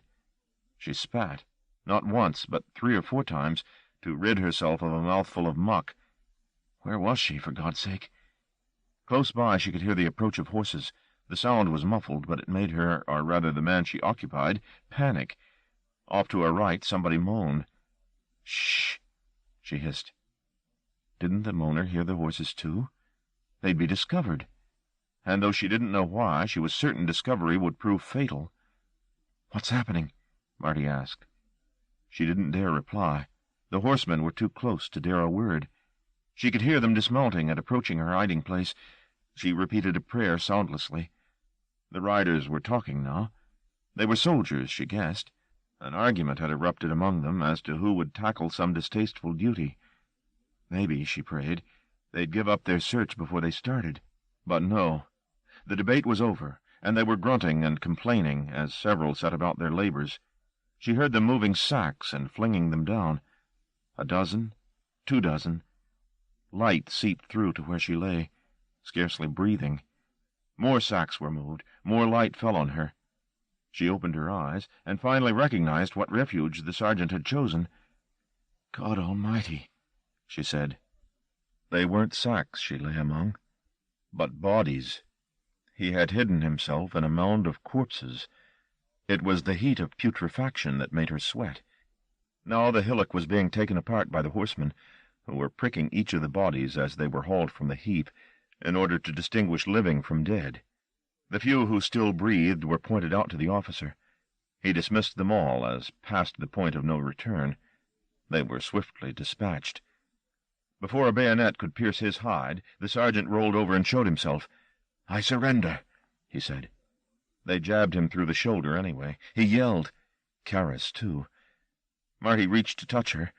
Her face was scrawled with pain, but he thought better of interfering at what was clearly a vital juncture. It might do more harm than good. "Well, well," said the officer, high on the horse. "You don't look very dead to me." "I was practicing," the sergeant replied. His wit earned him a second jab. To judge by the looks of the men who surrounded him, he'd be lucky to avoid a disemboweling. They were ready for some sport. "You're not going to die," the officer said, patting his mount's gleaming neck. The presence of so much decay made the thoroughbred uneasy. "We need answers to some questions first. Then you can have your place in the pit." Behind the officer's plumed head the sky had darkened. Even as he spoke, the scene began to lose coherence, as though Mamoulian had forgotten how it went from here. Under her lids, Karis' eyes began to twitch back and forth again. Another welter of impressions had overtaken her, each moment delineated with absolute precision, but all coming too fast for her to make any sense of. "Karis, are you all right?" "Yes, yes," she said breathlessly. "Just moments, living moments." She saw a room, a chair, felt a kiss, a slap. Pain, relief, pain again, questions, laughter. She couldn't be certain, but she guessed that under pressure the sergeant was telling the enemy everything they wanted to know and more. Days passed in a heartbeat. She let them run through her fingers, sensing that the European's dreaming head was moving with mounting velocity toward some critical event. It was best to let him lead the way. He knew better than she the significance of this descent. The journey finished with shocking suddenness. A sky the color of cold iron opened above her head. Snow drifted from it, a lazy fall of goose-down, which instead of warming her made her bones ache. In the claustrophobic one-room flat, with Marty sitting bare-chested and sweating opposite her, Karis' teeth began to chatter. The sergeant's captors were done with their interrogation, it seemed. They had led him and 5 other ragged prisoners out into a small quadrangle. He looked around. This was a monastery, or had been until its occupation. 1 or 2 monks stood in the shelter of the cloister walkway and watched events in the yard unfold with philosophical gaze. The 6 prisoners waited in a line while the snow fell. They were not bound. There was nowhere in this square for them to run to. The sergeant on the end of the line chewed his nails and tried to keep his thoughts light. They were going to die here. That was an unavoidable fact. They were not the first to be executed this afternoon. Along one wall, arranged neatly for posthumous inspection, lay 5 dead men. Their lopped heads had been placed, the ultimate defamation, at their groins. Open-eyed, as if startled by the killing stroke, they stared at the snow as it descended, at the windows, at the one tree that was planted in a square of soil among the stones. In summer it surely bore fruit. Birds made idiot song in it. Now it was leafless. "They're going to kill us," she said matter-of-factly. It was all very informal. The presiding officer, a fur coat pulled around his shoulders, was standing with his hands at a blazing brazier, his back to the prisoners. The executioner was with him. His bloody sword jauntily leaned on his shoulder. A fat, lumbering man, he laughed at some joke the officer made and downed a cup of something warming before turning back to his business. Karis smiled. "What's happening now?" She said nothing. Her eyes were on the man who was going to kill them. She smiled on. "Karis, what's happening?" The soldiers had come along the line and pushed them to the ground in the middle of the square. Karis had bowed her head to expose the nape of her neck. "We're going to die," she whispered to her distant confidant. At the far end of the line, the executioner raised his sword and brought it down with one professional stroke. The prisoner's head seemed to leap from the neck, pushed forward by a geyser of blood. It was lurid against the gray walls, the white snow. The head fell face forward, rolled a little way, and stopped. The body curled to the ground. Out of the corner of his eye, Mamoulian watched the proceedings, trying to stop his teeth from chattering. He wasn't afraid, and didn't want them to think he was. The next man in line had started to scream. 2 soldiers stepped forward at the officer's barked command and seized the man. Suddenly, after a calm in which you could hear the snow pat the ground, the line erupted with pleas and prayers. The man's terror had opened a floodgate. The sergeant said nothing. They were lucky to be dying in such style, he thought. The sword was for aristocrats and officers. But the tree was not yet tall enough to hang a man from. He watched the sword fall a second time, wondering if the tongue still wagged after death, sitting in the draining palate of the dead man's head. "I'm not afraid," he said. "What's the use of fear? You can't buy it or sell it. You can't make love to it. You can't even wear it if they strip off your shirt and you're cold." A third prisoner's head rolled in the snow, and a fourth. A soldier laughed. The blood steamed. Its meaty smell was appetizing to a man who hadn't been fed for a week. "I'm not losing anything," he said in lieu of prayer. "I've had a useless life. If it ends here, so what?" The prisoner at his left was young, no more than 15. A drummer boy, the sergeant guessed. He was quietly crying. "Look over there," Mamoulian said. "Desertion, if ever I saw it." He nodded toward the sprawled bodies, which were already being vacated by their various parasites. Fleas and nits, aware that their host had ceased, crawled and leaped from head and hem, eager to find new residence before the cold caught them. The boy looked and smiled. The spectacle diverted him in the moment it took for the executioner to position himself and deliver the killing stroke. The head sprang. Heat escaped onto the sergeant's chest. Idly, Mamoulian looked around at the executioner. He was slightly blood-spattered. Otherwise, his profession was not written upon him. It was a stupid face, with a shabby beard that needed trimming, and round, parboiled eyes. "Shall I be murdered by this?" the sergeant thought. "Well, I'm not ashamed." He spread his arms to either side of his body, the universal gesture of submission, and bowed his head. Somebody pulled at his shirt to expose his neck. He waited. A noise like a shot sounded in his head. He opened his eyes, expecting to see the snow approaching as his head leaped from his neck. But no. In the middle of the square, one of the soldiers was falling to his knees, his chest blown open by a shot from one of the upper cloister windows. Mamoulian glanced behind him. Soldiers were swarming from every side of the quadrangle. Shots sliced the snow.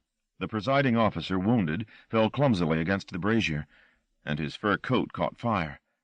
Trapped beneath the tree, 2 soldiers were mowed down, slumping together like lovers under the branches. "Away!" Karras whispered the imperative with his voice. "Quickly, away!" He belly-crawled across the frozen stone as the factions fought above his head, scarcely able to believe that he'd been spared. Nobody gave him a second glance. Unarmed and skeletal thin, he was no danger to anyone. Once out of the square and into the backwaters of the monastery, he took a breath. Smoke had started to drift along the icy corridors.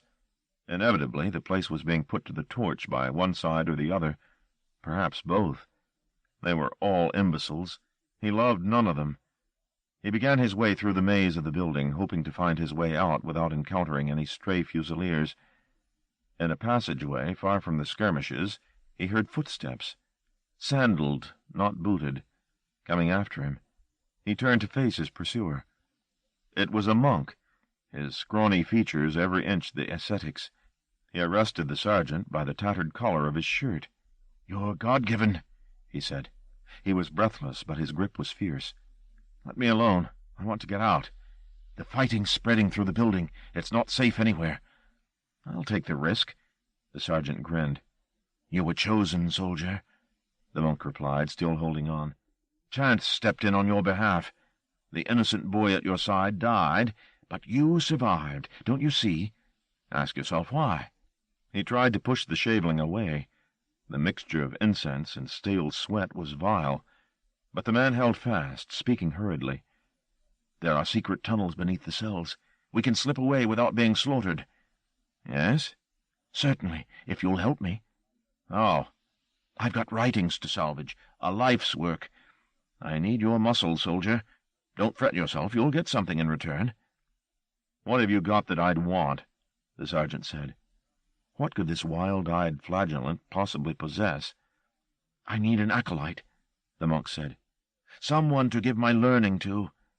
"Spare me your spiritual guidance." "I can teach you so much. How to live forever, if that's what you want." Marmulian had started to laugh, but the monk went on with his dream talk. "How to take life from other people, and have it for yourself. Or, if you like, give it to the dead to resurrect them." "Never." "It's old wisdom," the monk said, "but I found it again, written out in plain Greek. Secrets that were ancient when the hills were young. Such secrets." "If you can do all that, why aren't you Tsar of all the Russians?" Marmulian replied. The monk let go of his shirt and looked at the soldier with contempt, freshly squeezed from his eyes. "What man," he said slowly, "what man with true ambition in his soul would want to be merely Tsar?" The reply wiped the soldier's smile away. Strange words, whose significance, had he been asked, he would have had difficulty explaining, but there was a promise in them that his confusion couldn't rob them of. "Well," he thought, "maybe this is the way wisdom comes. And the sword didn't fall on me, did it?" "Show me the way," he said. Karis smiled, a small but radiant smile. In the space of a wing beat, winter melted away. Spring blossomed. The ground was green everywhere, especially over the burial pits. "Where are you going?" Marty asked her. It was clear from her delighted expression that circumstances had changed. For several minutes she had spat out clues to the life she was sharing in the European's head. Marty had barely grasped the gist of what was going on. He hoped she would be able to furnish the details later. What country this was, what war. Suddenly she said, "I'm finished." Her voice was light, almost playful. "Karis?" "Who's Karis?" "Never heard of him. Probably dead. They're all dead but me." "What have you finished?" "Learning, of course. All he can teach me. And it was true. Everything he promised, all true. Old wisdom." "What have you learned?" She raised her hand, the burned one, and spread it. "I can steal life," she said. "Easily. Just find the place and drink. Easy to take, easy to give." "Give?" "For a while. As long as it suits me." She extended a finger, God to Adam. "Let there be life." He began to laugh in her again. "And the monk?" "What about him? Is he still with you?" The sergeant shook Karis' head. "I killed him, when he taught me everything he could." Her hands reached out and strangled the air. "I just throttled him one night, when he was sleeping. Of course he woke when he felt my grip around his throat. But he didn't struggle. He didn't make the slightest attempt to save himself." The sergeant was leering as he described the act. "He just let me murder him. I could scarcely believe my luck. I'd been planning the thing for weeks, terrified that he'd read my thoughts. When he went so easily, I was ecstatic." The leer suddenly vanished. "Stupid," he murmured in her throat. So stupid." "Why?" "I didn't see the trap he'd set. Didn't see how he'd planned it all along. Nurtured me like a son, knowing that I'd be his executioner when the time came. I never realized, not once, that I was just his tool. He wanted to die. He wanted to pass his wisdom," the word was pronounced derisively, "along to me, and then have me put an end to him." "Why did he want to die?" "Don't you see how terrible it is to live when everything around you perishes? And the more the years pass, the more the thought of death freezes your bowels, because the longer you avoid it, the worse you imagine it must be. And you start to long, oh, how you long, for someone to take pity on you, someone to embrace you and share your terrors, and at the end, someone to go into the dark with you. And you chose Whitehead, Marty said, almost beneath his breath, the way you were chosen, by chance. Everything is chance, and so nothing is, the sleeping man pronounced, then laughed again at his own expense, bitterly. Yes, I chose him with a game of cards, and then I made a bargain with him. But he cheated you. Karis nodded her head very slowly, her hand inscribing a circle on the air. Round and round, she said, round and round. What will you do now? Find the pilgrim. Wherever he is, find him. Take him with me. I swear I won't let him escape me. I'll take him and show him. Show him what? No answer came. In its place she sighed, stretching a little, and moving her head from left to right and back again. With a shock of recognition, Marty realized that he was still watching her repeat Mamulian's movements, that all the time the European had been asleep, and now, his energies repleted, he was preparing to wake.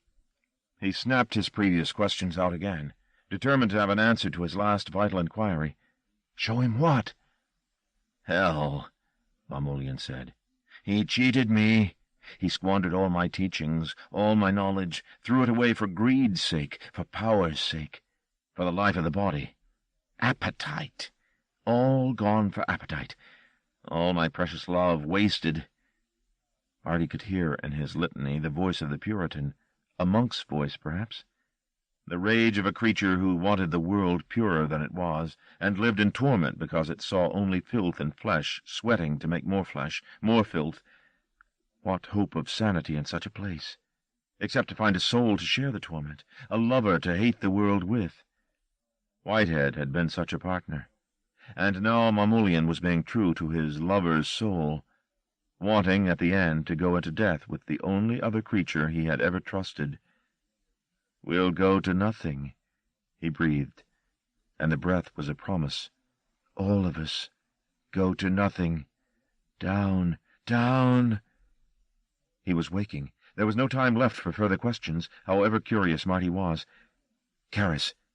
Down, down. Karis, can you hear me? Come out of him, quickly. Her head rolled on her neck. Karis, she grunted. Quickly.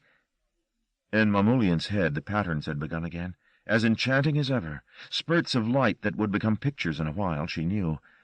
What would they be this time? Birds, flowers, trees in blossom. What a wonderland it was. Karis! The voice of someone she had once known was calling her from some very distant place. But so were the lights. They were resolving themselves even now. She waited expectantly. But this time they weren't memories that burst into view. Karis, quickly! They were the real world, appearing as the European opened his lids. Her body tensed. Marty reached for her hand and seized it. She exhaled slowly, the breath coming out as a thin whine between her teeth, and suddenly she was awake to her imminent danger. She flung her thought out of the European's head and back across the miles to Kilburn.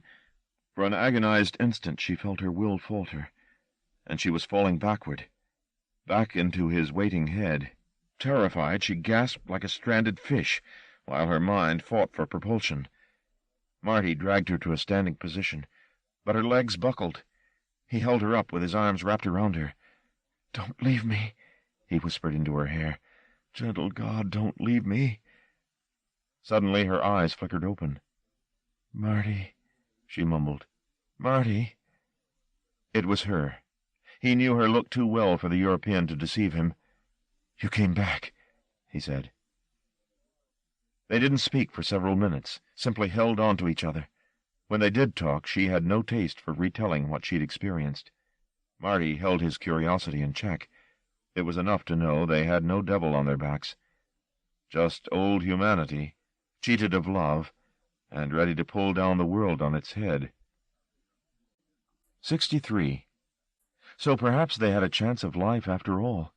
Mamoulian was a man for all his unnatural faculties. He was 200 years old, perhaps, but what were a few years between friends?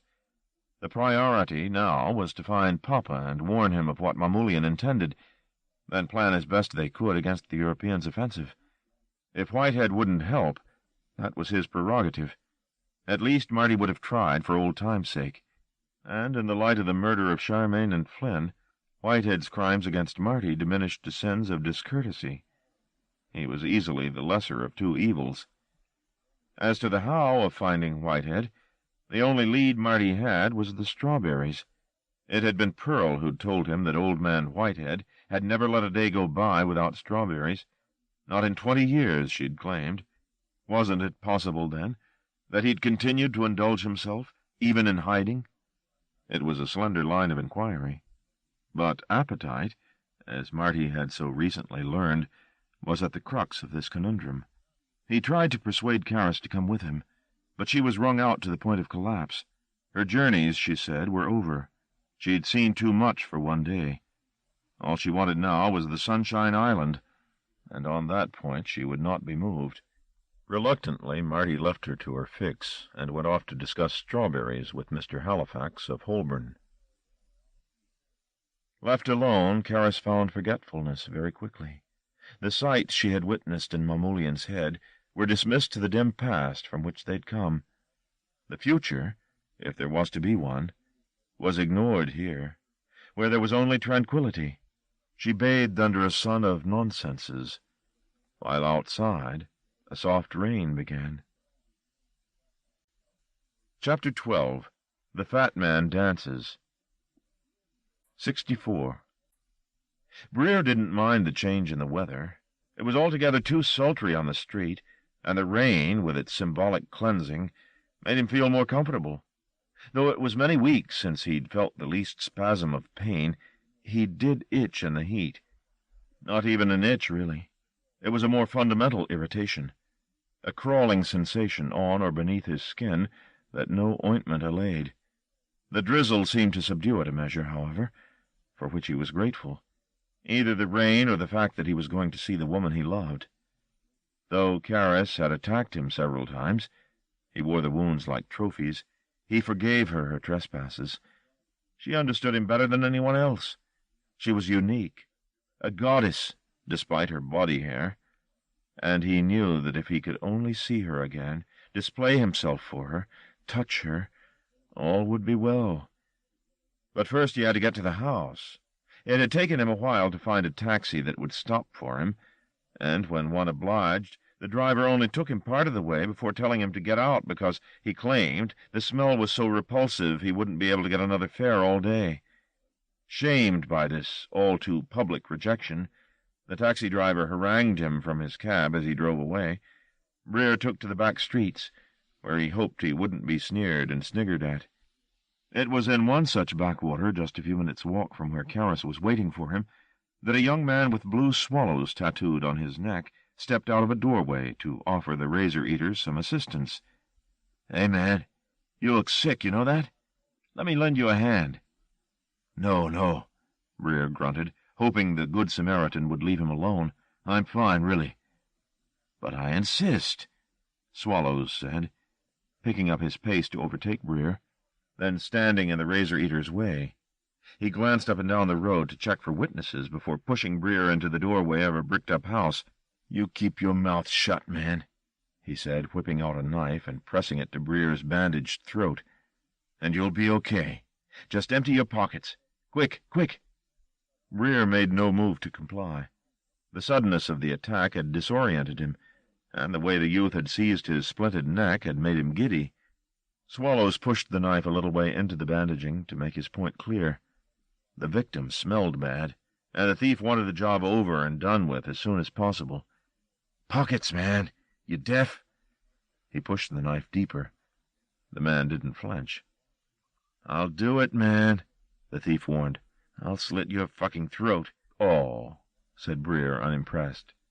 More to quiet the tic than out of fear, he rummaged in the pocket of his coat and found a handful of possessions, some coins, a few peppermints that he'd continued to suck until his saliva supply dried up, and a bottle of aftershave. He proffered them with faint apology on his rouged face. "That all you've got?" Swallows was outraged. He tore open Breer's coat. "Don't," the razor-eater suggested. "Bit hot to be wearing a coat, isn't it?" said the thief. "What are you hiding?" The buttons gave as he tore at the jacket Breer was wearing beneath his coat, and now the thief was staring open-mouthed at the handles of the knife and fork that were still buried in the razor-eater's abdomen. The stains of dried fluids that ran from the wounds were only marginally less disgusting than the brown rot that was spreading down from his armpits and up from his groin. In his panic, the thief pressed the knife more deeply into Breer's throat. "Christ, man!" Anthony, having lost his dignity, his self-esteem, and, did he but know it, his life, had only his temper left to lose. He reached up and took hold of the inquiring knife in a greasy palm. The thief relinquished it a moment too late. Breer, swifter than his bulk suggested, twisted blade and hand back, and broke his assailant's wrist. Swallows was 17. He had lived, he thought, a full life for a 17-year-old. He'd seen 2 violent deaths. He'd lost his virginity, to his half-sister, at 14. He'd raised whippets. He'd watched snuff movies. He'd taken every kind of pill he could get his trembling hands on. It had been, he thought, a busy existence, full of acquired wisdom. But this was new. Nothing like this ever. It made his bladder ache. Breer still had hold of the thief's useless arm. "Let me go. Please." Breer just looked at him, his jacket still swinging open, those bizarre wounds displayed. "What do you want, man? You're hurting me." Swallow's jacket was also open. Inside was another weapon, thrust into a deep pocket. "Knife?" Breer said, looking at the handle. "No, man." Breer reached for it. The youth, eager to oblige, pulled the weapon out and dropped it at Breer's feet. It was a machete. Its blade was stained, but its edge keen. "It's yours, man. Go on, take it. Only let go of my arm, man." "Pick it up. Get down and pick it up," Breer said, releasing the injured wrist. The youth went down onto his haunches and picked the machete up, then handed it to Breer.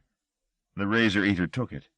The tableau, with him standing over his kneeling victim, blade in hand, meant something to Breer, but he couldn't fix exactly what. A picture from his book of atrocities, perhaps? "I could kill you," he observed with some detachment. The thought had not escaped Swallows. He closed his eyes and waited, but no blow came. The man simply said, "Thank you," and walked away. Kneeling in the doorway, Swallows began to pray. He quite surprised himself with this show of godliness, reciting by rote the prayers he and Hosanna, his half-sister, had said together before and after they'd sinned. He was still praying 10 minutes later, when the rain started to come on in earnest. 65. It took Breer several minutes of searching along Bright Street before he found the yellow house.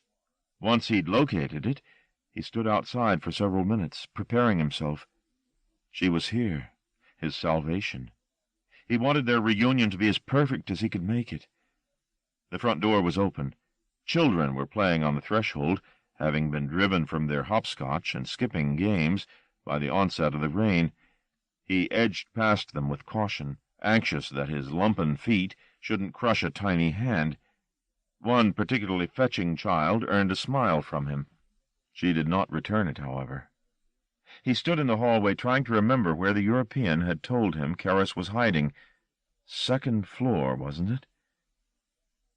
Karis heard somebody moving about on the landing outside the room, but that passage of shabby wood and peeling wallpaper lay across unbridgeable straits, far from her island. She was quite safe where she was. Then somebody outside knocked on the door. A tentative, gentlemanly knock. She didn't answer at first, but when the knocking came again, she said, "Go away." After several seconds' hesitation, the handle of the door was lightly jiggled. "Please," she said as politely as possible, "go away. Marty isn't here." The handle was rattled again, this time more strongly. She heard soft fingers working at the wood. Or was that the slosh of waves on the shore of the island? She couldn't find it in her to be frightened or even concerned. It was good H Marty had brought. Not the best. She'd only had that from Papa. But it took away every fiber of fear. "You can't come in," she told the would-be intruder. "You'll have to go away and come back later." "It's me," the razor-eater tried to say. Even through the haze of sunshine she knew the voice. How could Breer be whispering at the door like this? Her mind was playing unwelcome tricks. She sat up on the bed, while the noise of his pressure on the door increased. Suddenly, tiring of subtlety, he pushed. Once, twice. The lock succumbed too easily, and he stumbled into the room. It wasn't mind play after all. He was here in all his glory. "Found you," he said, the perfect prince. He carefully closed the door behind him and presented himself to her. She looked disbelievingly at him. His broken neck supported by some homemade contraption of wood and bandages, his shabby clothes. He worked at one of his leather gloves to take it off, but it wouldn't come. "I came to see you," he said, the words fractured. "Yes." He pulled at the glove. There was a soft, sickly noise. She looked at his hand. Much of the skin had come off with the glove. He extended this seeping patchwork to her. "You have to help me," he told her. "Are you alone?" she asked him. "Yes." That was something, at least. Perhaps the European didn't even know he was here. He'd come courting, to judge by this pathetic attempt at civility. His dalliance went back to that first encounter in the steam room. She hadn't screamed or puked, and that had won his undying loyalty. "Help me," he moaned. "I can't help you. I don't know how to. Let me touch you. You're ill." The hand was still extended. He took a step forward. Did he think she was an icon of some kind? A talisman that, once touched, cured all sickness? "Pretty," he said. The smell of him was overpowering, but her drugged mind idled. She knew it was important to escape, but how? The door, perhaps. The window? Or just ask him to leave. Come again tomorrow. "Will you go, please?" "Just touch." The hand was within inches of her face. Revulsion overcame her, bypassing the lethargy the island had induced. She swatted the arm away, appalled by even the briefest contact with his flesh. He looked offended. "You tried to harm me," he reminded her. "So many times. I never harmed you once. You wanted to. Him, never me. I want you to be with all my other friends, where nothing can hurt you." The hand, which had returned to his side, suddenly darted up and took her by the neck. "You'll never leave me," he said. "You're hurting me, Anthony." He drew her closer, and bent his head toward her as best he could, given the condition of his neck. In a patch of skin beneath his right eye she could see movement. The closer he came, the more she saw the fat white grubs that had been laid as eggs in his face and were maturing there, awaiting wings. Did he know he was a home for maggots? Was it perhaps a point of pride to be fly-blown? He was going to kiss her. She had no doubt of that.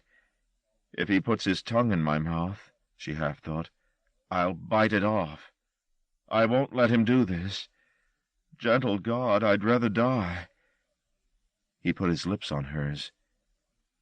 "You are unforgivable," said a thin voice. The door was open. "Let her go." The razor-eater unhanded Karis and drew away from her face. She spat to rinse the kiss off and looked up. Mamulian was in the doorway. Behind him stood two well-dressed young men, one with golden hair, both with winning smiles. "Unforgivable," the European said again, and turned his vacant gaze to Karis. "You see what happens if you desert my custody?" he said. "What horrors come?" She didn't respond. "You're alone, Karis. Your erstwhile protector is dead." "Marty? Dead?" "At his house.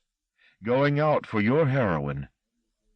She was seconds ahead of him, realizing his error. Maybe it gave Marty an edge on them, if they thought him dead.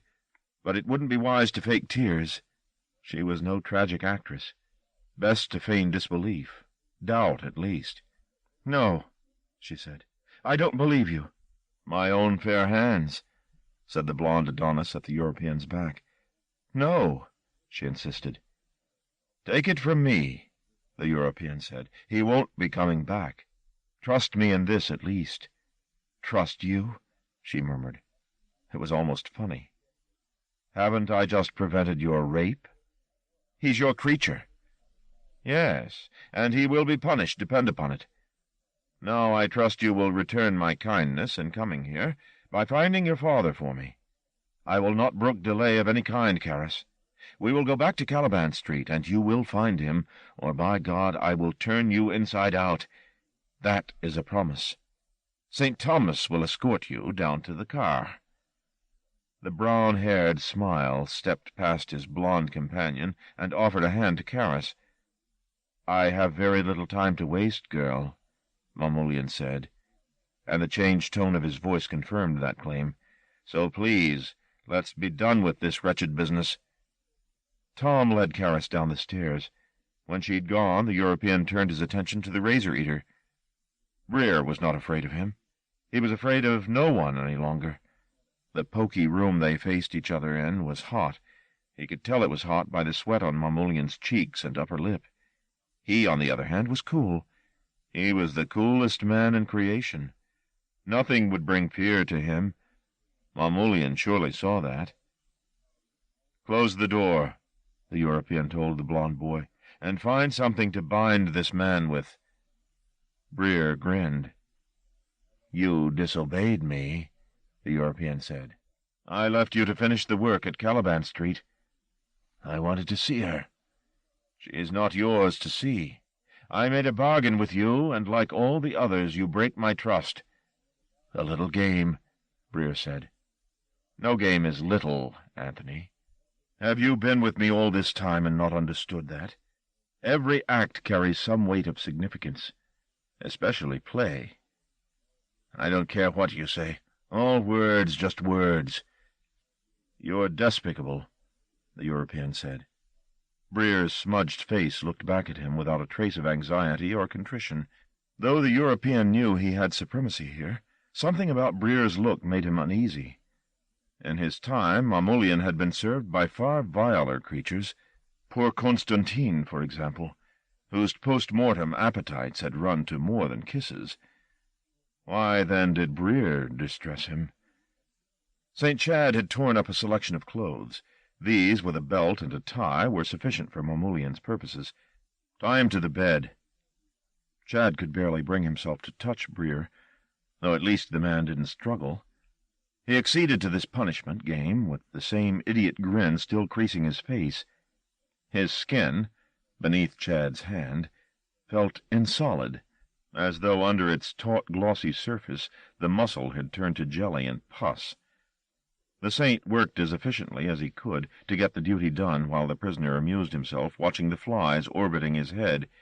Within 3 or 4 minutes Breer was secured hand and foot. Mamoulian nodded his satisfaction. "That's fine. You may go and join Tom in the car. I'll be down in a few moments." Respectfully, Chad withdrew, wiping his hands on his handkerchief as he went. Breer still watched the flies. "I have to leave you now," said the European. "When will you come back?" the razor-eater asked. "Never." Breer smiled. "I'm free, then," he said. "You are dead, Anthony," Mamoulian replied. "What?" Breer's smile began to decay. "You've been dead since the day I found you, hanging from the ceiling. I think perhaps somehow you knew I was coming, and you killed yourself to escape me. But I needed you, so I gave you a little of my life to keep you in my employ." Breer's smile had disappeared altogether. "That's why you're so impervious to pain. You're a walking corpse. The deterioration your body should have suffered in these hot months has been held at bay, not entirely prevented, I'm afraid, but slowed considerably." Breer shook his head. Was this the miracle of redemption? Now I no longer need you, so I withdraw my gift. No! He tried to make a small pleading gesture, but his wrists were bound together, and the bindings bit into the muscle, causing it to buckle and furl like soft clay. "Tell me how to make amends," he offered. "Anything." "There is no way." "Anything you ask, please." "I ask you to suffer," the European replied. "Why?" "For treachery. For being, in the end, like the others." "No, just a little game." "Then let this be a game, too, if it amuses you. 6 months of deterioration pressed into as many hours." Mamoulian crossed to the bed and put his hand on Breer's sobbing mouth, making something very like a snatching gesture. "It's over, Anthony," he said. Breer felt a motion in his lower belly, as though some jittering thing had suddenly twitched and perished in there. He followed the European's exit with upturned eyes. Matter, not tears, gathered at their rims. "Forgive me," he begged his savior. "Please forgive me." But the European had gone quietly, closing the door behind him. There was a brawling on the window-sill. Breer looked from door to window. 2 pigeons had squabbled over some morsel and were now flying off. Small white feathers settled on the sill like midsummer snow. 66. "It is Mr. Halifax, isn't it?" The man inspecting the boxes of fruit in the breezeless wasp-woven yard at the back of the shop turned to Marty. "Yes. What can I do for you?" Mr. Halifax had been out sunbathing, and injudiciously. His face was peeling in places and looked tender.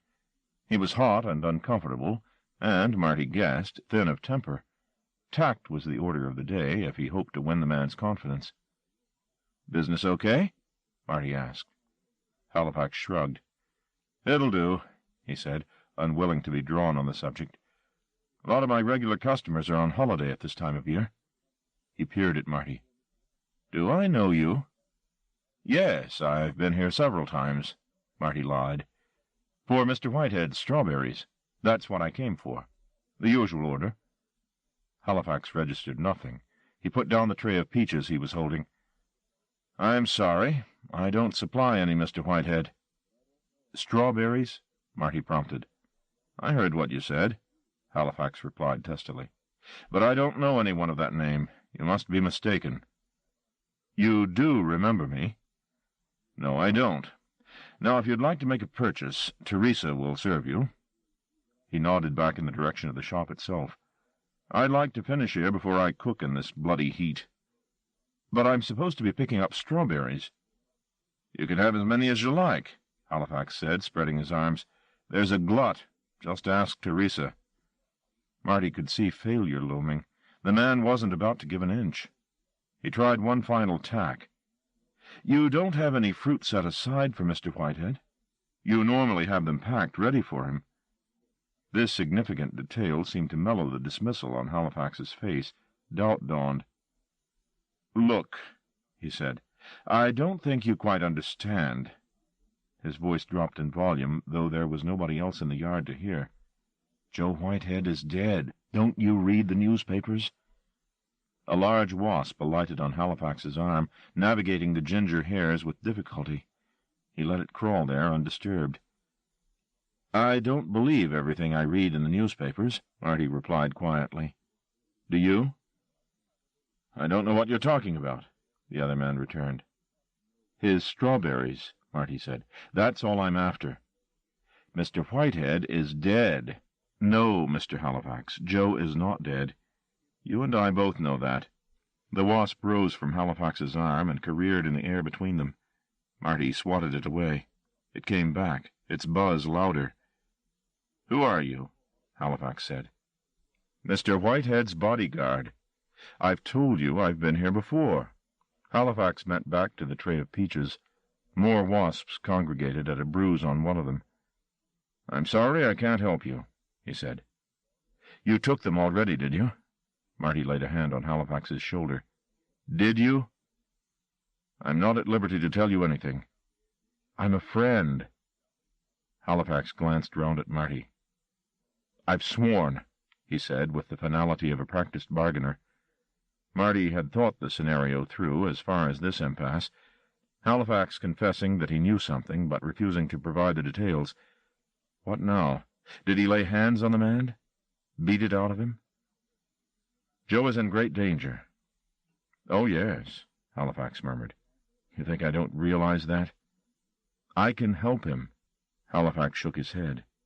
Mr. Whitehead has been a valued customer for a good many years, he explained. He's always had his strawberries from me. I never knew a man love strawberries the way he does. Present tense, Marty commented. Halifax went on as though he hadn't been interrupted. He used to come in here personally before his lady wife died.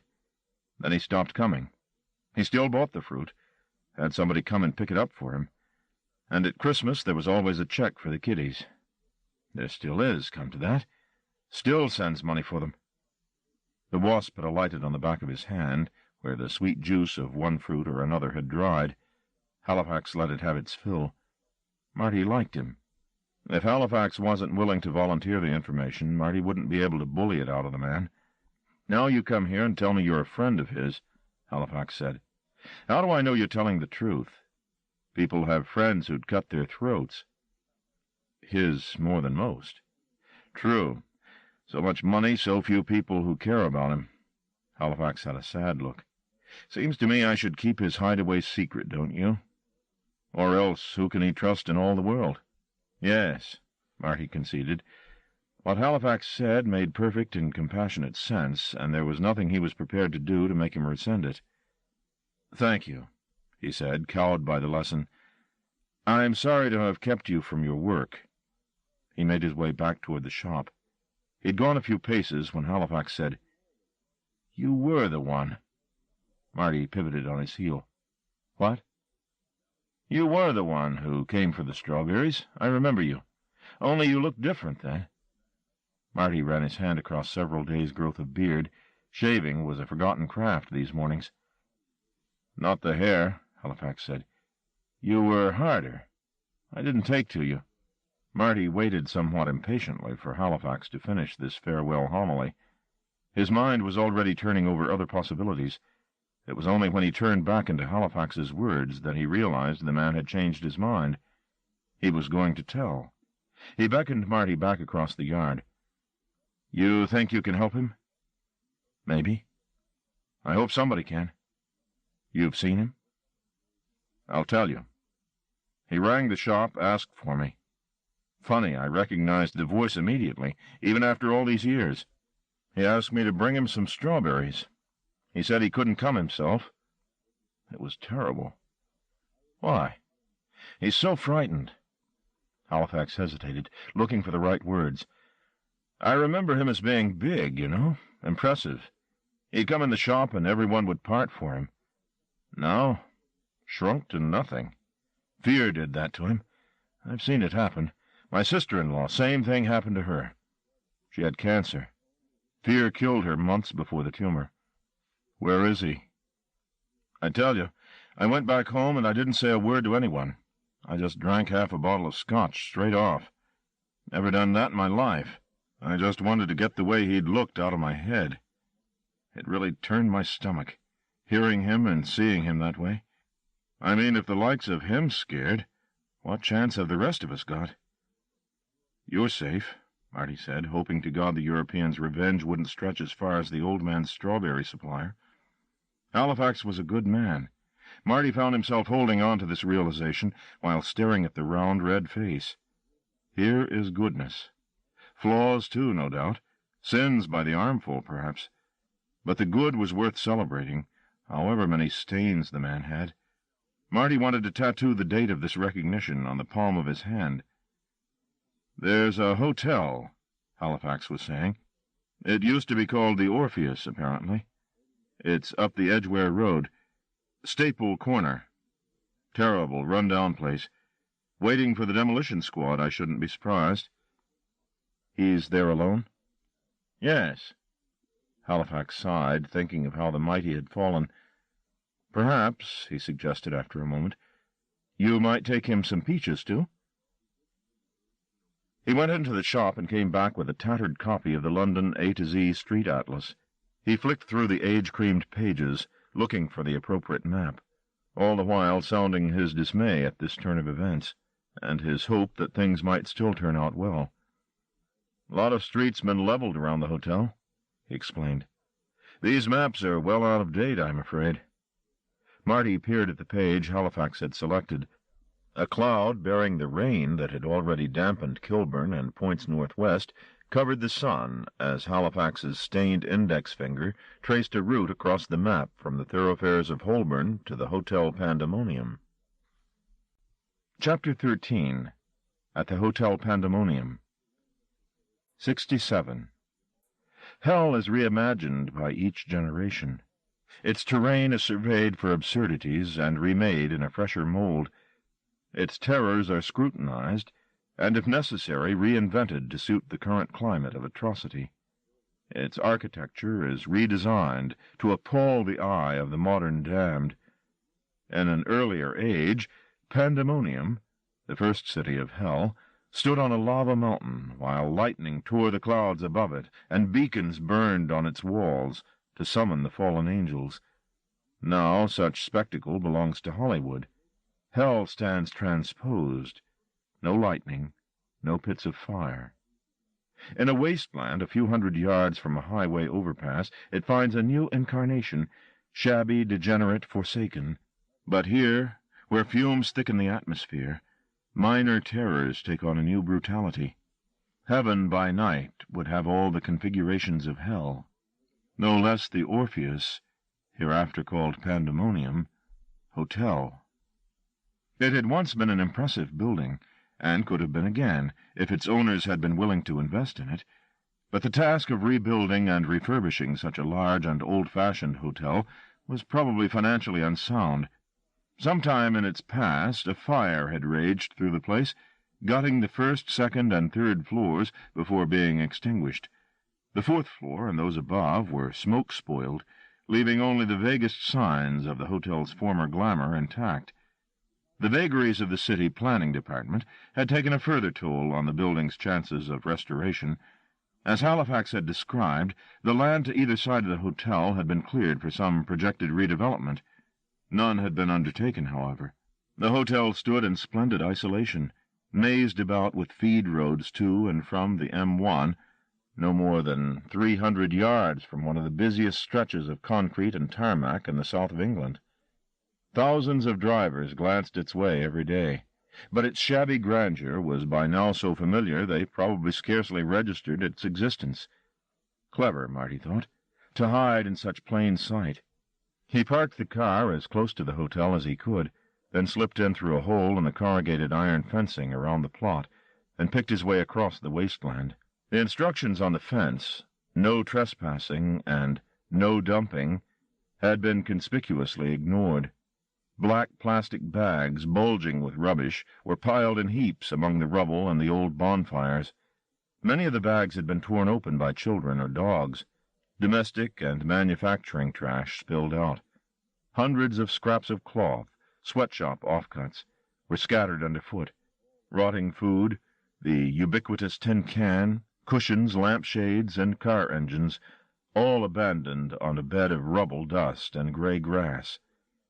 Some of the dogs, wild, Marty guessed, looked up from their scavenging as he advanced, their pale flanks dirty, their eyes yellow in the twilight. He thought of Bella and her gleaming family. These curs hardly seemed of the same species. When he looked their way, they hung their heads and watched him indirectly, like inept spies. He went up to the main entrance of the hotel. The word Orpheus was still clearly carved above the door.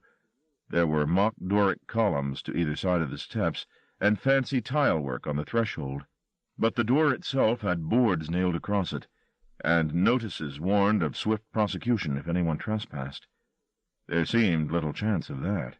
The second, third, and fourth-story windows were boarded up with the same thoroughness as the door.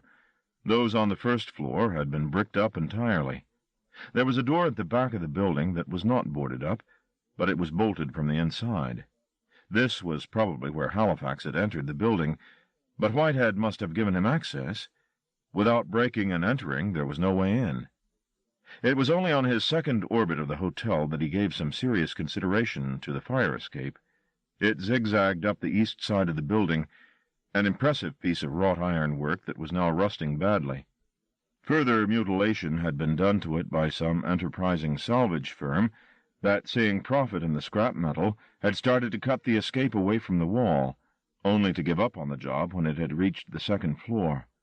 This left the bottom flight missing, the escape's truncated tail hanging 10 or 11 feet from the ground.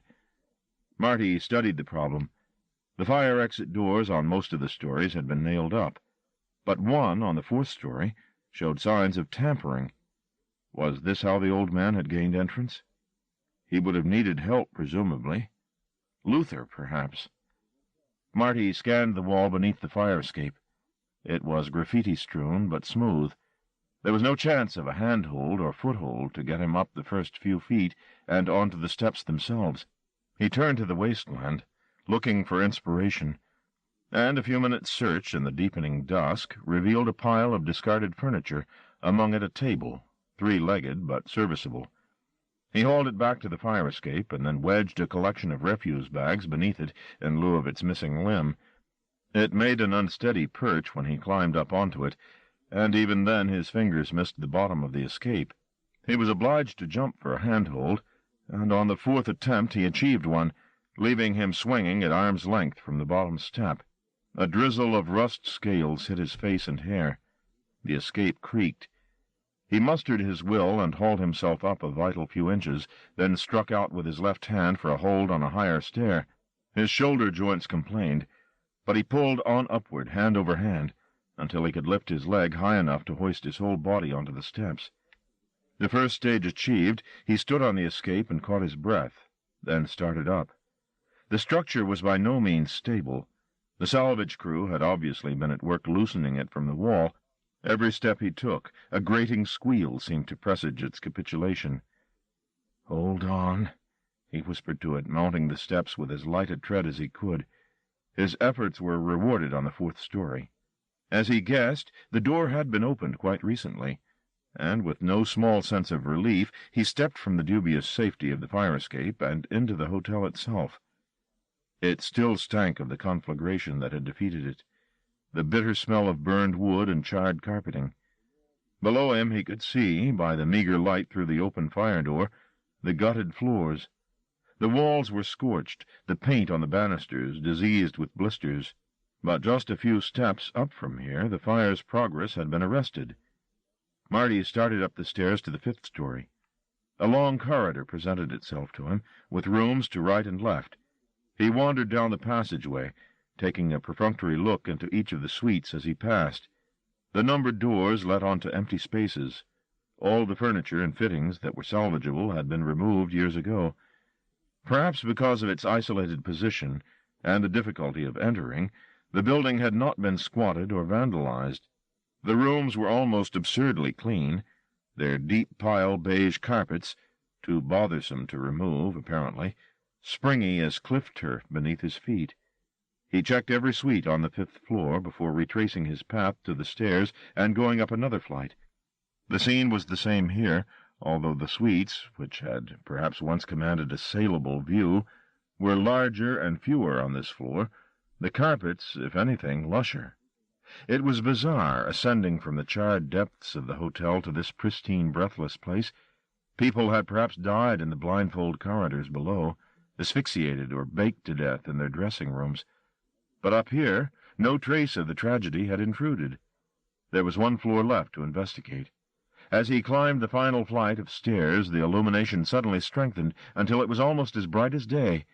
The source was highway light, finding its way through the skylights and ineptly sealed windows. He explored the labyrinthine system of rooms as quickly as possible, pausing only to glance out of the window. Far below he could see the car parked beyond the fence, the dogs engaged in a mass rape. In the second suite he suddenly caught sight of somebody watching him across the vast reception room, only to realize that the haggard face was his own, reflected in a wall-sized mirror.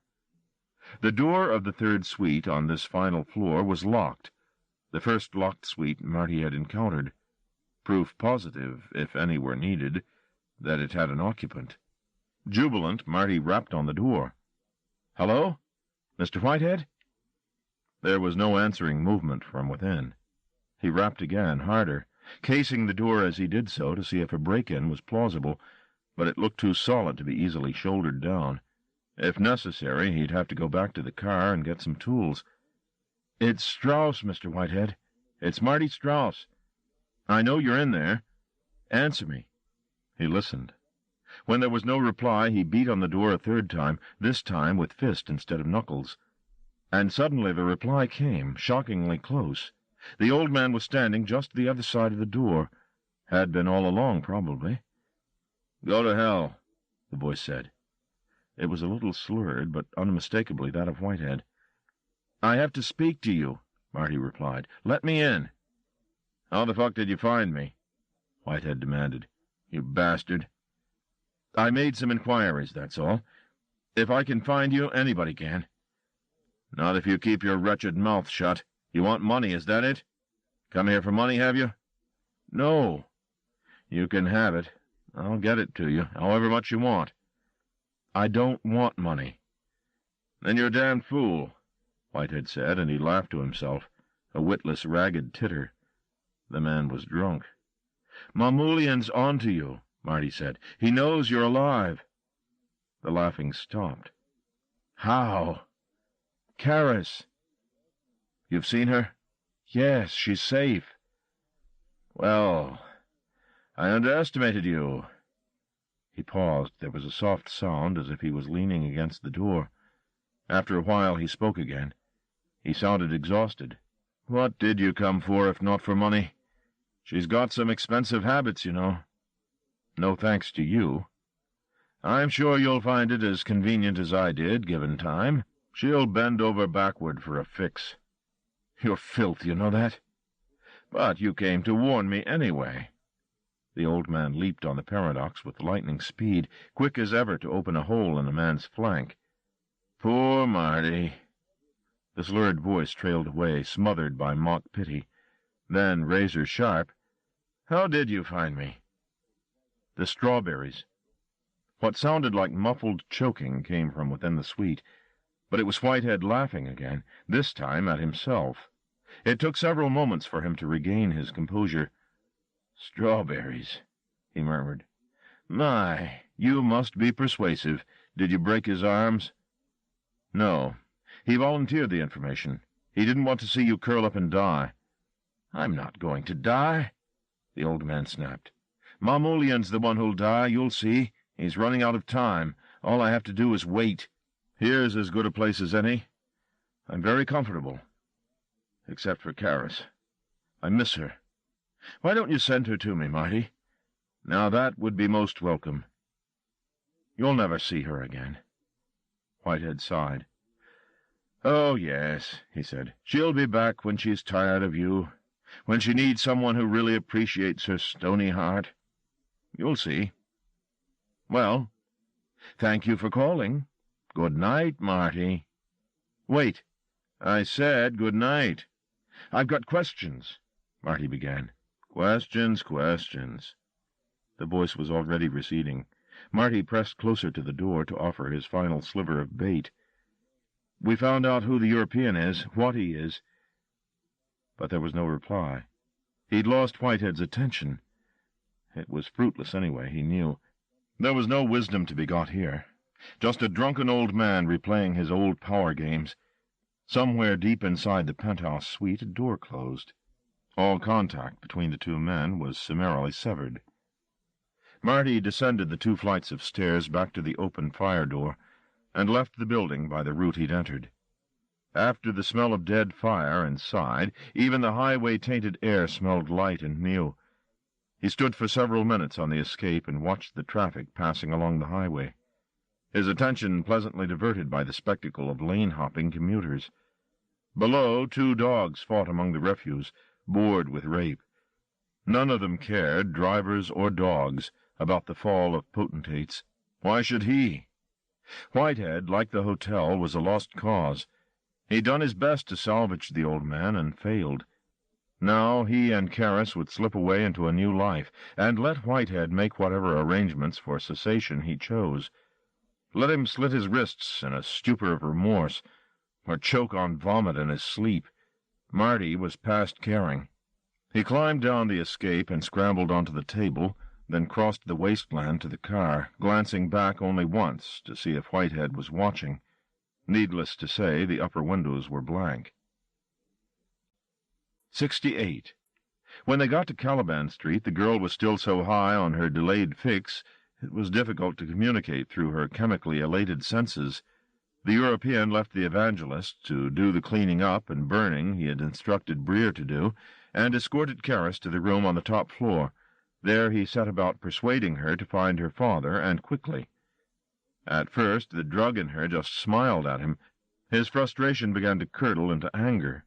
When she started to laugh at his threats, that slow, rootless laughter that was so like the pilgrim's laugh, as if she knew some joke about him that she wasn't telling, his control snapped, and he unleashed a nightmare of such unrestrained viciousness upon her. Its crudity disgusted him almost as much as it terrorized her. She watched in disbelief as the same tide of muck that he'd conjured in the bathroom dribbled and then gushed from her own body.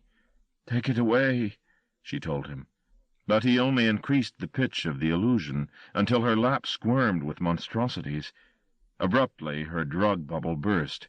A gleam of insanity crept into her eyes as she cowered in the corner of the room, while the things came from her every orifice, struggling to work their way out, then clinging to her with whatever limbs his invention had supplied.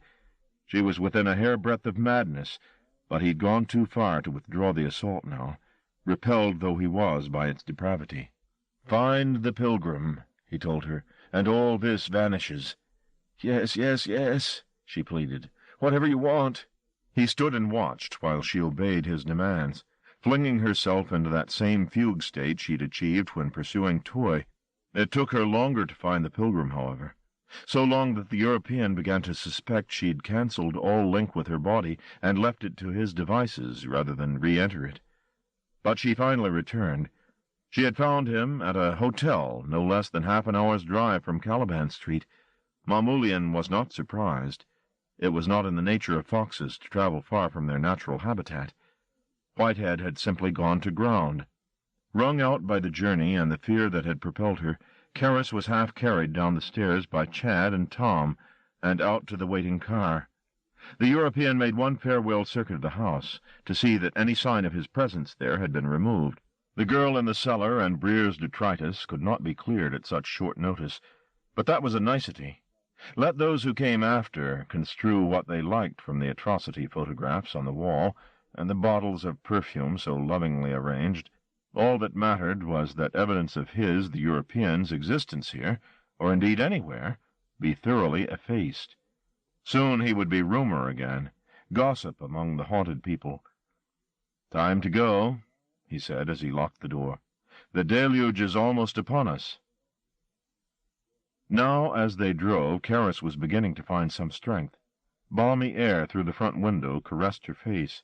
She opened her eyes fractionally and cast them in the direction of the European. He was not looking her way. He was staring out of the window, that aristocratic profile of his, made blander than ever by fatigue. She wondered how her father would fare in the approaching endgame. He was old, but Mamoulian was vastly older. Was age in this confrontation an advantage or a disadvantage? Suppose, the thought occurred to her for the first time, they were equally matched. Suppose the game they were playing ended without defeat or victory on either side, just a 20th century conclusion, all ambiguities. She didn't want that. She wanted finality. Whichever way it went, she knew there was small chance of her survival in the coming deluge. Only Marty could tip the balance in her favor, and where was he now? If he returned to Kilburn and found it deserted, mightn't he assume she'd left him of her own accord? She couldn't predict the way he'd jump. That he was capable of the blackmail with the heroine had come as a shock. One desperate maneuver remained a possibility. To think her way to him, and tell him where she was and why. There were risks in such a gambit. Catching stray thoughts from him was one thing. It was no more than a parlor trick, but attempting to push her way into his head and communicate with him consciously, mind to mind, would require more mental muscle. Even assuming she had the strength to do it, what would the consequences of such an intrusion be for Marty? She pondered the dilemma in a daze of anxiety, knowing the minutes were ticking by, and soon it would be too late for any escape attempt, however desperate. Marty was driving south toward Cricklewood when a pain began at the nape of his neck. It spread rapidly up and over his skull, escalating within 2 minutes to a headache of unparalleled proportions. His instinct was to pick up speed and get back to Kilburn as quickly as possible, but the Finchley road was heavily trafficked, and all he could do was edge along with the flow, the pain worsening every 10 yards. His consciousness, increasingly preoccupied with the upward spiral of pain, focused on smaller and yet smaller bits of information, his perception narrowing to a pinprick. Ahead of the Citroën, the road was a blur. He was almost blinded, and a collision with a refrigerated meat truck was only prevented by the skill of the other driver. He realized that driving any further could be fatal, so he edged out of the traffic as best he could, horns blaring front and behind, and parked inelegantly at the side of the road, then stumbled out of the car to get some air. Completely disoriented, he stepped straight into the middle of the traffic. The lights of the oncoming vehicles were a wall of strobing colors. He felt his knees about to buckle, and only prevented himself from collapsing in front of the traffic by hanging onto the open car door and hauling himself around the front of the Citroën to the comparative safety of the pavement. A single drop of rain fell on his hand. He peered at it, concentrating to bring it into focus. It was bright red. Blood, he thought dimly. Not rain, blood. He put his hand up to his face. His nose was bleeding copiously. The heat ran down his arm and into the rolled sleeve of his shirt. Digging into his pocket, he pulled out a handkerchief and clamped it under his nose, then staggered across the pavement to a shop front. In the window he caught his reflection. Fish swam behind his eyes. He fought the illusion, but it persisted. Brilliantly colored exotica, blowing bubbles inside his skull. He stood away from the glass and took in the words painted on it. Cricklewood Aquarium Supplies. He turned his back on the guppies and the ornamental carp and sat on the narrow sill. He had begun to shake. This was Mamoulian's doing, was all he could think. If I give in to it, I'll die. I must fight. At all costs, fight. Karis spoke the word escaping from her lips before she could prevent it. Marty. The European looked at her. Was she dreaming? There was sweat on her swollen lips. Yes, she was. Of Congress with Strauss, no doubt. That was why she spoke his name with such demand in her tone. Marty. Yes, for certain she was dreaming the arrow and the wound. Look how she trembled. Look how her hands ran between her legs. A shameful display. How far now? He asked St. Tom, who was consulting the map. 5 minutes, the youth replied. Fine night for it, Chad said. Marty? He looked up, narrowing his eyes to improve his vision of the street, but he could not see his interrogator. The voice was in his head. Marty? It was Karis' voice, horribly distorted. When it spoke, his skull seemed to creak, his brain blowing up to the size of a melon. The pain was unbearable. Marty! Shut up, he wanted to say, but she wasn't there to tell. Besides, it wasn't her, it was him. It, the European. The voice was now replaced by the sound of somebody's breath, not his own. His was a sickening pant. This was a sleepy rhythm. The blur of the street was darkening. The ache in his head had become heaven and earth. He knew if he didn't get help, he'd die. He stood up, blind. A hissing had filled his ears now, which all but blocked the din of traffic mere yards from him. He stumbled forward. More blood streamed from his nose. Somebody help me. An anonymous voice filtered through the chaos in his head. The words it spoke were incomprehensible to him, but at least he was not alone. A hand was touching his chest. Another was holding his arm. The voice he'd heard was raised in panic. He wasn't sure if he made any reply to it. He wasn't even sure if he was standing up or falling down. What did it matter, anyway? Blind and deaf, he waited for some kind person to tell him he could die. They drew up in the street a short way from the Orpheus Hotel. Mamoulian got out and left the evangelists to bring Karis. She had begun to smell, he'd noted, that ripe smell he associated with menstruation. He strode on ahead, stepping through the rent fence and onto the no-man's land that surrounded the hotel. Desolation pleased him. The heaps of rubble, the piles of abandoned furniture. By the sickly light of the highway, the place had a glamour about it. If last rites were to be performed, what better place than here? The pilgrim had chosen well. "This is it?" said St. Chad, following on. "It is. Will you find a point of access for us?" "My pleasure. Only do it quietly, if you will." The young man skipped off across the pit-fraught ground, stopping only to select a piece of twisted metal from among the rubble to force an entry. "So resourceful, these Americans," Mamoulian mused, as he picked his way after Chad. "No wonder they ruled the world. Resourceful, but not subtle." At the front door, Chad was tearing the planks away without much regard for surprise attacks. "Can you hear?" he thought to the pilgrim. "Do you know I'm down here, so close to you at last?" He turned his cold eyes up to the top of the hotel. His belly was acid with anticipation.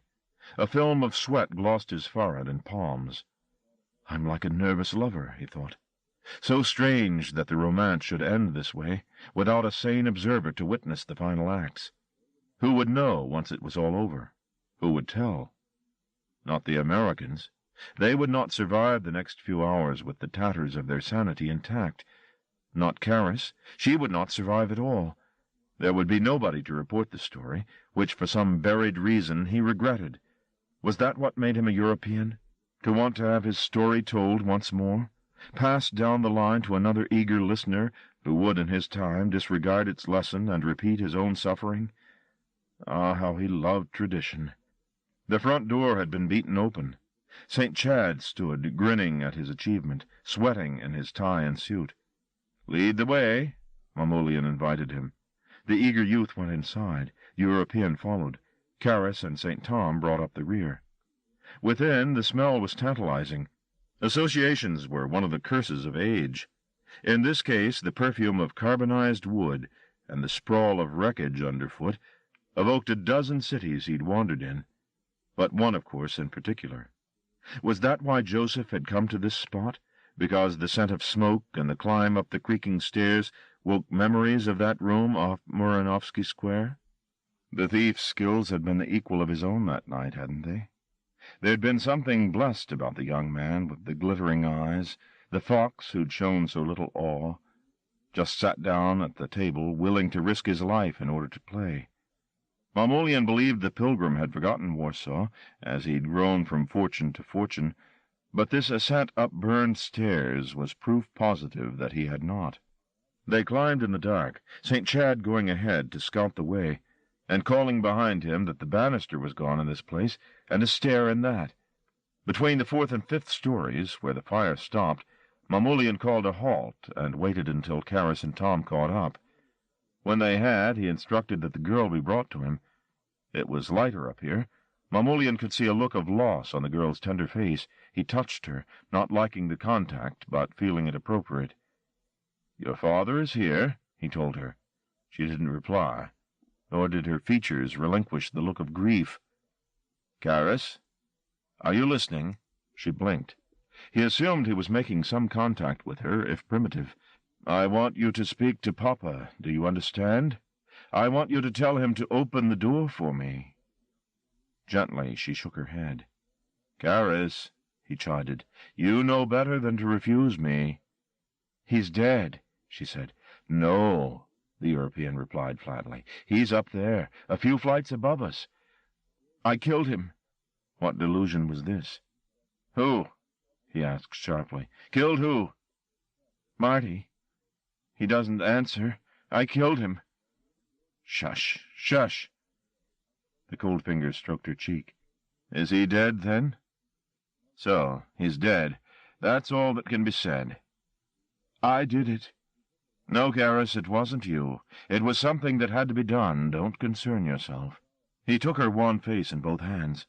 Often he had cradled her head when she was a child, proud that she was the Pilgrim's fruit.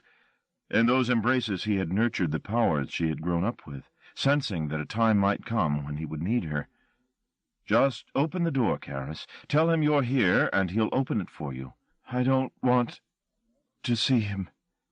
"But I do. You'll be doing me a great service, and once it's over there'll be nothing to be afraid of ever again. I promise you that." She seemed to see some sense in this. "The door," he prompted. "Yes." He loosed her face, and she turned away from him to climb the stairs. In the deep pile comfort of his suite, his jazz playing on the portable hi-fi — he had personally lugged up 6 flights — Whitehead had heard nothing. He had all that he needed: drink, books, records, strawberries. A man might sit out the apocalypse up here, and be none the worse for it. He had even brought some pictures, the early Matisse from the study, reclining nude, Quai Saint-Michel, a Miro and a Francis Bacon. The last was a mistake. It was too morbidly suggestive, with its hints of flayed flesh. He'd turned it to the wall, but the Matisse was a joy even by candlelight. He was staring at it, never less than enchanted by its casual facility, when the knocking came. He stood up. It was many hours, he'd lost track of time, since Strauss had been here. Had he come again? Somewhat groggy with vodka, Whitehead lurched along the hall of the suite and listened at the door. "Papa?" It was Caris. He didn't answer her. It was suspicious, her being here. "It's me, Papa, it's me." "Are you there?" Her voice was so tentative. She sounded like a child again. Was it possible Strauss had taken him at his word and sent the girl to him? Or had she simply come back of her own accord, the way Evangeline had after cross words? Yes, that was it. She'd come because, like her mother, she couldn't help but come. He began to unlock the door, fingers awkward in anticipation. "Papa?" At last he got the best of the key and the handle and opened the door. She wasn't there. Nobody was there. Or so he thought at first. But even as he stepped back into the hall of the suite, the door was thrown wide, and he was flung against the wall by a youth whose hands seized him at neck and groin and pinned him flat. He dropped the vodka bottle he was carrying and threw up his hands to signify his surrender. When he'd shaken the assault from his head, he looked over the youth's shoulder, and his bleary eyes came to rest on the man who had followed the youth in. Quietly, and quite without warning, he began to cry. They left Caris in the dressing-room beside the master bedroom of the suite. It was empty, but for a fitted wardrobe and a pile of curtains which had been removed from the windows and then forgotten. She made a nest in their musty folds and lay down. A single thought circled in her head. I killed him. She had felt his resistance to her investigation, felt the tension building in him, and then nothing. The suite, which occupied a quarter of the top story, boasted 2 views. One was of the highway, a garish ribbon of headlights. The other, that let on to the east side of the hotel, was gloomier. The small dressing-room window faced this second view, a stretch of wasteland, then the fence and the city beyond it. But from her position lying on the floor, all of that was out of sight. All she could see was a sky field, across which the blinking lights of a jet crept. She watched its circling descent, thinking Marty's name. Marty. They were lifting him into an ambulance. He still felt sick to the pit of his stomach, with the roller coaster he'd been on. He didn't want consciousness, because with it came the nausea. The hissing had gone from his ears, however, and his sight was intact. What happened? Hit and run? Somebody asked him. He just fell down, a witness replied. I saw him. Fell down in the middle of the pavement. I was just coming out of the newsagent's when I... Marty. And there he was. Marty. His name was sounding in his head, clear as a spring morning bell. There was a renewed trickle of blood from his nose, but no pain this time. He raised his hand to his face to stem the flow, but a hand was already there, staunching and wiping. You'll be all right, a man's voice said.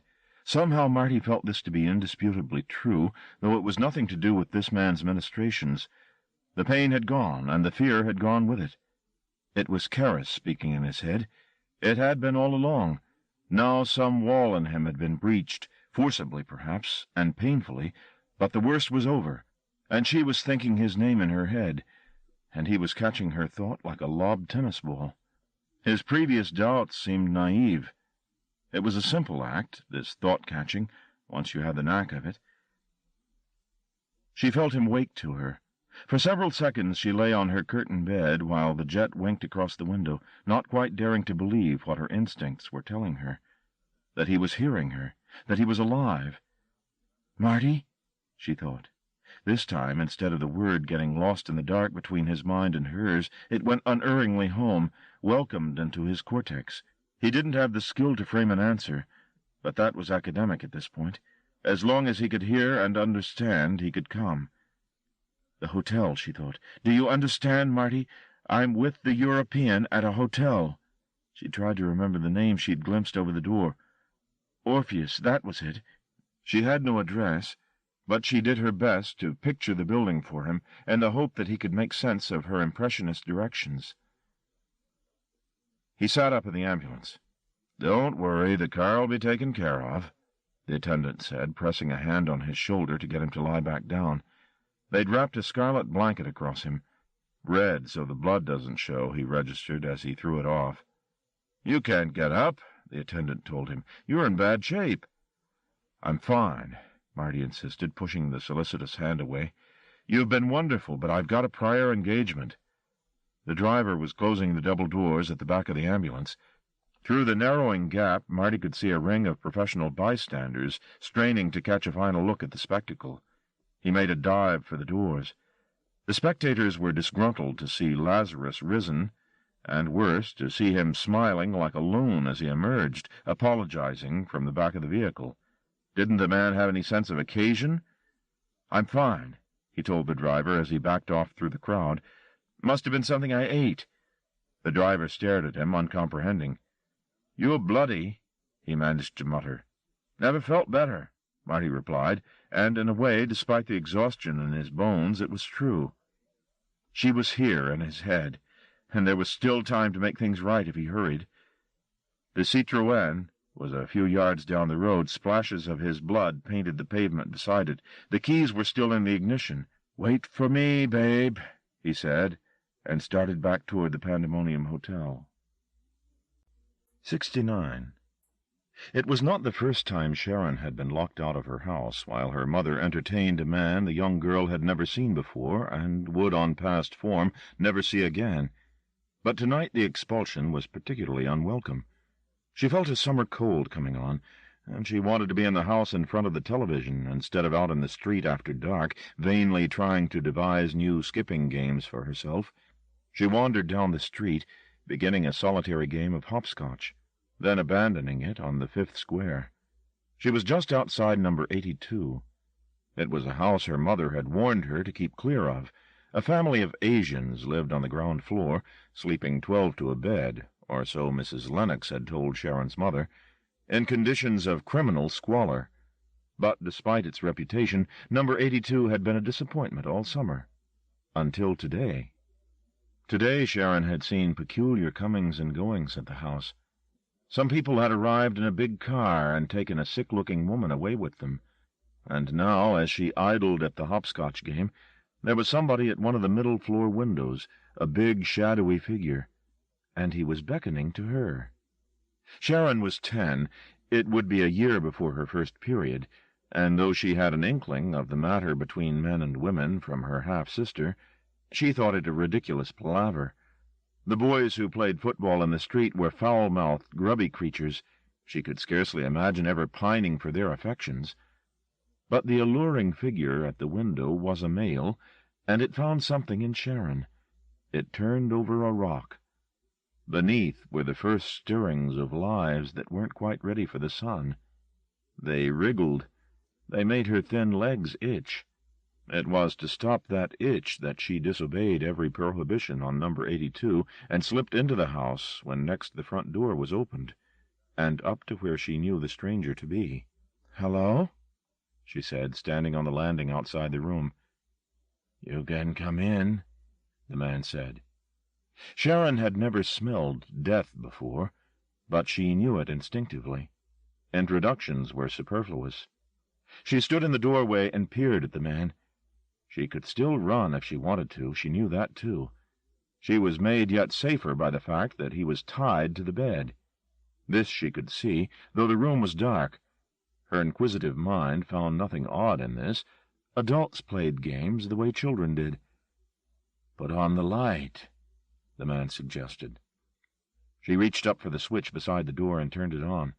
The weak bulb lit the prisoner strangely. By it he looked sicker than anybody Sharon had ever set eyes on. He had obviously dragged the bed across the room to the window, and in so doing the ropes that tied him had bitten into his gray skin, so that shiny brown fluids, not quite like blood, covered his hands and trousers and spattered the floor at his feet. Black blotches made his face, which was also shiny, piebald. "Hello," he said. His voice was warped, as though he was speaking out of a cheap radio. Its weirdness amused her. "Hello," she said back. He gave her a lopsided grin, and the bulb caught the wetness of his eyes, which were so deep in his head she could scarcely make them out. But when they moved, as they did now, the skin around them fluttered. "I'm sorry to call you away from your games," he said. She dawdled in the door, not quite certain whether to go or stay. "I shouldn't really be here," she teased. "Oh," he said, rolling his eyes up until all the whites showed. "Please don't go." She thought he looked comical with his jacket all stained and his eyes rolling. "If Marilyn found out I'd been here—" "Your sister, is that?" "My mother. She'd hit me." The man looked doleful. "She shouldn't do that," he said. "Well, she does." "That's shameful," he replied mournfully. "Oh, she won't find out," Sharon reassured him. The man was more distressed by her talk of a beating than she'd intended. "Nobody knows I'm here." "Good," he said. "I wouldn't want any harm to come to you on my account." "Why are you all tied up?" she inquired. "Is it a game?" "Yes, that's all it is." "Tell me, what's your name?" "Sharon." "You're quite right, Sharon. It's a game. Only I don't want to play any more. It's started to hurt me. You can see." He raised his hands as far as he could to show how the bindings bit. A diet of flies, disrupted from their laying, buzzed about his head. "Are you any good at untying knots?" he asked her. "Not very." "Could you try? For me?" "Suppose so," she said. "Only I'm feeling very tired. Come in, Sharon. Close the door." She did as she was told. There was no threat here, just a mystery, or two, maybe, death and men, and she wanted to know more. Besides, the man was ill. He could do her no harm in his present condition. The closer she got to him, the worse he looked. His skin was blistering, and there were beads of something like black oil dotting his face. Beneath the smell of his perfume, which was strong, there was something bitter. She didn't want to touch him, sorry as she felt for him. "Please," he said, proffering his bound hands. The flies roved around, irritated. There were lots of them, and they were all interested in him, in his eyes, in his ears. "I should get a doctor," she said. "You're not well." "No time for that," he insisted. "Just untie me, then I'll find a doctor myself, and nobody need know you've been up here." She nodded, seeing the logic of this, and approached him through the cloud of flies to untie the restraints. Her fingers were not strong, her nails bitten to the quick, but she worked at the knots with determination, a charming frown flowing the perfect plane of her brow as she labored. Her efforts were hampered by the flow of yolky fluid from his broken flesh, which gummed up everything. Once in a while she'd turn her hazel eyes up to him. He wondered whether she could see degeneration occurring in front of her. If she could, she was too engrossed in the challenge of the knots to leave. Either that, or she was willingly unleashing him, aware of the power she wielded in so doing. Only once did she show any sign of anxiety, when something in his chest seemed to fail, a piece of internal machinery, slipping into a lake around his bowels. He coughed and exhaled a breath that made sewerage smell like primroses. She turned her head away and pulled a face. He apologized politely, and she asked him not to do it again, then went back to the problem at hand. He waited patiently, knowing that any attempt to hurry her along would only spoil her concentration. But in time she got the measure of the riddle, and the binding began to loosen. His flesh, which was now the consistency of softened soap, skidded off the bone of his wrists as he pulled his hands free. "Thank you," he said. "Thank you. You've been very kind." He bent to untie the ropes at his feet, his breath, or what passed for it, a gritty rattle in his chest. "I'll go now," she said. "Not yet, Sharon," he replied. Speaking was drudgery now. "Please don't go yet." "But I have to be home." The razor-eater looked at her creamy face.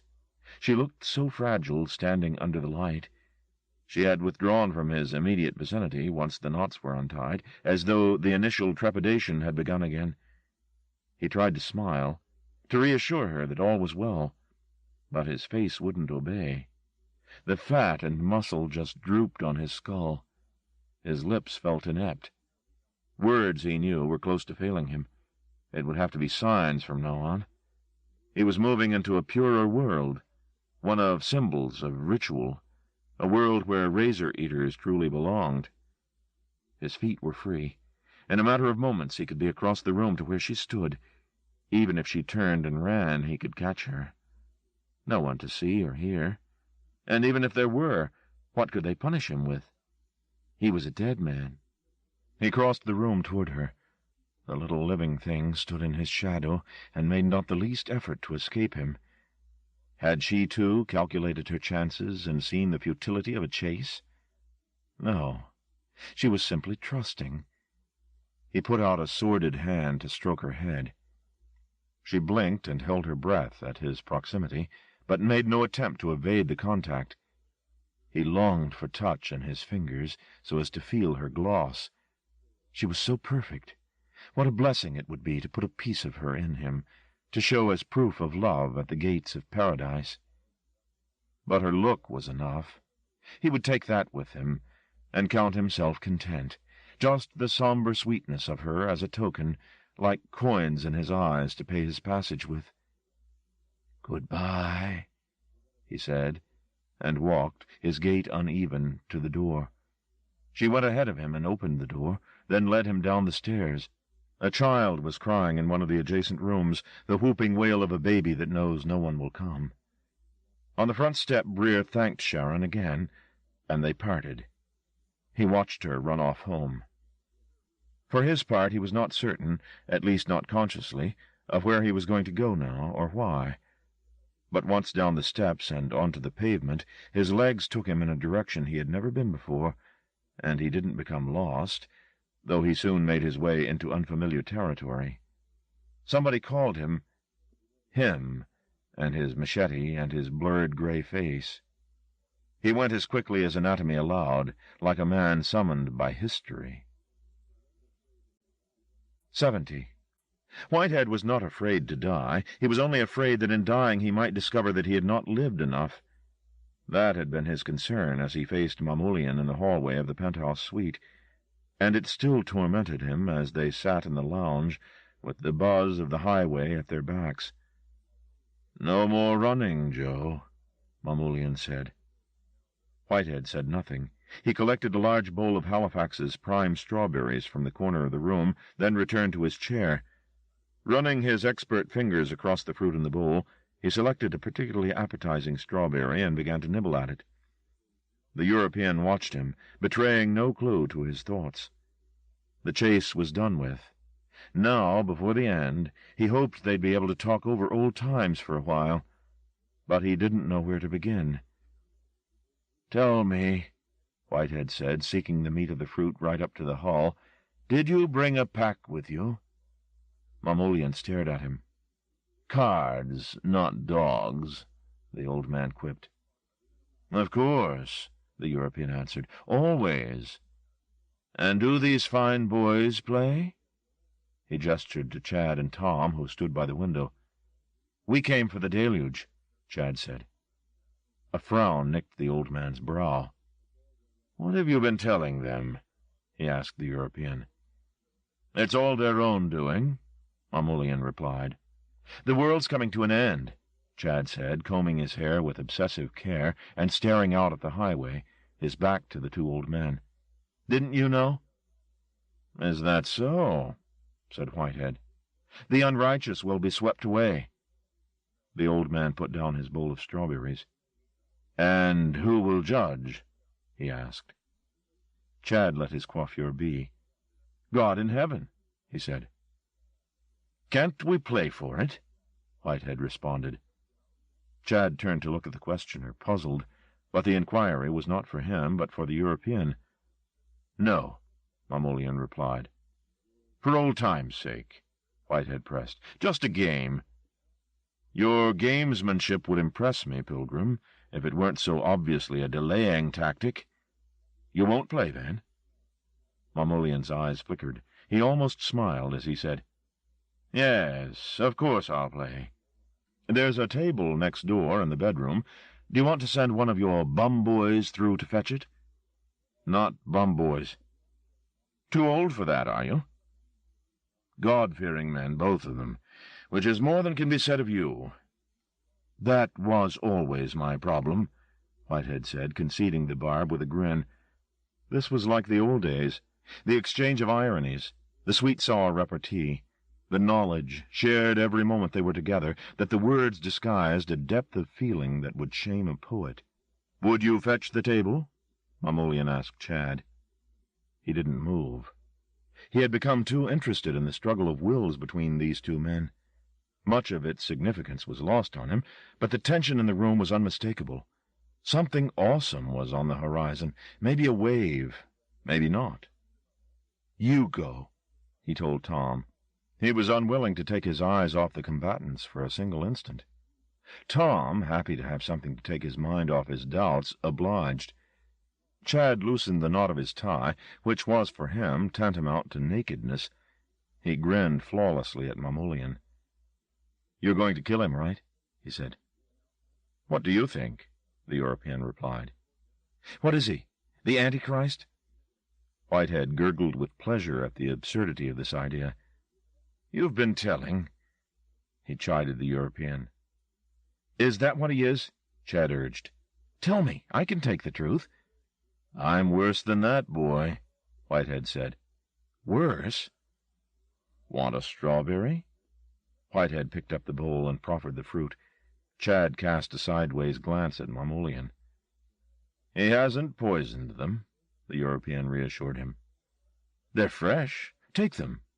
Go next door and leave us in peace." Tom had returned with a small bedside table. He set it down in the middle of the room.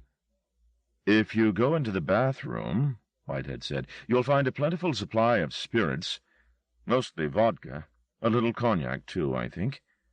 "We don't drink," Tom said. "Make an exception," Whitehead replied.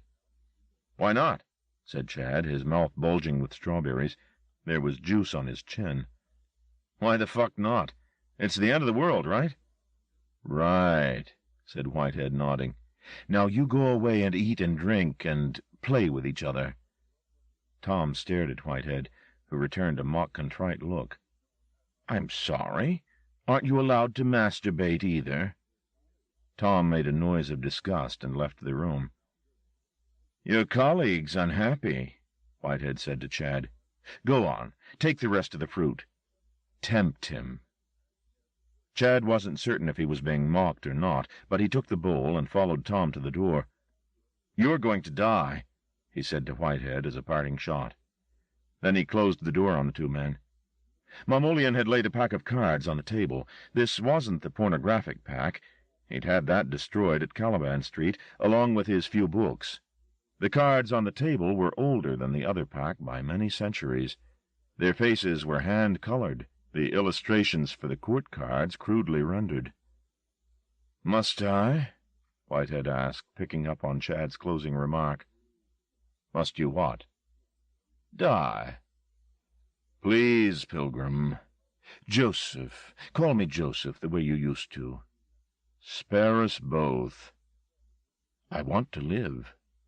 "Of course you do." "What happened between us? It didn't harm you, did it?" Mamoulian offered the cards for Whitehead to shuffle and cut. When the offer was ignored, he did the job himself, manipulating the cards with his one good hand. "Well, did it?" "No," the European replied. "No, not really."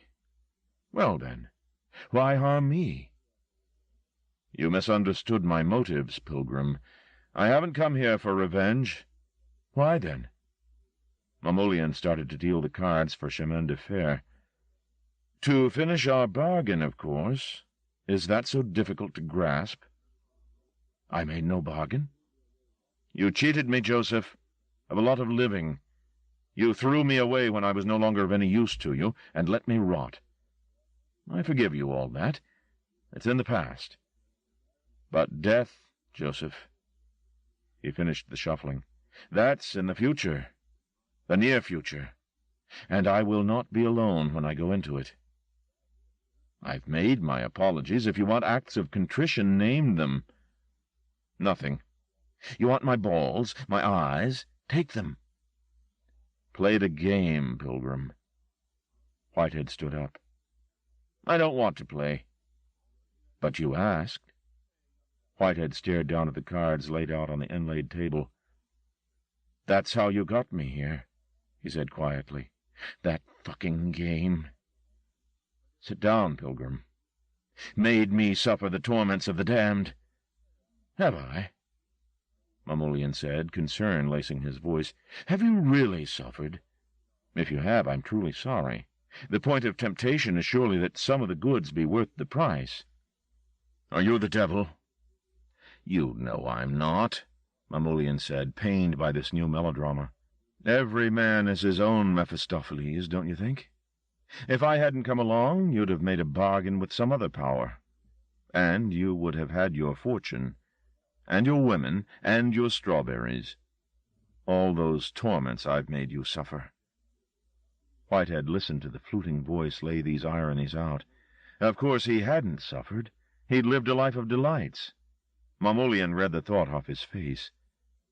"If I'd really wanted you to suffer," he said, snail-slow, "I could have had that dubious satisfaction many years ago, and you know it." Whitehead nodded. The candle, which the European now lifted onto the table beside the dealt cards, guttered. "What I want from you is something far more permanent than suffering," Mamoulian said. "Now play. My fingers are itching." 71.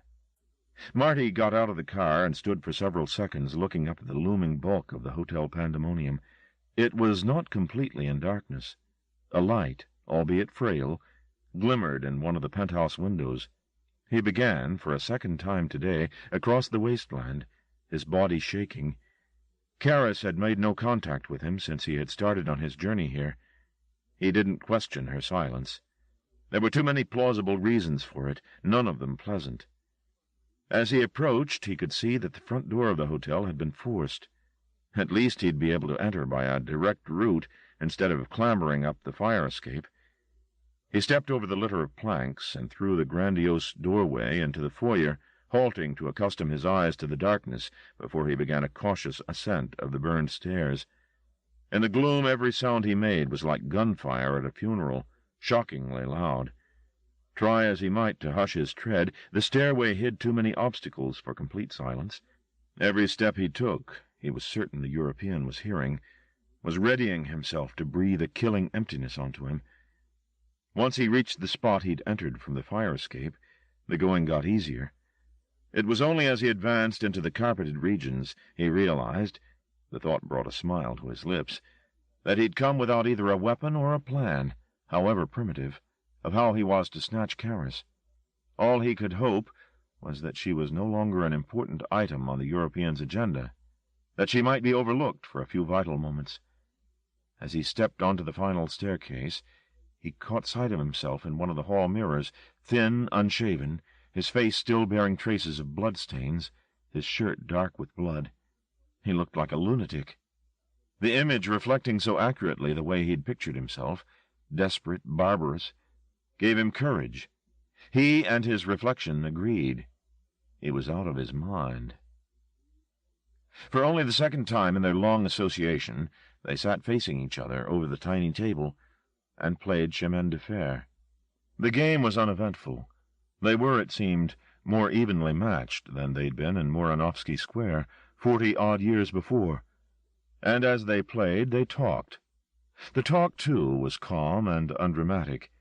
Of Evangeline, of how the market had fallen of late, of America, even, as the game progressed, of Warsaw. "Have you ever been back?" Whitehead asked. The European shook his head. "It's terrible what they did." "The Germans?" "The city planners." They played on. The cards were shuffled and dealt again, shuffled and dealt. The breeze of their motions made the candle flame flicker. The game went one way, then the other. The conversation faltered and began again, chatty, almost banal. It was as though in these last minutes together, when they had so much to say, they could say nothing of the least significance, for fear it opened the floodgates. Only once did the chat show its true colors, escalating from a simple remark to metaphysics in mere seconds. "I think you're cheating," the European observed lightly. "You'd know if I was. All the tricks I use are yours." "Oh, come now. It's true. Everything I learned about cheating I learned from you." The European looked almost flattered. "Even now," Whitehead said. "Even now what?" "You're still cheating, aren't you? You shouldn't be alive, not at your age. It's true. You look the way you did in Warsaw, give or take a scar. What age are you? 100? 150? Older. And what's it done for you? You're more afraid than I am. You need someone to hold your hand while you die. And you chose me. Together we might never have died." "Oh? We might have founded worlds." "I doubt it." Mamoulian sighed. "It was all appetite, then, from the beginning." "Most of it." "You never cared to make sense of it all?" "Sense? There's no sense to be made. You told me that, the first lesson. It's all chance." The European threw down his cards, having lost the hand. "Yes," he said. "Another game?" Whitehead offered. "Just one more. Then we really must be going." At the head of the stairs, Marty halted. The door of Whitehead's suite was slightly ajar. He had no idea of the geography of the rooms beyond. The two suites he'd investigated on this floor had been totally different, and he could not predict the layout of this one from theirs. He thought back to his earlier conversation with Whitehead. When it was over, he'd had the distinct impression that the old man had walked quite a distance before an interior door had closed to bring an end to the exchange. A long hallway, then, possibly offering some hiding places. It was no use hesitating. Standing there juggling his odds only worsened the nervous anticipation he felt. He must act. At the door itself he halted again. There was a murmur of voices from inside, but muffled, as if the speakers were beyond closed doors. He put his fingers on the door of the suite and pushed gently. It swung open a few more inches, and he peered inside. There was, as he'd guessed, an empty corridor leading into the suite itself. Off it, 4 doors. 3 were closed, 1 ajar. From behind one of the closed doors came the voices he'd heard. He concentrated, trying to pick some sense from the murmur, but he failed to catch more than an odd word. He recognized the speakers, however. One was Whitehead, the other Mamoulian, and the tone of the exchange was apparent, too. Gentlemanly, civilized. Not for the first time he longed to possess the ability to go to Karis the way that she had come to him. to seek out her location with mind alone, and to debate the best means of escape. As it was, all, as ever, was chance. He advanced along the hallway to the first closed door and surreptitiously opened it. Though the lock made some noise, the voices in the far room murmured on, unalerted to his presence. The room he peered into was a cloakroom, no more. He closed the door and advanced a few more yards down the carpeted corridor. Through the open door he could hear movement, and the clink of glass. A candle shadow, thrown by someone inside, flitted across the wall. He stood absolutely still, reluctant to retreat a foot now that he'd got so far. Voices drifted from the adjacent room. "Shit, Chad," the speaker sounded almost fearful. "What the fuck are we doing here? I can't think properly." The objection was met with laughter. "You don't need to think. We're on God's work here, Tommy. Drink up." "Something terrible's going to happen," Tom said. "Sure as shit," Chad replied. "Why do you think we're here? Now drink." Marty had rapidly worked out the identity of this pair. They were here on God's work, including murder. He had seen them buying ice creams in the afternoon sun, with their bloody knives safely pocketed. Fear overrode the urge to revenge, however. He had little enough chance of getting out of here alive as it was. There was one last door to be investigated, directly opposite the room occupied by the young Americans. In order to check it, he would have to cross in front of the open door. The lazy voice began again. "You look like you want to puke." "Why don't you let me alone?" the other replied. He seemed, or was this just wishful thinking, to be moving away. Then came the unmistakable sound of retching. Marty held his breath. Would the other youth go to his companion's aid? He prayed so. "You okay, Tommy?" The voice changed timbre as the speaker moved. Yes, he was walking away from the door. Taking Chance by the throat, Marty stepped smartly off from the wall, opened the final door, closing it behind him. The room he had entered was not large, but it was dark. By the little light there was, he could see a figure lying curled up on the floor. It was Karis. She was sleeping. Her even exhalations marked a gentle rhythm. He went to where she lay. How to wake her, that was the problem. Next door, one wall away, was the European. If she made the slightest sound as he roused her, he would surely hear. And if he didn't, the Americans would. He went down on his haunches and gently laid his hand over her mouth, then shook her shoulder. She seemed resistant to waking. She frowned in her sleep and muttered some complaint. He bent closer to her and risked hissing her name urgently into her ear. That did the trick. Her eyes sprang open, wide as an astonished child's. Her mouth formed a cry against his palm. Recognition came the instant before she gave voice. He removed his hand. There was no welcoming smile. Her face was pallid and grim, but she touched his lips with her fingertips in welcome. He stood up, offering her a hand. Next door, a row had suddenly erupted. The mellow voices were raised in mutual accusation. Furniture was being overturned. Mamoulian shouted for Chad. In answer, there came the thud of feet from the bathroom. Damn! There was no time for tactical thinking. They'd have to make a break for it, and take what the moment offered, good or bad. He pulled Karis to her feet and crossed to the door.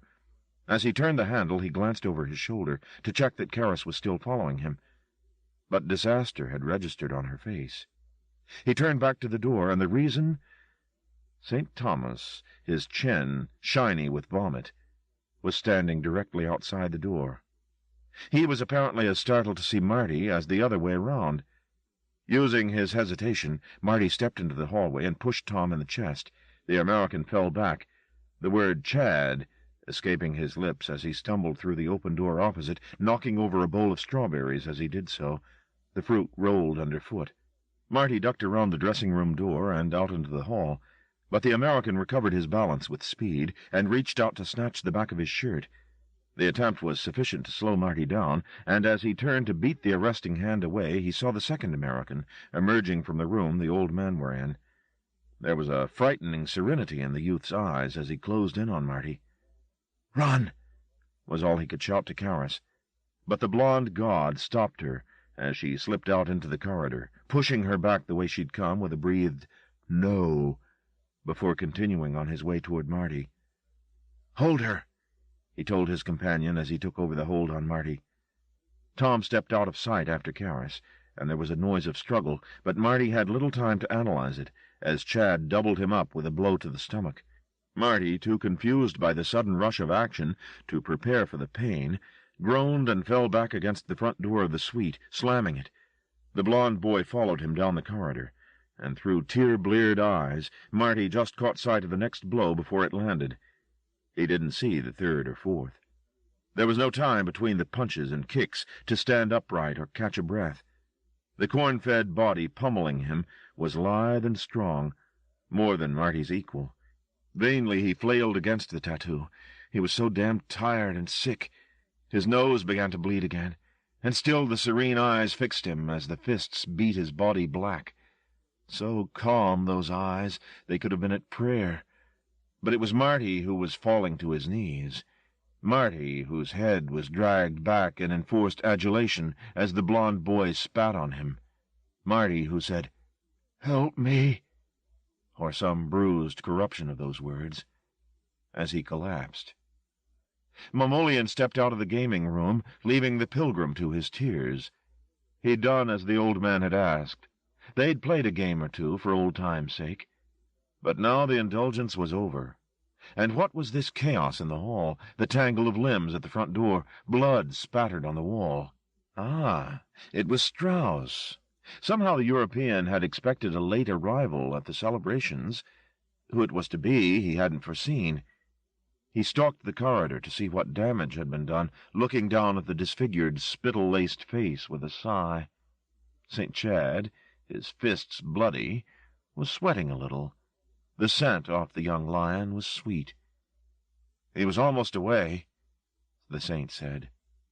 "Indeed," the European replied, gesturing for the youth to give him room. From his collapsed position on the hall floor, Marty gazed up at the last European. The air between them seemed to be itching. Marty waited. Surely the killing stroke would follow quickly. But there was nothing, except the gaze from those non-committal eyes. Even in his broken state, Marty could see the tragedy written in the mask of Mamolian's face. It no longer terrified him, simply fascinated. This man was the source of the nullity he had barely survived in Caliban Street.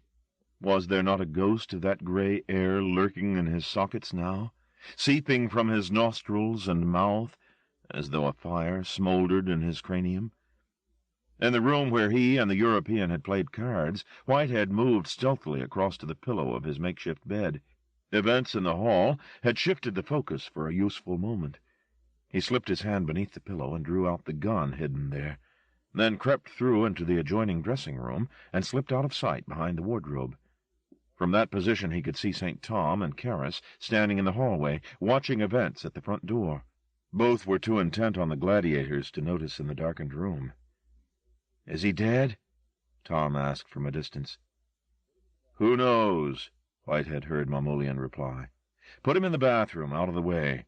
Whitehead watched as Strauss' inert bulk was hauled past the door and into the room opposite, to be dumped in the bathroom. Mamolian approached Karras. "You brought him here," he said simply. She didn't reply. Whitehead's gun hand itched. From where he was standing, Mamolian made an easy target, except that Karras stood in the way.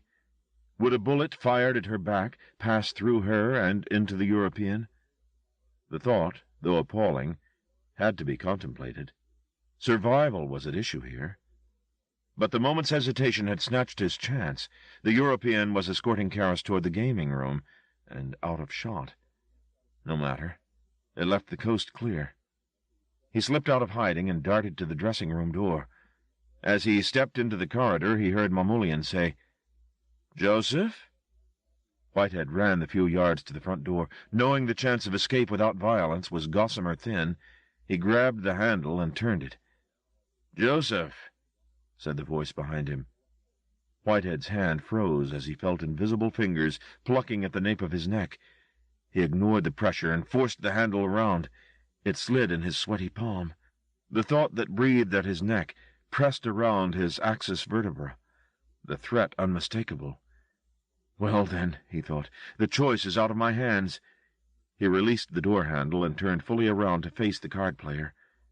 He was standing at the end of the corridor, which seemed to be darkening, becoming a tunnel extruded from Mamoulian's eyes. Such potent illusions. But simply that. Illusions. He could resist them long enough to bring their forger down. Whitehead raised the gun and pointed it at the European. Without giving the card player another moment to confound him, he fired. The first shot hit Mamoulian's chest, the second his stomach. Perplexity crossed the European's face. Blood spread from the wounds across his shirt. He did not fall, however. Instead, in a voice so even it was as if the shots had not been fired, he said, "Do you want to go outside, Pilgrim?" Behind Whitehead, the door handle had started to rattle. "Is that what you want?" Mamoulian demanded. "To go outside?" "Yes." "Then go." Whitehead stepped away from the door. As it was flung open with such venom, the handle impaled itself in the corridor wall. The old man turned away from Mamoulian to make good his escape, but before he could take a step, the light in the corridor was sucked away into the pitch darkness beyond the door, and to his horror, Whitehead realized that the hotel had disappeared from beyond the threshold. There were no carpets and mirrors out there, no stairs winding down to the outside world, only a wilderness he'd walked in half a life ago, a square, a sky shot with trembling stars. "Go out," the European invited him. "It's been waiting for you all these years. Go on. Go." The floor beneath Whitehead's feet seemed to have become slick. He felt himself sliding toward the past. His face was washed by the open air as it glided into the hallway to meet him. It smelled of spring, of the Vistula, which roared to the sea 10 minutes' walk from here. It smelled of blossom, too. Of course it smelled of blossom. What he'd mistaken for stars were petals, white petals lifted by the breeze and gusted toward him. The sight of the petals was too persuasive to be ignored. He let them lead him back into this glorious night, when for a few shimmering hours the whole world had promised to be his for the taking. Even as he conceded his senses to the night, the tree appeared, as phenomenal as he'd so often dreamed it, its white head shaking slightly. Somebody lurked in the shade beneath its laden branches. Their smallest movement caused a new cascade. His entranced reason made one final snatch at the reality of the hotel, and he reached to touch the door of the suite, but his hand missed it in the darkness. There was no time to look again. The obscured watcher was emerging from the cover of the branches. Déjà vu suffused Whitehead, except that the first time he'd been here there had been only a glimpse of the man beneath the tree. This time the reluctant sentinel broke cover. Smiling a welcome, Lieutenant Konstantin Vasilyev showed his burned face to the man who'd come visiting from the future. Tonight the lieutenant would not shamble off for a rendezvous with a dead woman. Tonight he would embrace the thief, who had grown furrowed and bearded, but whose presence here he'd awaited a lifetime. "We thought you'd never come," Vasilyev said. He pushed a branch aside and stepped fully into the dead light of this fantastical night. He was proud to show himself, though his hair was entirely burned off, his face black and red, his body full of holes. His trousers were open, his member erect. Perhaps, later, they would go to his mistress together, he and the thief. Drink vodka like old friends. He grinned at Whitehead. "I told them you'd come eventually. I knew you would, to see us again."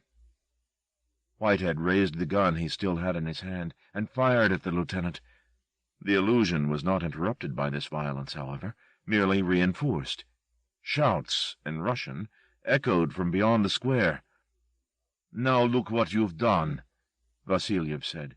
"Now the soldiers will come." The thief recognized his error. He had never used a gun after a curfew. It was an invitation to arrest.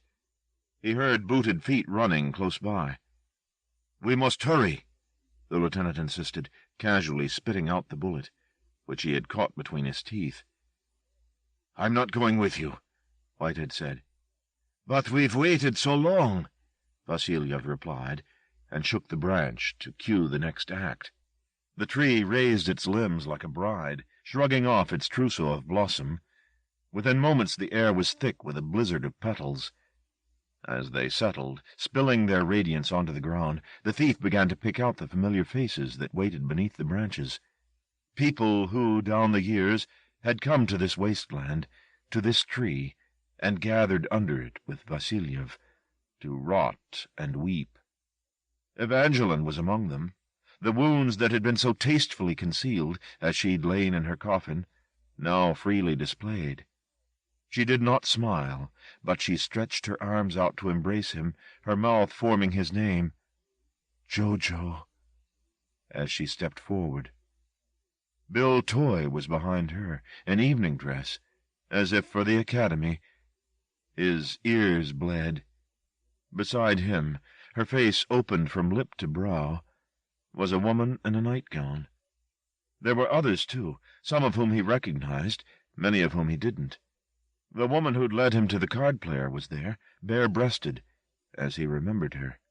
Her smile was as distressing as ever. There were soldiers, too, others who'd lost to Mamulian like Vasilyev. One wore a skirt in addition to his bullet holes. From under its folds a snout appeared. Saul, his carcass ravaged, sniffed his old master and growled. "See how long we've waited," Vasilyev said. The lost faces were all looking at Whitehead, their mouths open. No sound emerged. "I can't help you." "We want to cease," the lieutenant said. "Go, then." "Not without you. We won't die without you." Finally the thief understood. This place, which he'd glimpsed in the sauna at the sanctuary, existed within the European. These ghosts were creatures he'd devoured. Evangeline. Even she. They waited, the tattered remains of them, in this no-man's land between flesh and death, until Mamulian sickened of existence and lay down and perished. Then they, too, presumably, would have their liberty. Until then their faces would make that soundless "oh" at him, a melancholy appeal. The thief shook his head. No, he said. He would not give up his breath. Not for an orchard of trees, not for a nation of despairing faces. He turned his back on Muranovsky Square, and its plaintive ghosts. The soldiers were shouting nearby. Soon they would arrive. He looked back toward the hotel. The penthouse corridor was still there, across the doorstep of a bombed house, a surreal juxtaposition of ruin and luxury. He crossed the rubble toward it, ignoring the soldiers' orders for him to halt. Vasilyev's cries were loudest, however. "Bastard!" he screeched. The thief blocked his curses and stepped out of the square and back into the heat of the hallway, raising his gun as he did so. "Old news," he said. "You don't scare me with it." Mamulian was still standing at the other end of the corridor. The minutes the thief had spent in the square had not elapsed here. "I'm not afraid," Whitehead shouted. "You hear me, you soulless bastard? I'm not afraid." He fired again, this time at the European's head. The shot hit his cheek. Blood came. Before Whitehead could fire again, Mamulian retaliated. "There are no limits," he said, his voice trembling, "to what I shall do." His thought caught the thief by the throat and twisted. The old man's limbs convulsed. The gun flew out of his hand. His bladder and bowels failed him. Behind him, in the square, the ghosts began to applaud. The tree shook itself with such vehemence that the few blossoms it still carried were swept into the air. Some of them flew toward the door, melting on the threshold of past and present like snowflakes. Whitehead fell against the wall. Out of the corner of his eye he caught sight of Evangeline, spitting blood at him. He began to slide down the wall. His body jangled as if in the throes of a grand mal. He let out one word through his rattling jaws. He said, "No." On the bathroom floor, Marty heard the denial howled out. He tried to stir himself, but his consciousness was sluggish, and his beaten body ached from scalp to skin. Taking hold of the bath, he hoisted himself to his knees. He'd clearly been forgotten. His part in the proceedings was purely comic relief. He tried to stand. but his lower limbs were traitorous. They buckled beneath him, and he fell again, feeling every bruise on impact. In the hallway, Whitehead had sunk down onto his haunches, mouth gaga. The European moved in for the coup de grace, but Karis interrupted. "Leave him," she said. Distracted, Mamoulian turned toward her. The blood on his cheek had traced a single line to his jaw. "You too," he murmured. "No limits." Karis backed off into the gaming room. The candle on the table had begun to flare. Energy was loose in the suite, and the spitting flame was fat and white on it.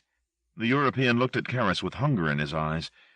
There was an appetite on him, an instinctive response to his blood loss, and all he could see in her was nourishment.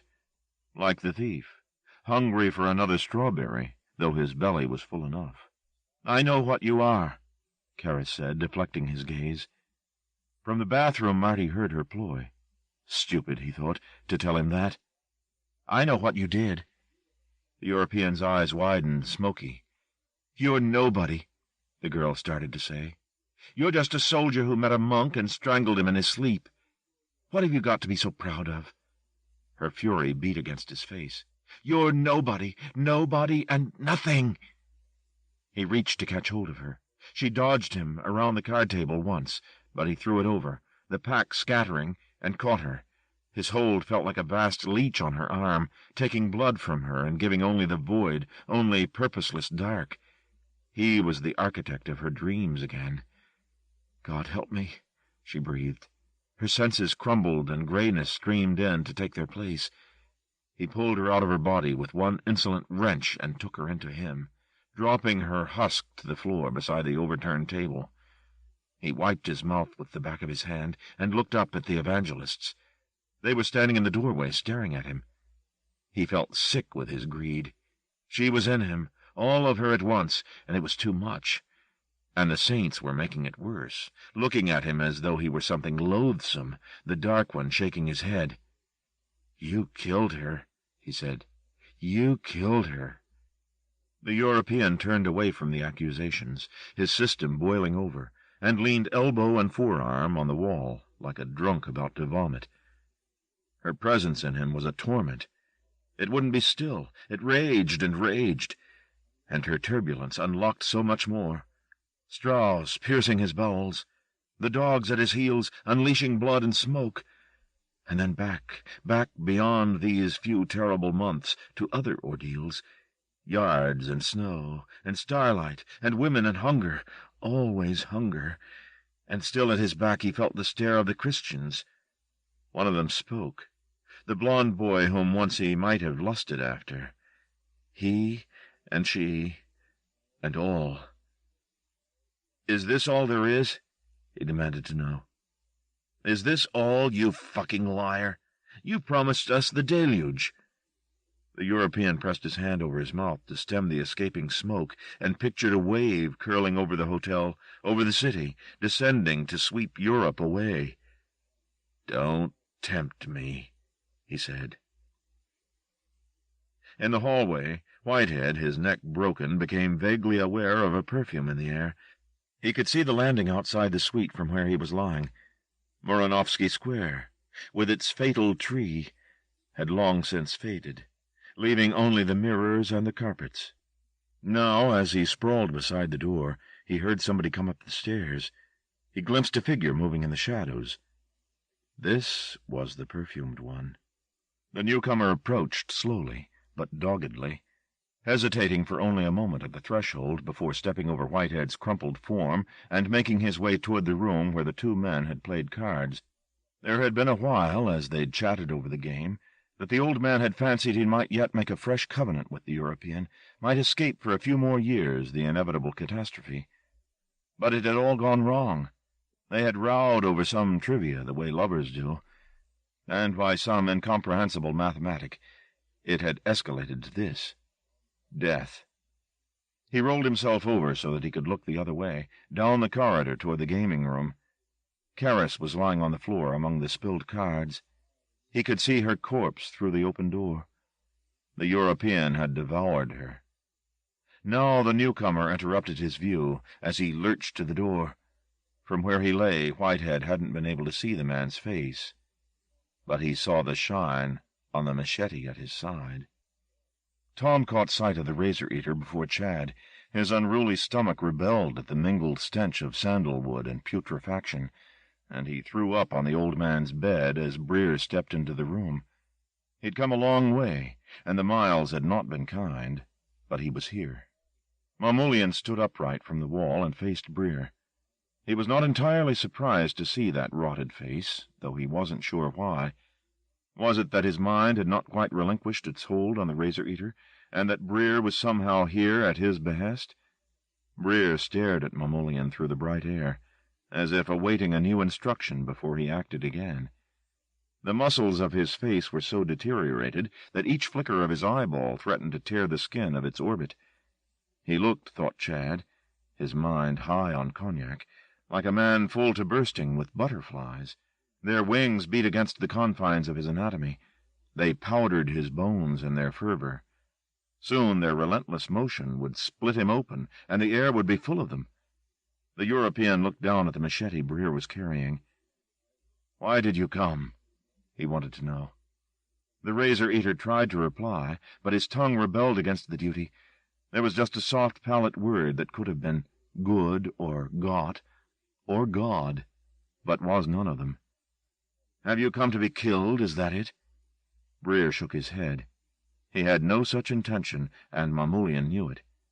Death was the least of his problems. He raised the blade at his side to signal his intentions.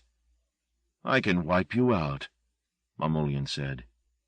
Again Breer shook his head.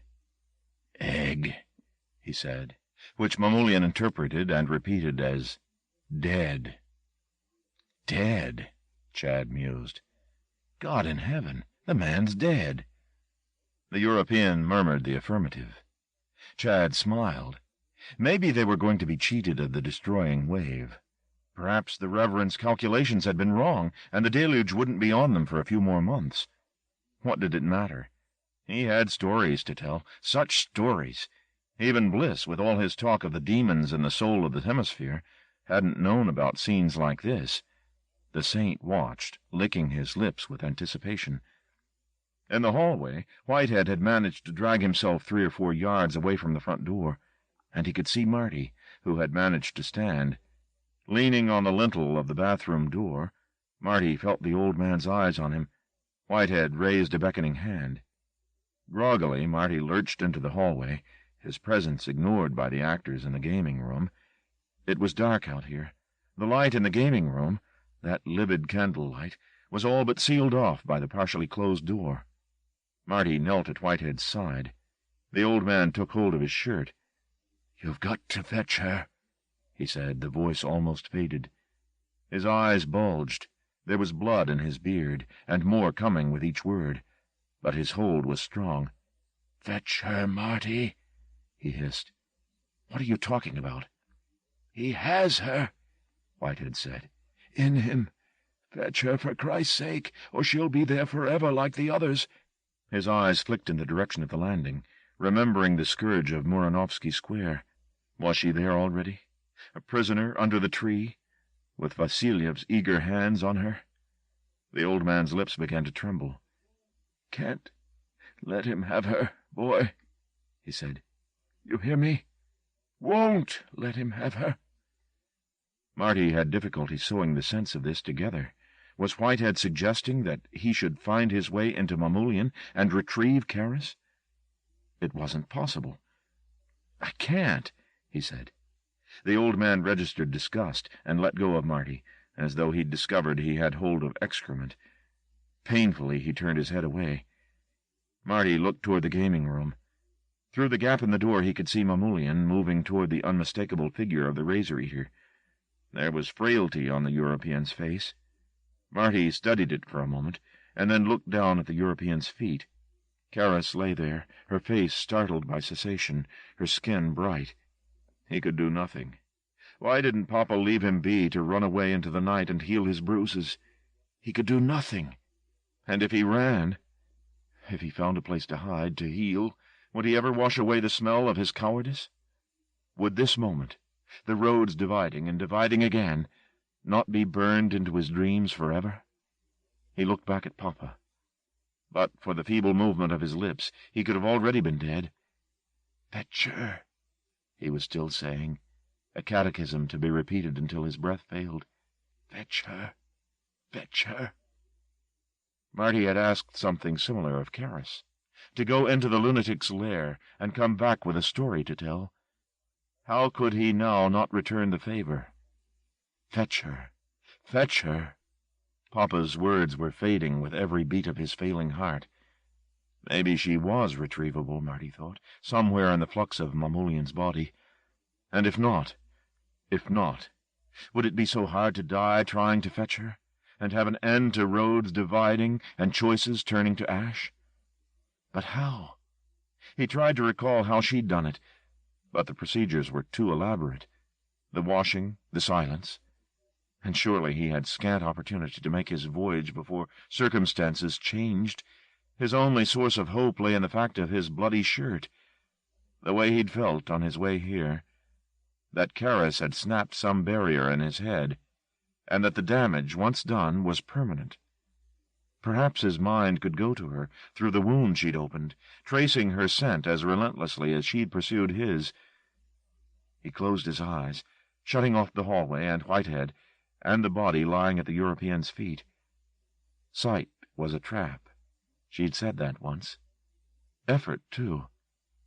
He must let go. Let instinct and imagination take him where sense and intellect could not.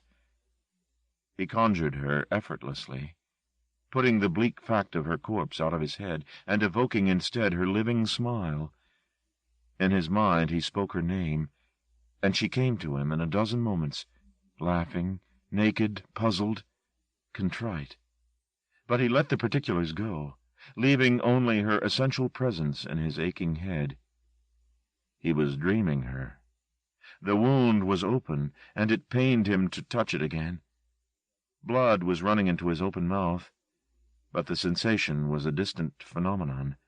It had little to do with his present condition, which was increasingly dislocated. He felt as though he was slipping his body off. It was redundant, waste matter. The ease of the procedure astonished him. His only anxiety was that he'd become too eager. He had to control his exhilaration, for fear he throw caution to the wind and be discovered. He could see nothing, hear nothing. The state he moved in, did he even move?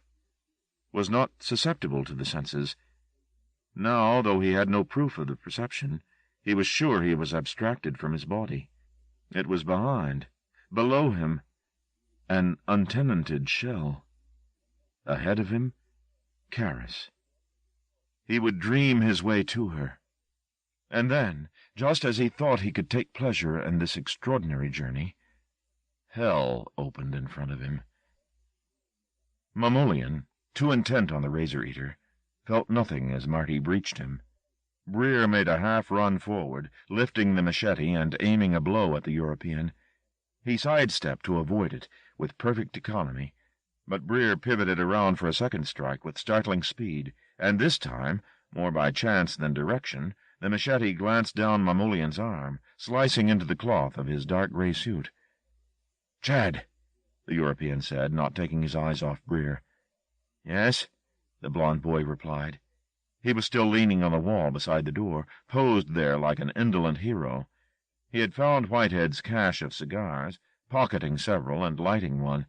He blew a cloud of dusty blue smoke and watched the gladiators through a blur of drink.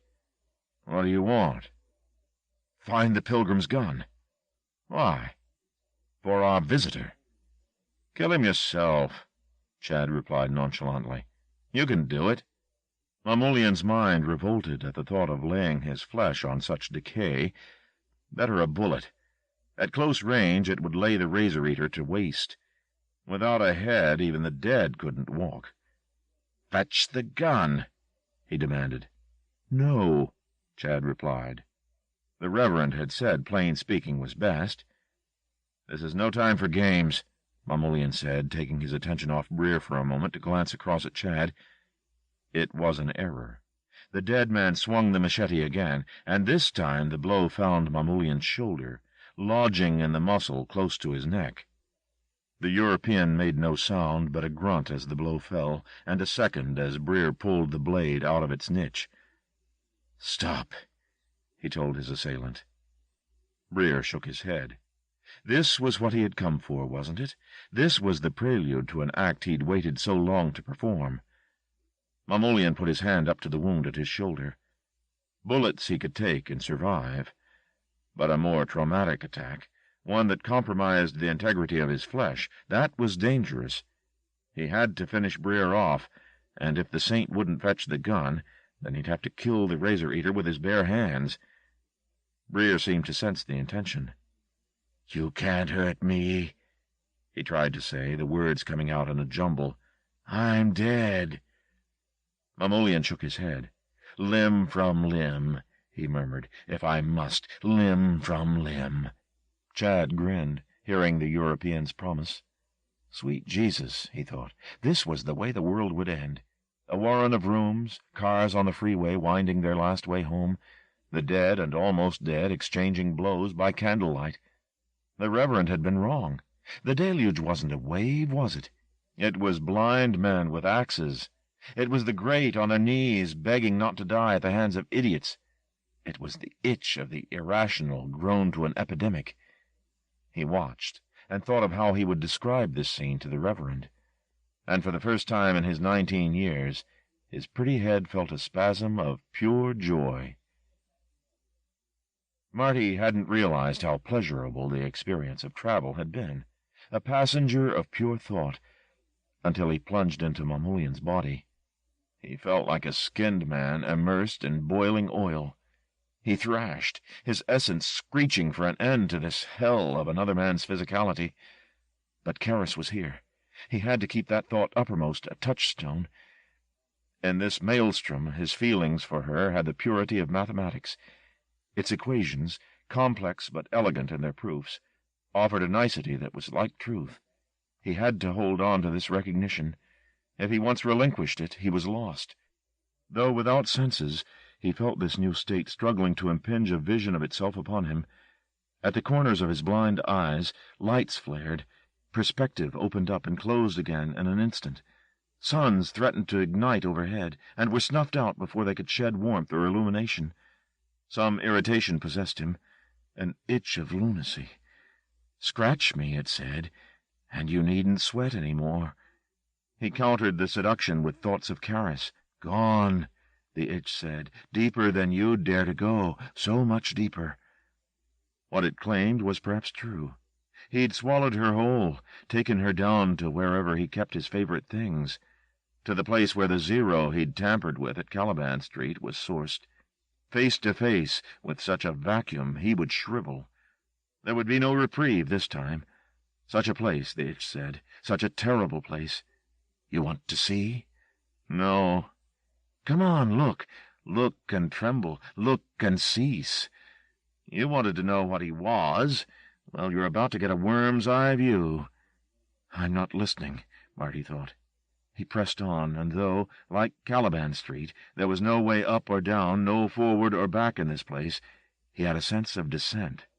Was it just the metaphors he carried with him, that he pictured hell as a pit? Or was he crawling through the European's innards to the bowel where Karis was hidden? "Of course you'll never get out," the itch said with a smile. "Not once you get down there. There's no way back. He'll never shit you out. You'll stay locked up in there once and for all." "Karis got out," he reasoned. "She was in his head," the itch reminded him. "She was flipping through his library. You're buried in the dung heap. And deep. Oh, yes, my man, so deep." "No." "For certain." "No." Mamoulian shook his head. It was full of strange aches, voices, too. Or was that just the past chattering to him? Yes, the past. It had buzzed and gossiped in his ear more loudly in these recent weeks than ever in the preceding decades. Whenever his mind had idled, the gravity of history had claimed it, and he had been back in the monastery yard, with the snow falling, and the drummer boy at his right-hand side quaking, and the parasites leaving the bodies as they cooled. 200 years of life had sprung from that conspiracy of moments. Had the shot that killed the executioner been delayed by mere seconds, the sword would have fallen, his head would have rolled, and the centuries he'd lived would not have contained him, nor he they. And why did this cycle of thoughts return now, as he looked at Anthony across the room? They were 1,000 miles and 17 decades from that event. I'm not in danger, he chided himself, so why quake?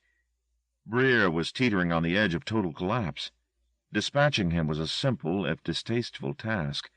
He moved suddenly, his good hand snatching at Breer's throat before the other had a chance to retaliate.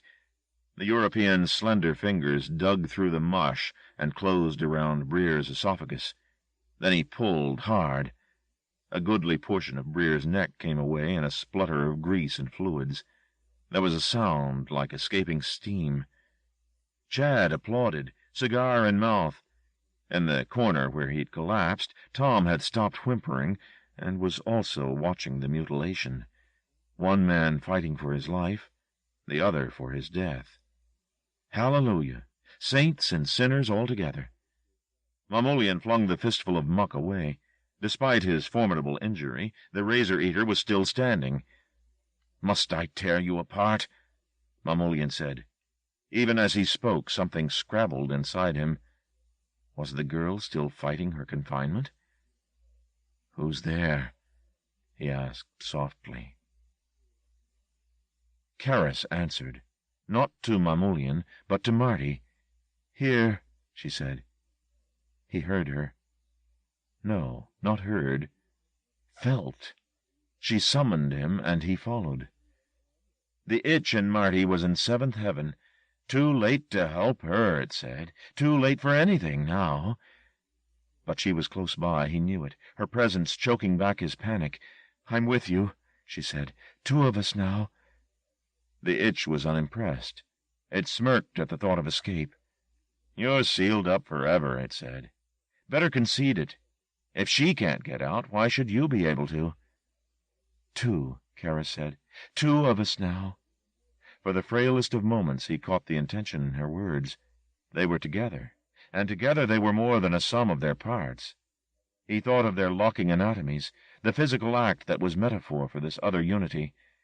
He'd never understood until now. His mind jubilated. She was with him, he with her. They were one indivisible thought, imagining each other. "Go!"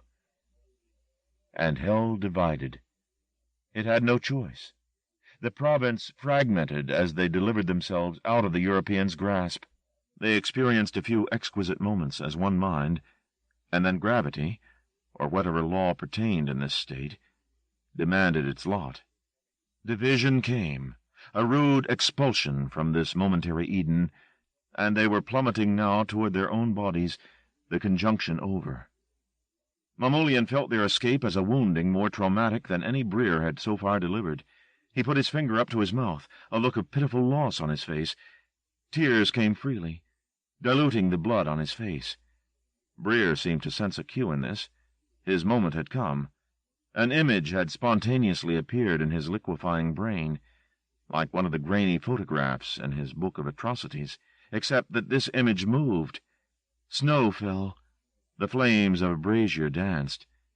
The machete in his hand felt heavier by the second, more like a sword.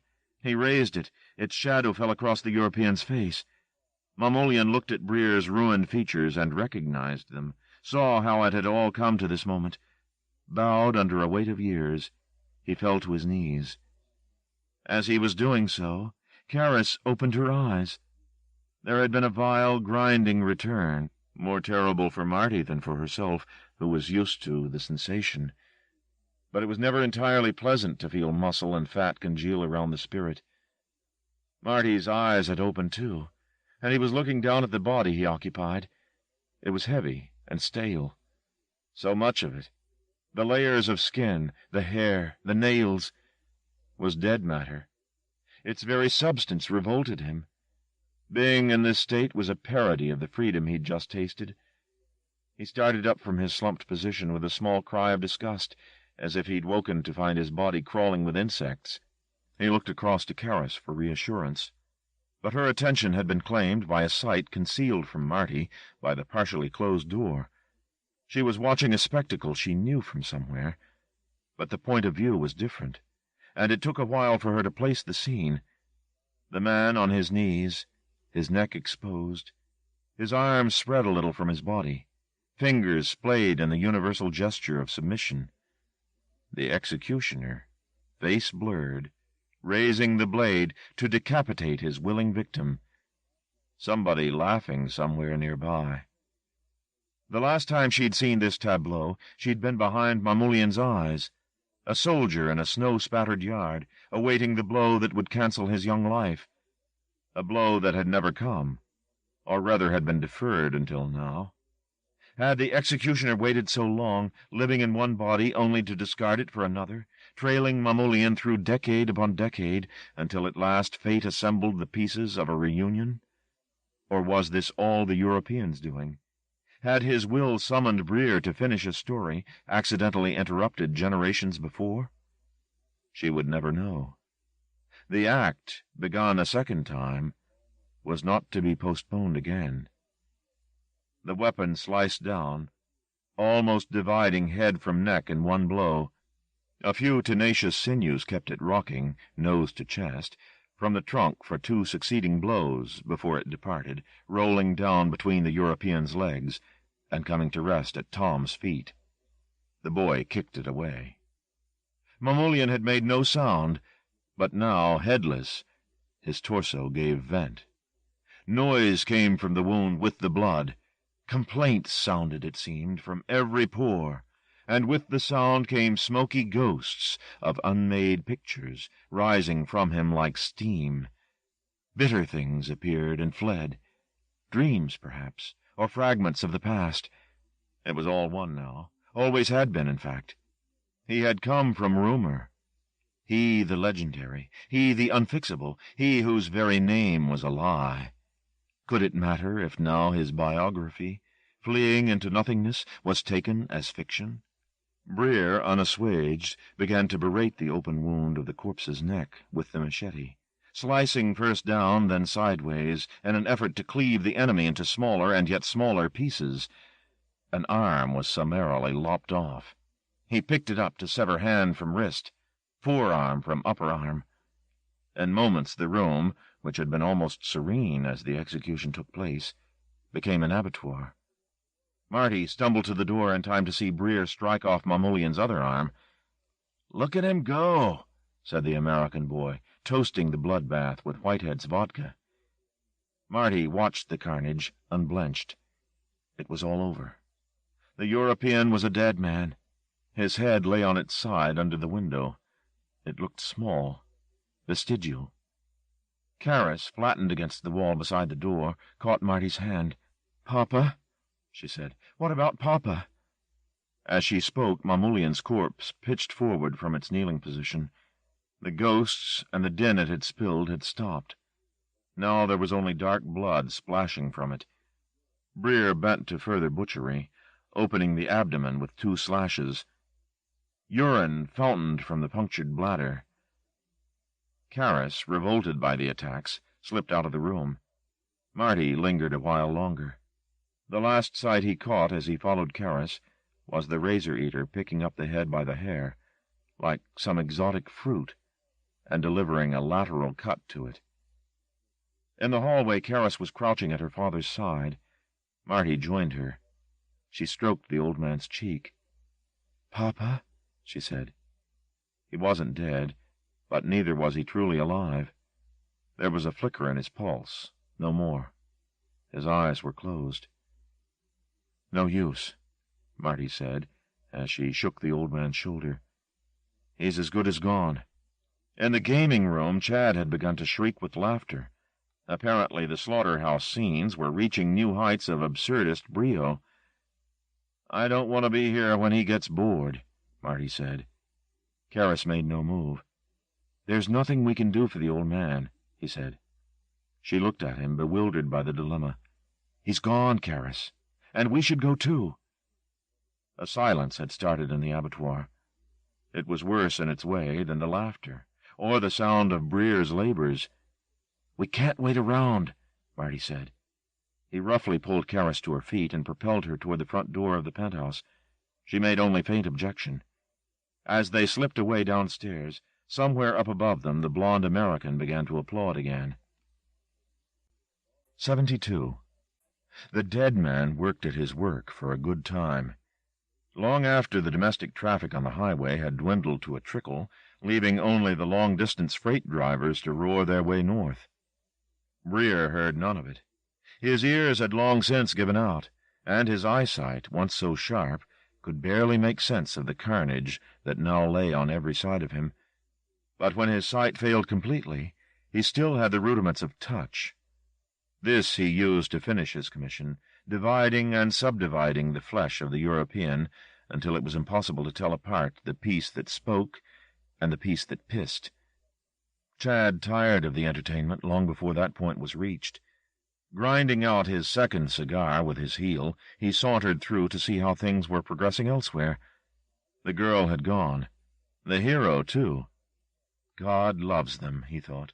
The old man was still lying in the hallway, however, clutching the gun, which he'd retrieved at some point in the proceedings. His fingers spasmed once in a while, nothing more. Chad went back into the bloody chamber, where Breer was on his knees among the meat and the cards, still chopping, and raised Tom off the floor. He was in a languid state, his lips almost blue, and it took a good deal of cajoling to get any action out of him. But Chad was a born proselytizer, and a short talk got some enthusiasm back into him. "Nothing we can't do now, you know," Chad told him. "We're baptized men. I mean, we've seen everything, haven't we? There ain't nothing in this whole wide world the devil can fight us with, because we've been there. Ain't we been there?" Chad was high on his newfound freedom. He wanted to prove the point, and he had this fine idea.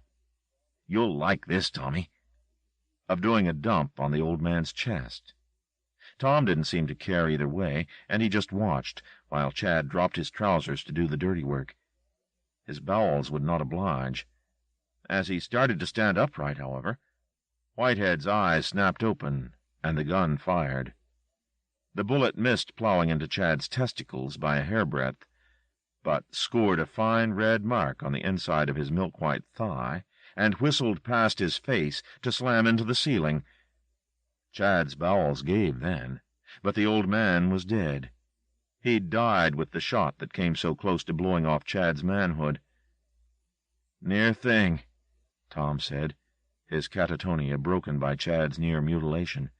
"Guess I'm just lucky," the blond boy replied. Then they took their revenges as best they could, and went their way.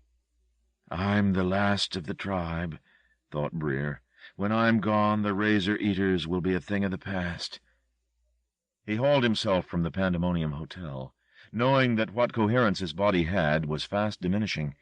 His fingers could barely grip the petrol can he'd stolen from the boot of a car before he'd come to the hotel, and had left, awaiting these last rites, in the foyer.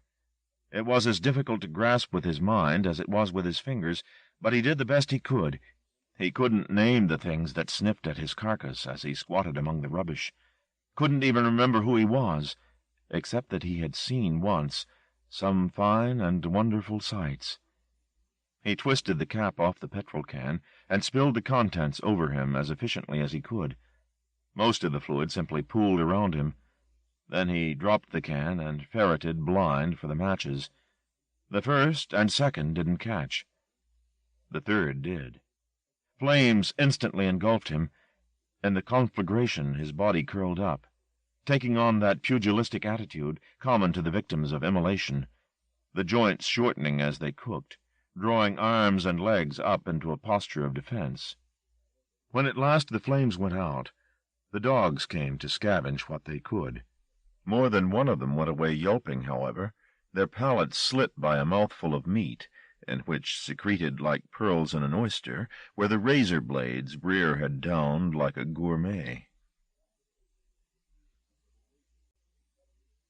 Chapter 14. After the Wave.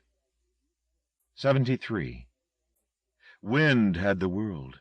It blew exactly east-west that evening, carrying the clouds buoyant after a day of rain in the direction of the setting sun, as if they were hurrying to some apocalypse just over the horizon.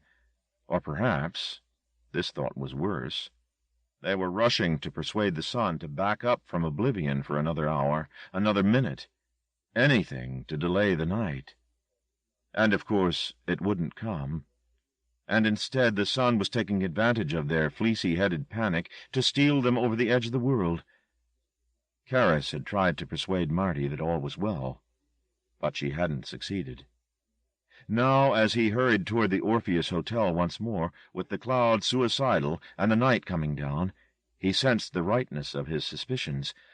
The whole visible world carried evidence of conspiracy. Besides, Karis still spoke in her sleep. Not with Mamoulian's voice, perhaps, that cautious, looping, ironic voice that he'd come to know and hate. She didn't even make words as such, just scraps of sound. The noise of crabs, of birds trapped in an attic, whirs and scratchings, as though she, or something in her, was laboring to reinvent a forgotten vocabulary. There was nothing human in it as yet, but he was certain the European was in hiding there. The more he listened, the more he seemed to hear order in the muttering. The more the noise her sleeping tongue made sounded like a palate seeking after speech. The thought made him sweat. And then, the night before this night of rushing clouds, he'd been startled awake at 4 a.m. There were dreadful dreams, of course, and would, he supposed, be dreams for many years to come. But tonight they were not confined to his head. They were here. They were now. Karis was not lying beside him in the narrow bed. She was standing in the middle of the room, her eyes closed, her face infested with tiny, inexplicable tics. She was talking again, or at least attempting to, and this time he knew without a shadow of a doubt that somehow Mamoulian was still with her. He said her name, but she made no sign of waking. Getting up out of bed, he crossed the room toward her, but as he made his move, the air around them seemed to bleed darkness. Her chattering took on a more urgent pitch, and he sensed the darkness solidifying. His face and chest began to itch. His eyes stung. Again he called her name, shouting now. There was no response. Shadows had begun to flit across her, though there was no light in the room that could have cast them. He stared at her gabbling face. The shadows resembled those cast by light through blossom-laden boughs, as though she were standing in the shade of a tree. Above him, something sighed. He looked up. The ceiling had disappeared. In its place, a spreading tracery of branches, growing even as he watched. Her words were at its root. He had no doubt of it. And it grew stronger and more intricate with every syllable she spoke. The boughs rippled as they swelled, sprouting twigs that in seconds grew heavy with foliage. But despite its health, the tree was corrupted in every bud. Its leaves were black, and shone not with sap, but with the sweat of putrescence. Vermin scuttled up and down the branches. Fetid blossoms fell like snow, leaving the fruit exposed. Such terrible fruit! A sheaf of knives, tied up in a ribbon like a gift for an assassin. A child's head hung up by its plaited hair. One branch was looped with human intestine. From another a cage depended, in which a bird was burning alive. Mementos all, keepsakes of past atrocities. And was the collector here, among his souvenirs? Something moved in the turbulent darkness above Marty, and it was no rat. He could hear whispers exchanged. There were human beings up there, resting in the rot, and they were climbing down to have him join them. He reached through the boiling air and took hold of Karis's arm. It felt mushy, as though the flesh was about to come away in his hand. Beneath her lids she rolled her eyes like a stage lunatic, her mouth still shaping the word that conjured the tree. "Stop!" he said, but she only chattered on. He took hold of her with both hands and shouted for her to shut up, shaking her as he did so. Above them the boughs creaked. A litter of twigs fell down on him. "Wake up, damn you!" he told her. "Karis, This is Marty. Me, Marty! Wake up, for Christ's sake!" He felt something in his hair, and glanced up to see a woman spitting a pearl thread of saliva down upon him. It spattered on his face, ice cold.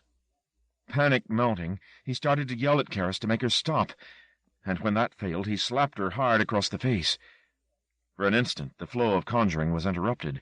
The tree and its inhabitants complained with growls. He slapped her again, harder. The fever behind her lids had begun to abate, he saw. He called to her again and shook her. Her mouth lolled open. The tics and terrible intentionality left her face. The tree trembled. "Please," he begged her, "wake up." The black leaves shrank upon themselves. The fevered limbs lost their ambition. She opened her eyes. Murmuring its chagrin, the rot rotted and went away into nothingness. The mark of his hand was still ripening on her cheek, but she was apparently unaware of his blows. Her voice was blurred by sleep as she said, "What's wrong?" He held her tight. Not having any answer, he felt brave enough to voice. He only said, "You were dreaming." She looked at him, puzzled. "I don't remember," she said, and then, becoming aware of his trembling hands, "What's happened?" "A nightmare," he said. "Why am I out of bed?" "I was trying to wake you." She stared at him. "I don't want to be woken," she said. "I'm tired enough as it is." She disengaged herself. "I want to go back to bed." He let her return to the crumpled sheets and lie down. She was asleep again before he had crossed to her. He did not join her, but sat up until dawn, watching her sleep, and trying to keep the memories at bay. "I'm going back to the hotel," he told her in the middle of the next day, this very day. He'd hoped she might have some explanation for the events of the previous night. Frail hope. That she might tell him it was some stray illusion that she had managed at last to spit out. But she had no such reassurances to offer. When he asked her if she remembered anything of the preceding night, she replied that she dreamed nothing these nights, and was glad of it. Nothing. He repeated the word like a death sentence, thinking of the empty room in Caliban Street, of how nothing was the essence of his fear. Seeing his distress, she reached across to him and touched his face. His skin was hot. It was raining outside, but the room was clammy. "The European's dead," she told him. "I have to see for myself." "There's no need, babe." "If he's dead and gone, why do you talk in your sleep?" "Do I?" "Talk, and make allusions." "Maybe I'm writing a book," she said. The attempt at levity was stillborn. "We've got plenty of problems without going back there." That was true. There was much to decide. How to tell this story, for one, and how to be believed for another. How to give themselves into the hands of the law and not be accused of murders known and unknown. There was a fortune waiting for Karis somewhere. She was her father's sole beneficiary. That, too, was a reality that had to be faced. "Mamoulian's dead," she told him. "Can't we forget about him for a while? When they find the bodies, we'll tell the whole story, but not yet. I want to rest for a few days." "You made something appear last night, here in this room. I saw it." "Why are you so certain it's me?" she retorted. "Why should I be the one who's still obsessed? Are you sure it isn't you who's keeping this alive?" "Me? Not able to let it go." "Nothing would make me happier." "Then forget it, damn you. Let it be, Marty. He's gone, dead and gone, and that's the end of it." She left him to turn the accusation over in his head. Maybe it was him. Maybe he'd just dreamed the tree and was blaming her for his own paranoia. But in her absence his doubts conspired. How could he trust her? If the European was alive, somehow, somewhere, couldn't he put those arguments into her mouth to keep Marty from interfering? He spent the time she was out in an agony of indecision, not knowing a way forward that wasn't tainted with suspicion, but lacking the strength to face the hotel again. and so prove the matter one way or the other. Then, in the late afternoon, she'd returned. They'd said nothing, or very little, and after a while she'd gone back to bed, complaining of an aching head. After half an hour sharing the room with her sleeping presence, hearing only her even breath, no chatter this time, he'd gone out for whiskey and a paper, scanning it for news of discovery or pursuit. There was nothing. World events dominated. Where there were not cyclones or wars, there were cartoons and racing results. He headed back to the flat, prepared to forget his doubts, to tell her that she'd been right all along, only to find the bedroom locked, and from the inside her voice, softened by sleep, stumbling toward a new coherence. He broke in and tried to wake her, but this time neither shaking nor slaps made any impression upon her possessed slumber. 74. And he was almost there now. He wasn't dressed for the cold that was creeping on, and he shivered as he crossed the desolation to the Hotel Pandemonium. Autumn was making its presence felt early this year, not even waiting for the beginning of September to chill the air. In the weeks since he'd last stood on this spot, the summer had given in to rain and wind. He was not unhappy with its desertion. Summer heat in small rooms would never have benign associations for him again. He looked up at the hotel. It was coral-colored in the sliding light. The details of scorch marks and graffiti looked almost too real. A portrait by an obsessive, each detail in absolute focus. He watched the facade a while, to see if something signaled to him. Perhaps a window might wink, a door grimace. Anything to prepare him for what he might discover inside. But it remained politic. Just a solid building, face staled with age and flame, catching the last light of the day. The front door had been closed by the last visitor to leave the hotel, but no attempt had been made to replace the boards. Marty pushed, and the door opened, grinding across the plaster and dirt on the floor. Inside, nothing had changed. The chandelier tinkled as a gust from outside trespassed into the sanctum. A dry rain of dust flitted down. As he climbed the first 2 flights, a smell began to infiltrate, something riper than damp or ash. Presumably the bodies would still be where they'd been left. Substantial decay would have set in. He didn't know how long such processes took, but after the experiences of recent weeks he was prepared for the worst. Even the strengthening smell as he ascended scarcely touched him. He halted halfway up and took out the bottle of scotch he'd bought, unscrewed the top, and, still eyeing the remaining flights of stairs, put the bottle to his lips. The mouthful of spirit sluiced his gums and throat and scorched its way down into his belly. He resisted the temptation to take a second swig. Instead, he resealed the bottle and pocketed it before continuing up. Memories began to besiege him. He'd hoped to keep them at bay, but they came unbidden, and he wasn't strong enough to resist them. There were no pictures, just voices. They echoed around his skull as if it were empty, as if he were simply some mindless brute answering the call of a superior mind. The urge to turn tail and run came over him, but he knew that if he capitulated now and went back to her, the qualms would only deepen. Soon he'd be suspecting every twitch of her arm, wondering if the European was preparing her for murder. It would be another kind of prison. Its walls, suspicion. Its bars, doubt. And he'd be sentenced to it for the rest of his life. Even if Karis left, wouldn't he still be glancing over his shoulder as the years passed, watching for a someone to appear who had a face behind his face, and the European's unforgiving eyes? And still, with every step taken, his fears multiplied. He gripped the filthy banister and forced himself onward and upward. "I don't want to go," the child in him complained. "Don't make me go, please." Easy enough to turn around. Easy enough to delay the whole thing. "Look, your feet will do it. Just say the word. Go back. She'll wake eventually. Just be patient. Go back." "And if she doesn't wake?" the voice of reason replied. And that made him go on. As he took another step, something moved on the landing ahead of him. A flea jump noise, no more. So soft he could barely hear it. A rat, perhaps? Probably.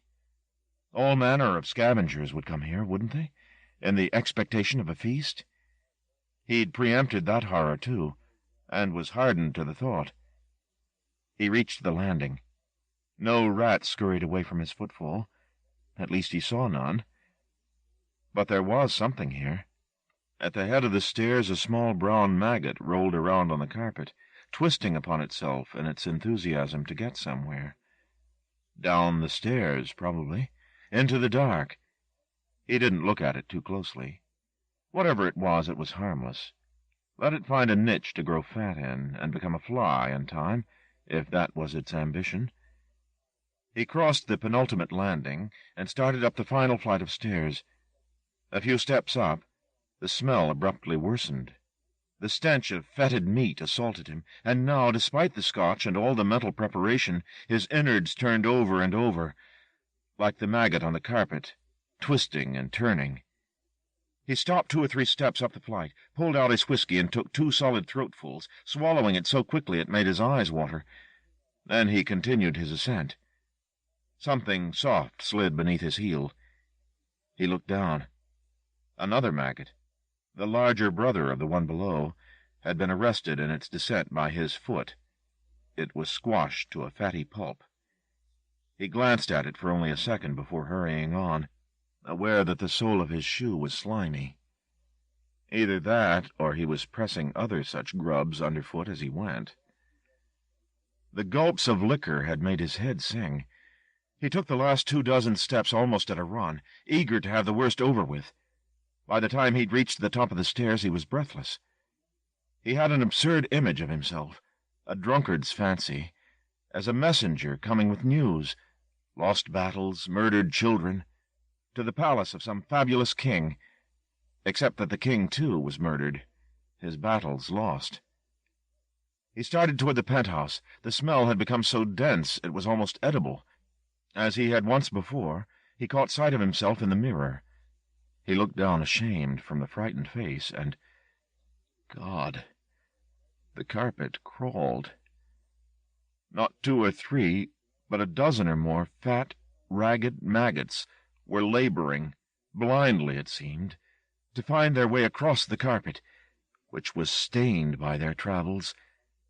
They were like no insect he'd ever seen before, lacking any decipherable anatomy, and all different sizes, some finger-thin, others the size of a baby's fist, their shapeless forms purple, but streaked with yellow. They left trails of slime and blood like wounded slugs. He stepped around them. They'd got fat on meat he'd once debated with. He didn't want to examine them too closely, but as he pushed open the door of the suite and stepped cautiously into the corridor, an appalling possibility crept into his head and sat there, whispering obscenities. The creatures were everywhere in the suite. The more ambitious of them were scaling the pastel walls, gluing the slivers of their bodies to the wallpaper with seeped fluids, edging up like caterpillars, a peristalsis moving through their length. Their direction was arbitrary. Some, to judge by their trails, were circling on themselves. In the dim light of the corridor his worst suspicions merely simmered, but they began to boil when he edged past Whitehead's sprawled body and stepped into the slaughterhouse room, where the light from the highway made a sodium day. Here the creatures were in yet greater abundance. The whole room swarmed with them, from flea-sized fragments to slabs the size of a man's heart, throwing out tattered filaments like tentacles to haul themselves about. Worms, fleas, maggots. A whole new entomology congregated at the place of execution. Except that these weren't insects, or the larvae of insects. He could see that plainly now. They were pieces of the European's flesh. He was still alive. In pieces. In 1,000 senseless pieces, but alive. Breer had been unrelentingly thorough in his destruction, eradicating the European as best his machete and failing hands would allow. But it had not been enough. There was too much stolen life buzzing in Mamulian's cells. It roared on, in contravention of any sane law, unquenchable.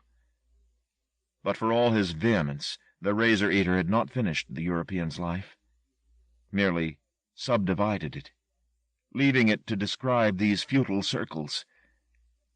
And somewhere in this lunatic's menagerie was a beast with a will, a fragment that still possessed sufficient sense to think itself, albeit stutteringly, into Karis's mind. Perhaps not one piece, perhaps many. A sum of these wandering parts. Marty wasn't interested in its biology. How this obscenity survived was a matter for a madhouse debating society. He backed out of the room and stood, shivering in the hall. Wind gusted against the window. The glass complained. He listened to the gusts while he worked out what to do next. Down the corridor a piece of filth fell from the wall. He watched it struggle to turn itself over, and then began the slow ascent again. Just beyond the spot where it labored lay Whitehead. Marty went back to the body. Charmaine's killers had enjoyed themselves mightily before they left. Whitehead's trousers and underwear had been pulled down, and his groin scrawled on with a knife. His eyes were open. His false teeth had been removed. He stared at Marty, jaw sagging like a delinquent child. Flies crawled on him. There were patches of decay on his face. But he was dead, which in this world was something. The boys had, as a final insult, defecated on his chest. Flies gathered there, too. In his time, Marty had hated this man. Loved him, too, if only for a day. Called him Papa, called him bastard. Made love to his daughter, and thought himself king of creation. He'd seen the man in power, a lord. Seen him afraid, too, scrabbling for escape like a rat on a fire. He'd seen the old man's odd species of integrity in practice, and found it workable, as fruitful, perhaps, as the affections of more loving men. He reached across to seal off the stair. But in their zeal, the evangelists had cut off Whitehead's lids, and Marty's fingers instead touched the slick of his eyeball. Not tears that wetted it, but rot. He grimaced, withdrew his hand, sickened. Just to shut off the look on Papa's face, he thrust his fingers under the corpse to heave it onto its belly. The body fluids had settled, and his underside was damp and sticky. Gritting his teeth, he rolled the man's bulk onto its side and let gravity pull it over. Now, at least, the old man didn't have to watch what followed. Marty stood up. His hands stank. He baptized them liberally with the rest of the scotch to cancel the smell. The libation served another purpose. It removed the temptation of the drink. It would be too easy to become muzzy and lose focus on the problem. The enemy was here. It had to be dealt with, put away forever. He began where he was, in the hall, digging his heels into the pieces of flesh that crawled around Whitehead's body, squashing their stolen life out as best he could. They made no sound, of course, which made the task simpler. They were just worms, he told himself, dumb slivers of mindless life. And it became yet easier as he went up and down the corridor, grinding the meat into smears of yellow fat and brown muscle. The beasts succumbed without argument. He began to sweat, working out his revulsion on this human refuse, eyes darting everywhere to make sure he caught each wretched scrap. He felt a smile twitch at the corners of his mouth. Now a low laugh, quite without humor, escaped. It was an easy decimation. He was a boy again, killing ants with his thumbs. 1, 2, 3. Only these things were slower than the most laden ant, and he could stamp them down at a leisurely pace. All the power and wisdom of the European had come to this muck, and he, Marty Strauss, had been elected to play the God game and wipe it away. He had gained, at the last, a terrible authority. Nothing is essential. The words he'd heard and spoken in Caliban Street at last made absolute sense. Here was the European, proving the bitter syllogism with his own flesh and bone. When he'd finished his work in the hallway, he returned to the main room and began his labors there, his initial revulsion at touching the flesh dwindling, until with time he was snatching pieces from their perches on the wall and flinging them down to be ground out. When he'd done in the gaming room, he went to scour the landing and stairs. Finally, when all was still, he returned to the suite and made a bonfire of the curtains from the dressing-room, fueled by the table the old man had played cards on, and tindered by the cards themselves, and then went around the room kicking the larger pieces of flesh into the fire, where they spat and curled and were presently consumed. The smaller pieces he scraped up, the laugh still coming intermittently, as he flung little grains of meat into the middle of the conflagration. The room rapidly filled with smoke and heat, neither having any escape route. His heart began to pound loudly in his ears. His arms shone with sweat. It was a long job, and he had to be meticulous, didn't he?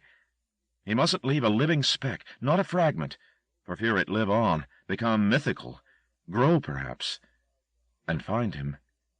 When the fire died down, he fed it the pillows, the records, and the paperback books, until there was nothing left to burn but himself. There were moments, as he gazed entranced into the flames, that the thought of stepping into the fire was not unattractive. But he resisted. It was only exhaustion tempting him. Instead, he crouched in a corner, watching the play of flame-light on the wall. The patterns made him cry. Or at least something did. When some time before dawn Karis came up the stairs to claim him from his reverie, he neither heard nor saw her. The fire had long since died down. Only the bones, shattered by Breer's dismembering, and blackened and cracked in the fire, were still recognizable. Shards of thigh bone, of vertebrae, the saucer of the European skull. She crept in as if fearful of waking a sleeping child. Maybe he had been sleeping. There were feathery images in his head that could only have been dreams. Life was not that terrible. "I woke," she said. "I knew you'd be here." He could barely see her through the grimy air. She was a chalk drawing on black paper, so vulnerable to smudging. The tears came again when he thought of that.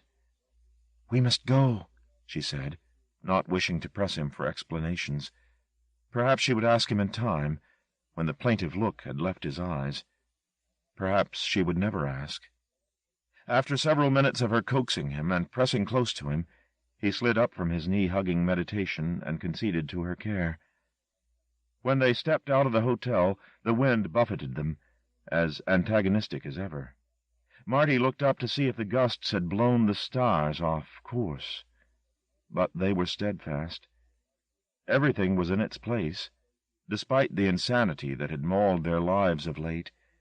And though she hurried him on, he dawdled, his head back, squinting at the stars. There were no revelations to be had there, just pinpricks of light in a plain heaven. But he saw for the first time how fine that was, that in a world too full of loss and rage they be remote, the minimum of glory. As she led him across the lightless ground, time and again, he could not prevent his gaze from straying skyward. End of The Damnation Game by Clive Barker. Narrated by David Palmer in the studios of the American Printing House for the Blind, Louisville, Kentucky, for the Library of Congress, April 1988.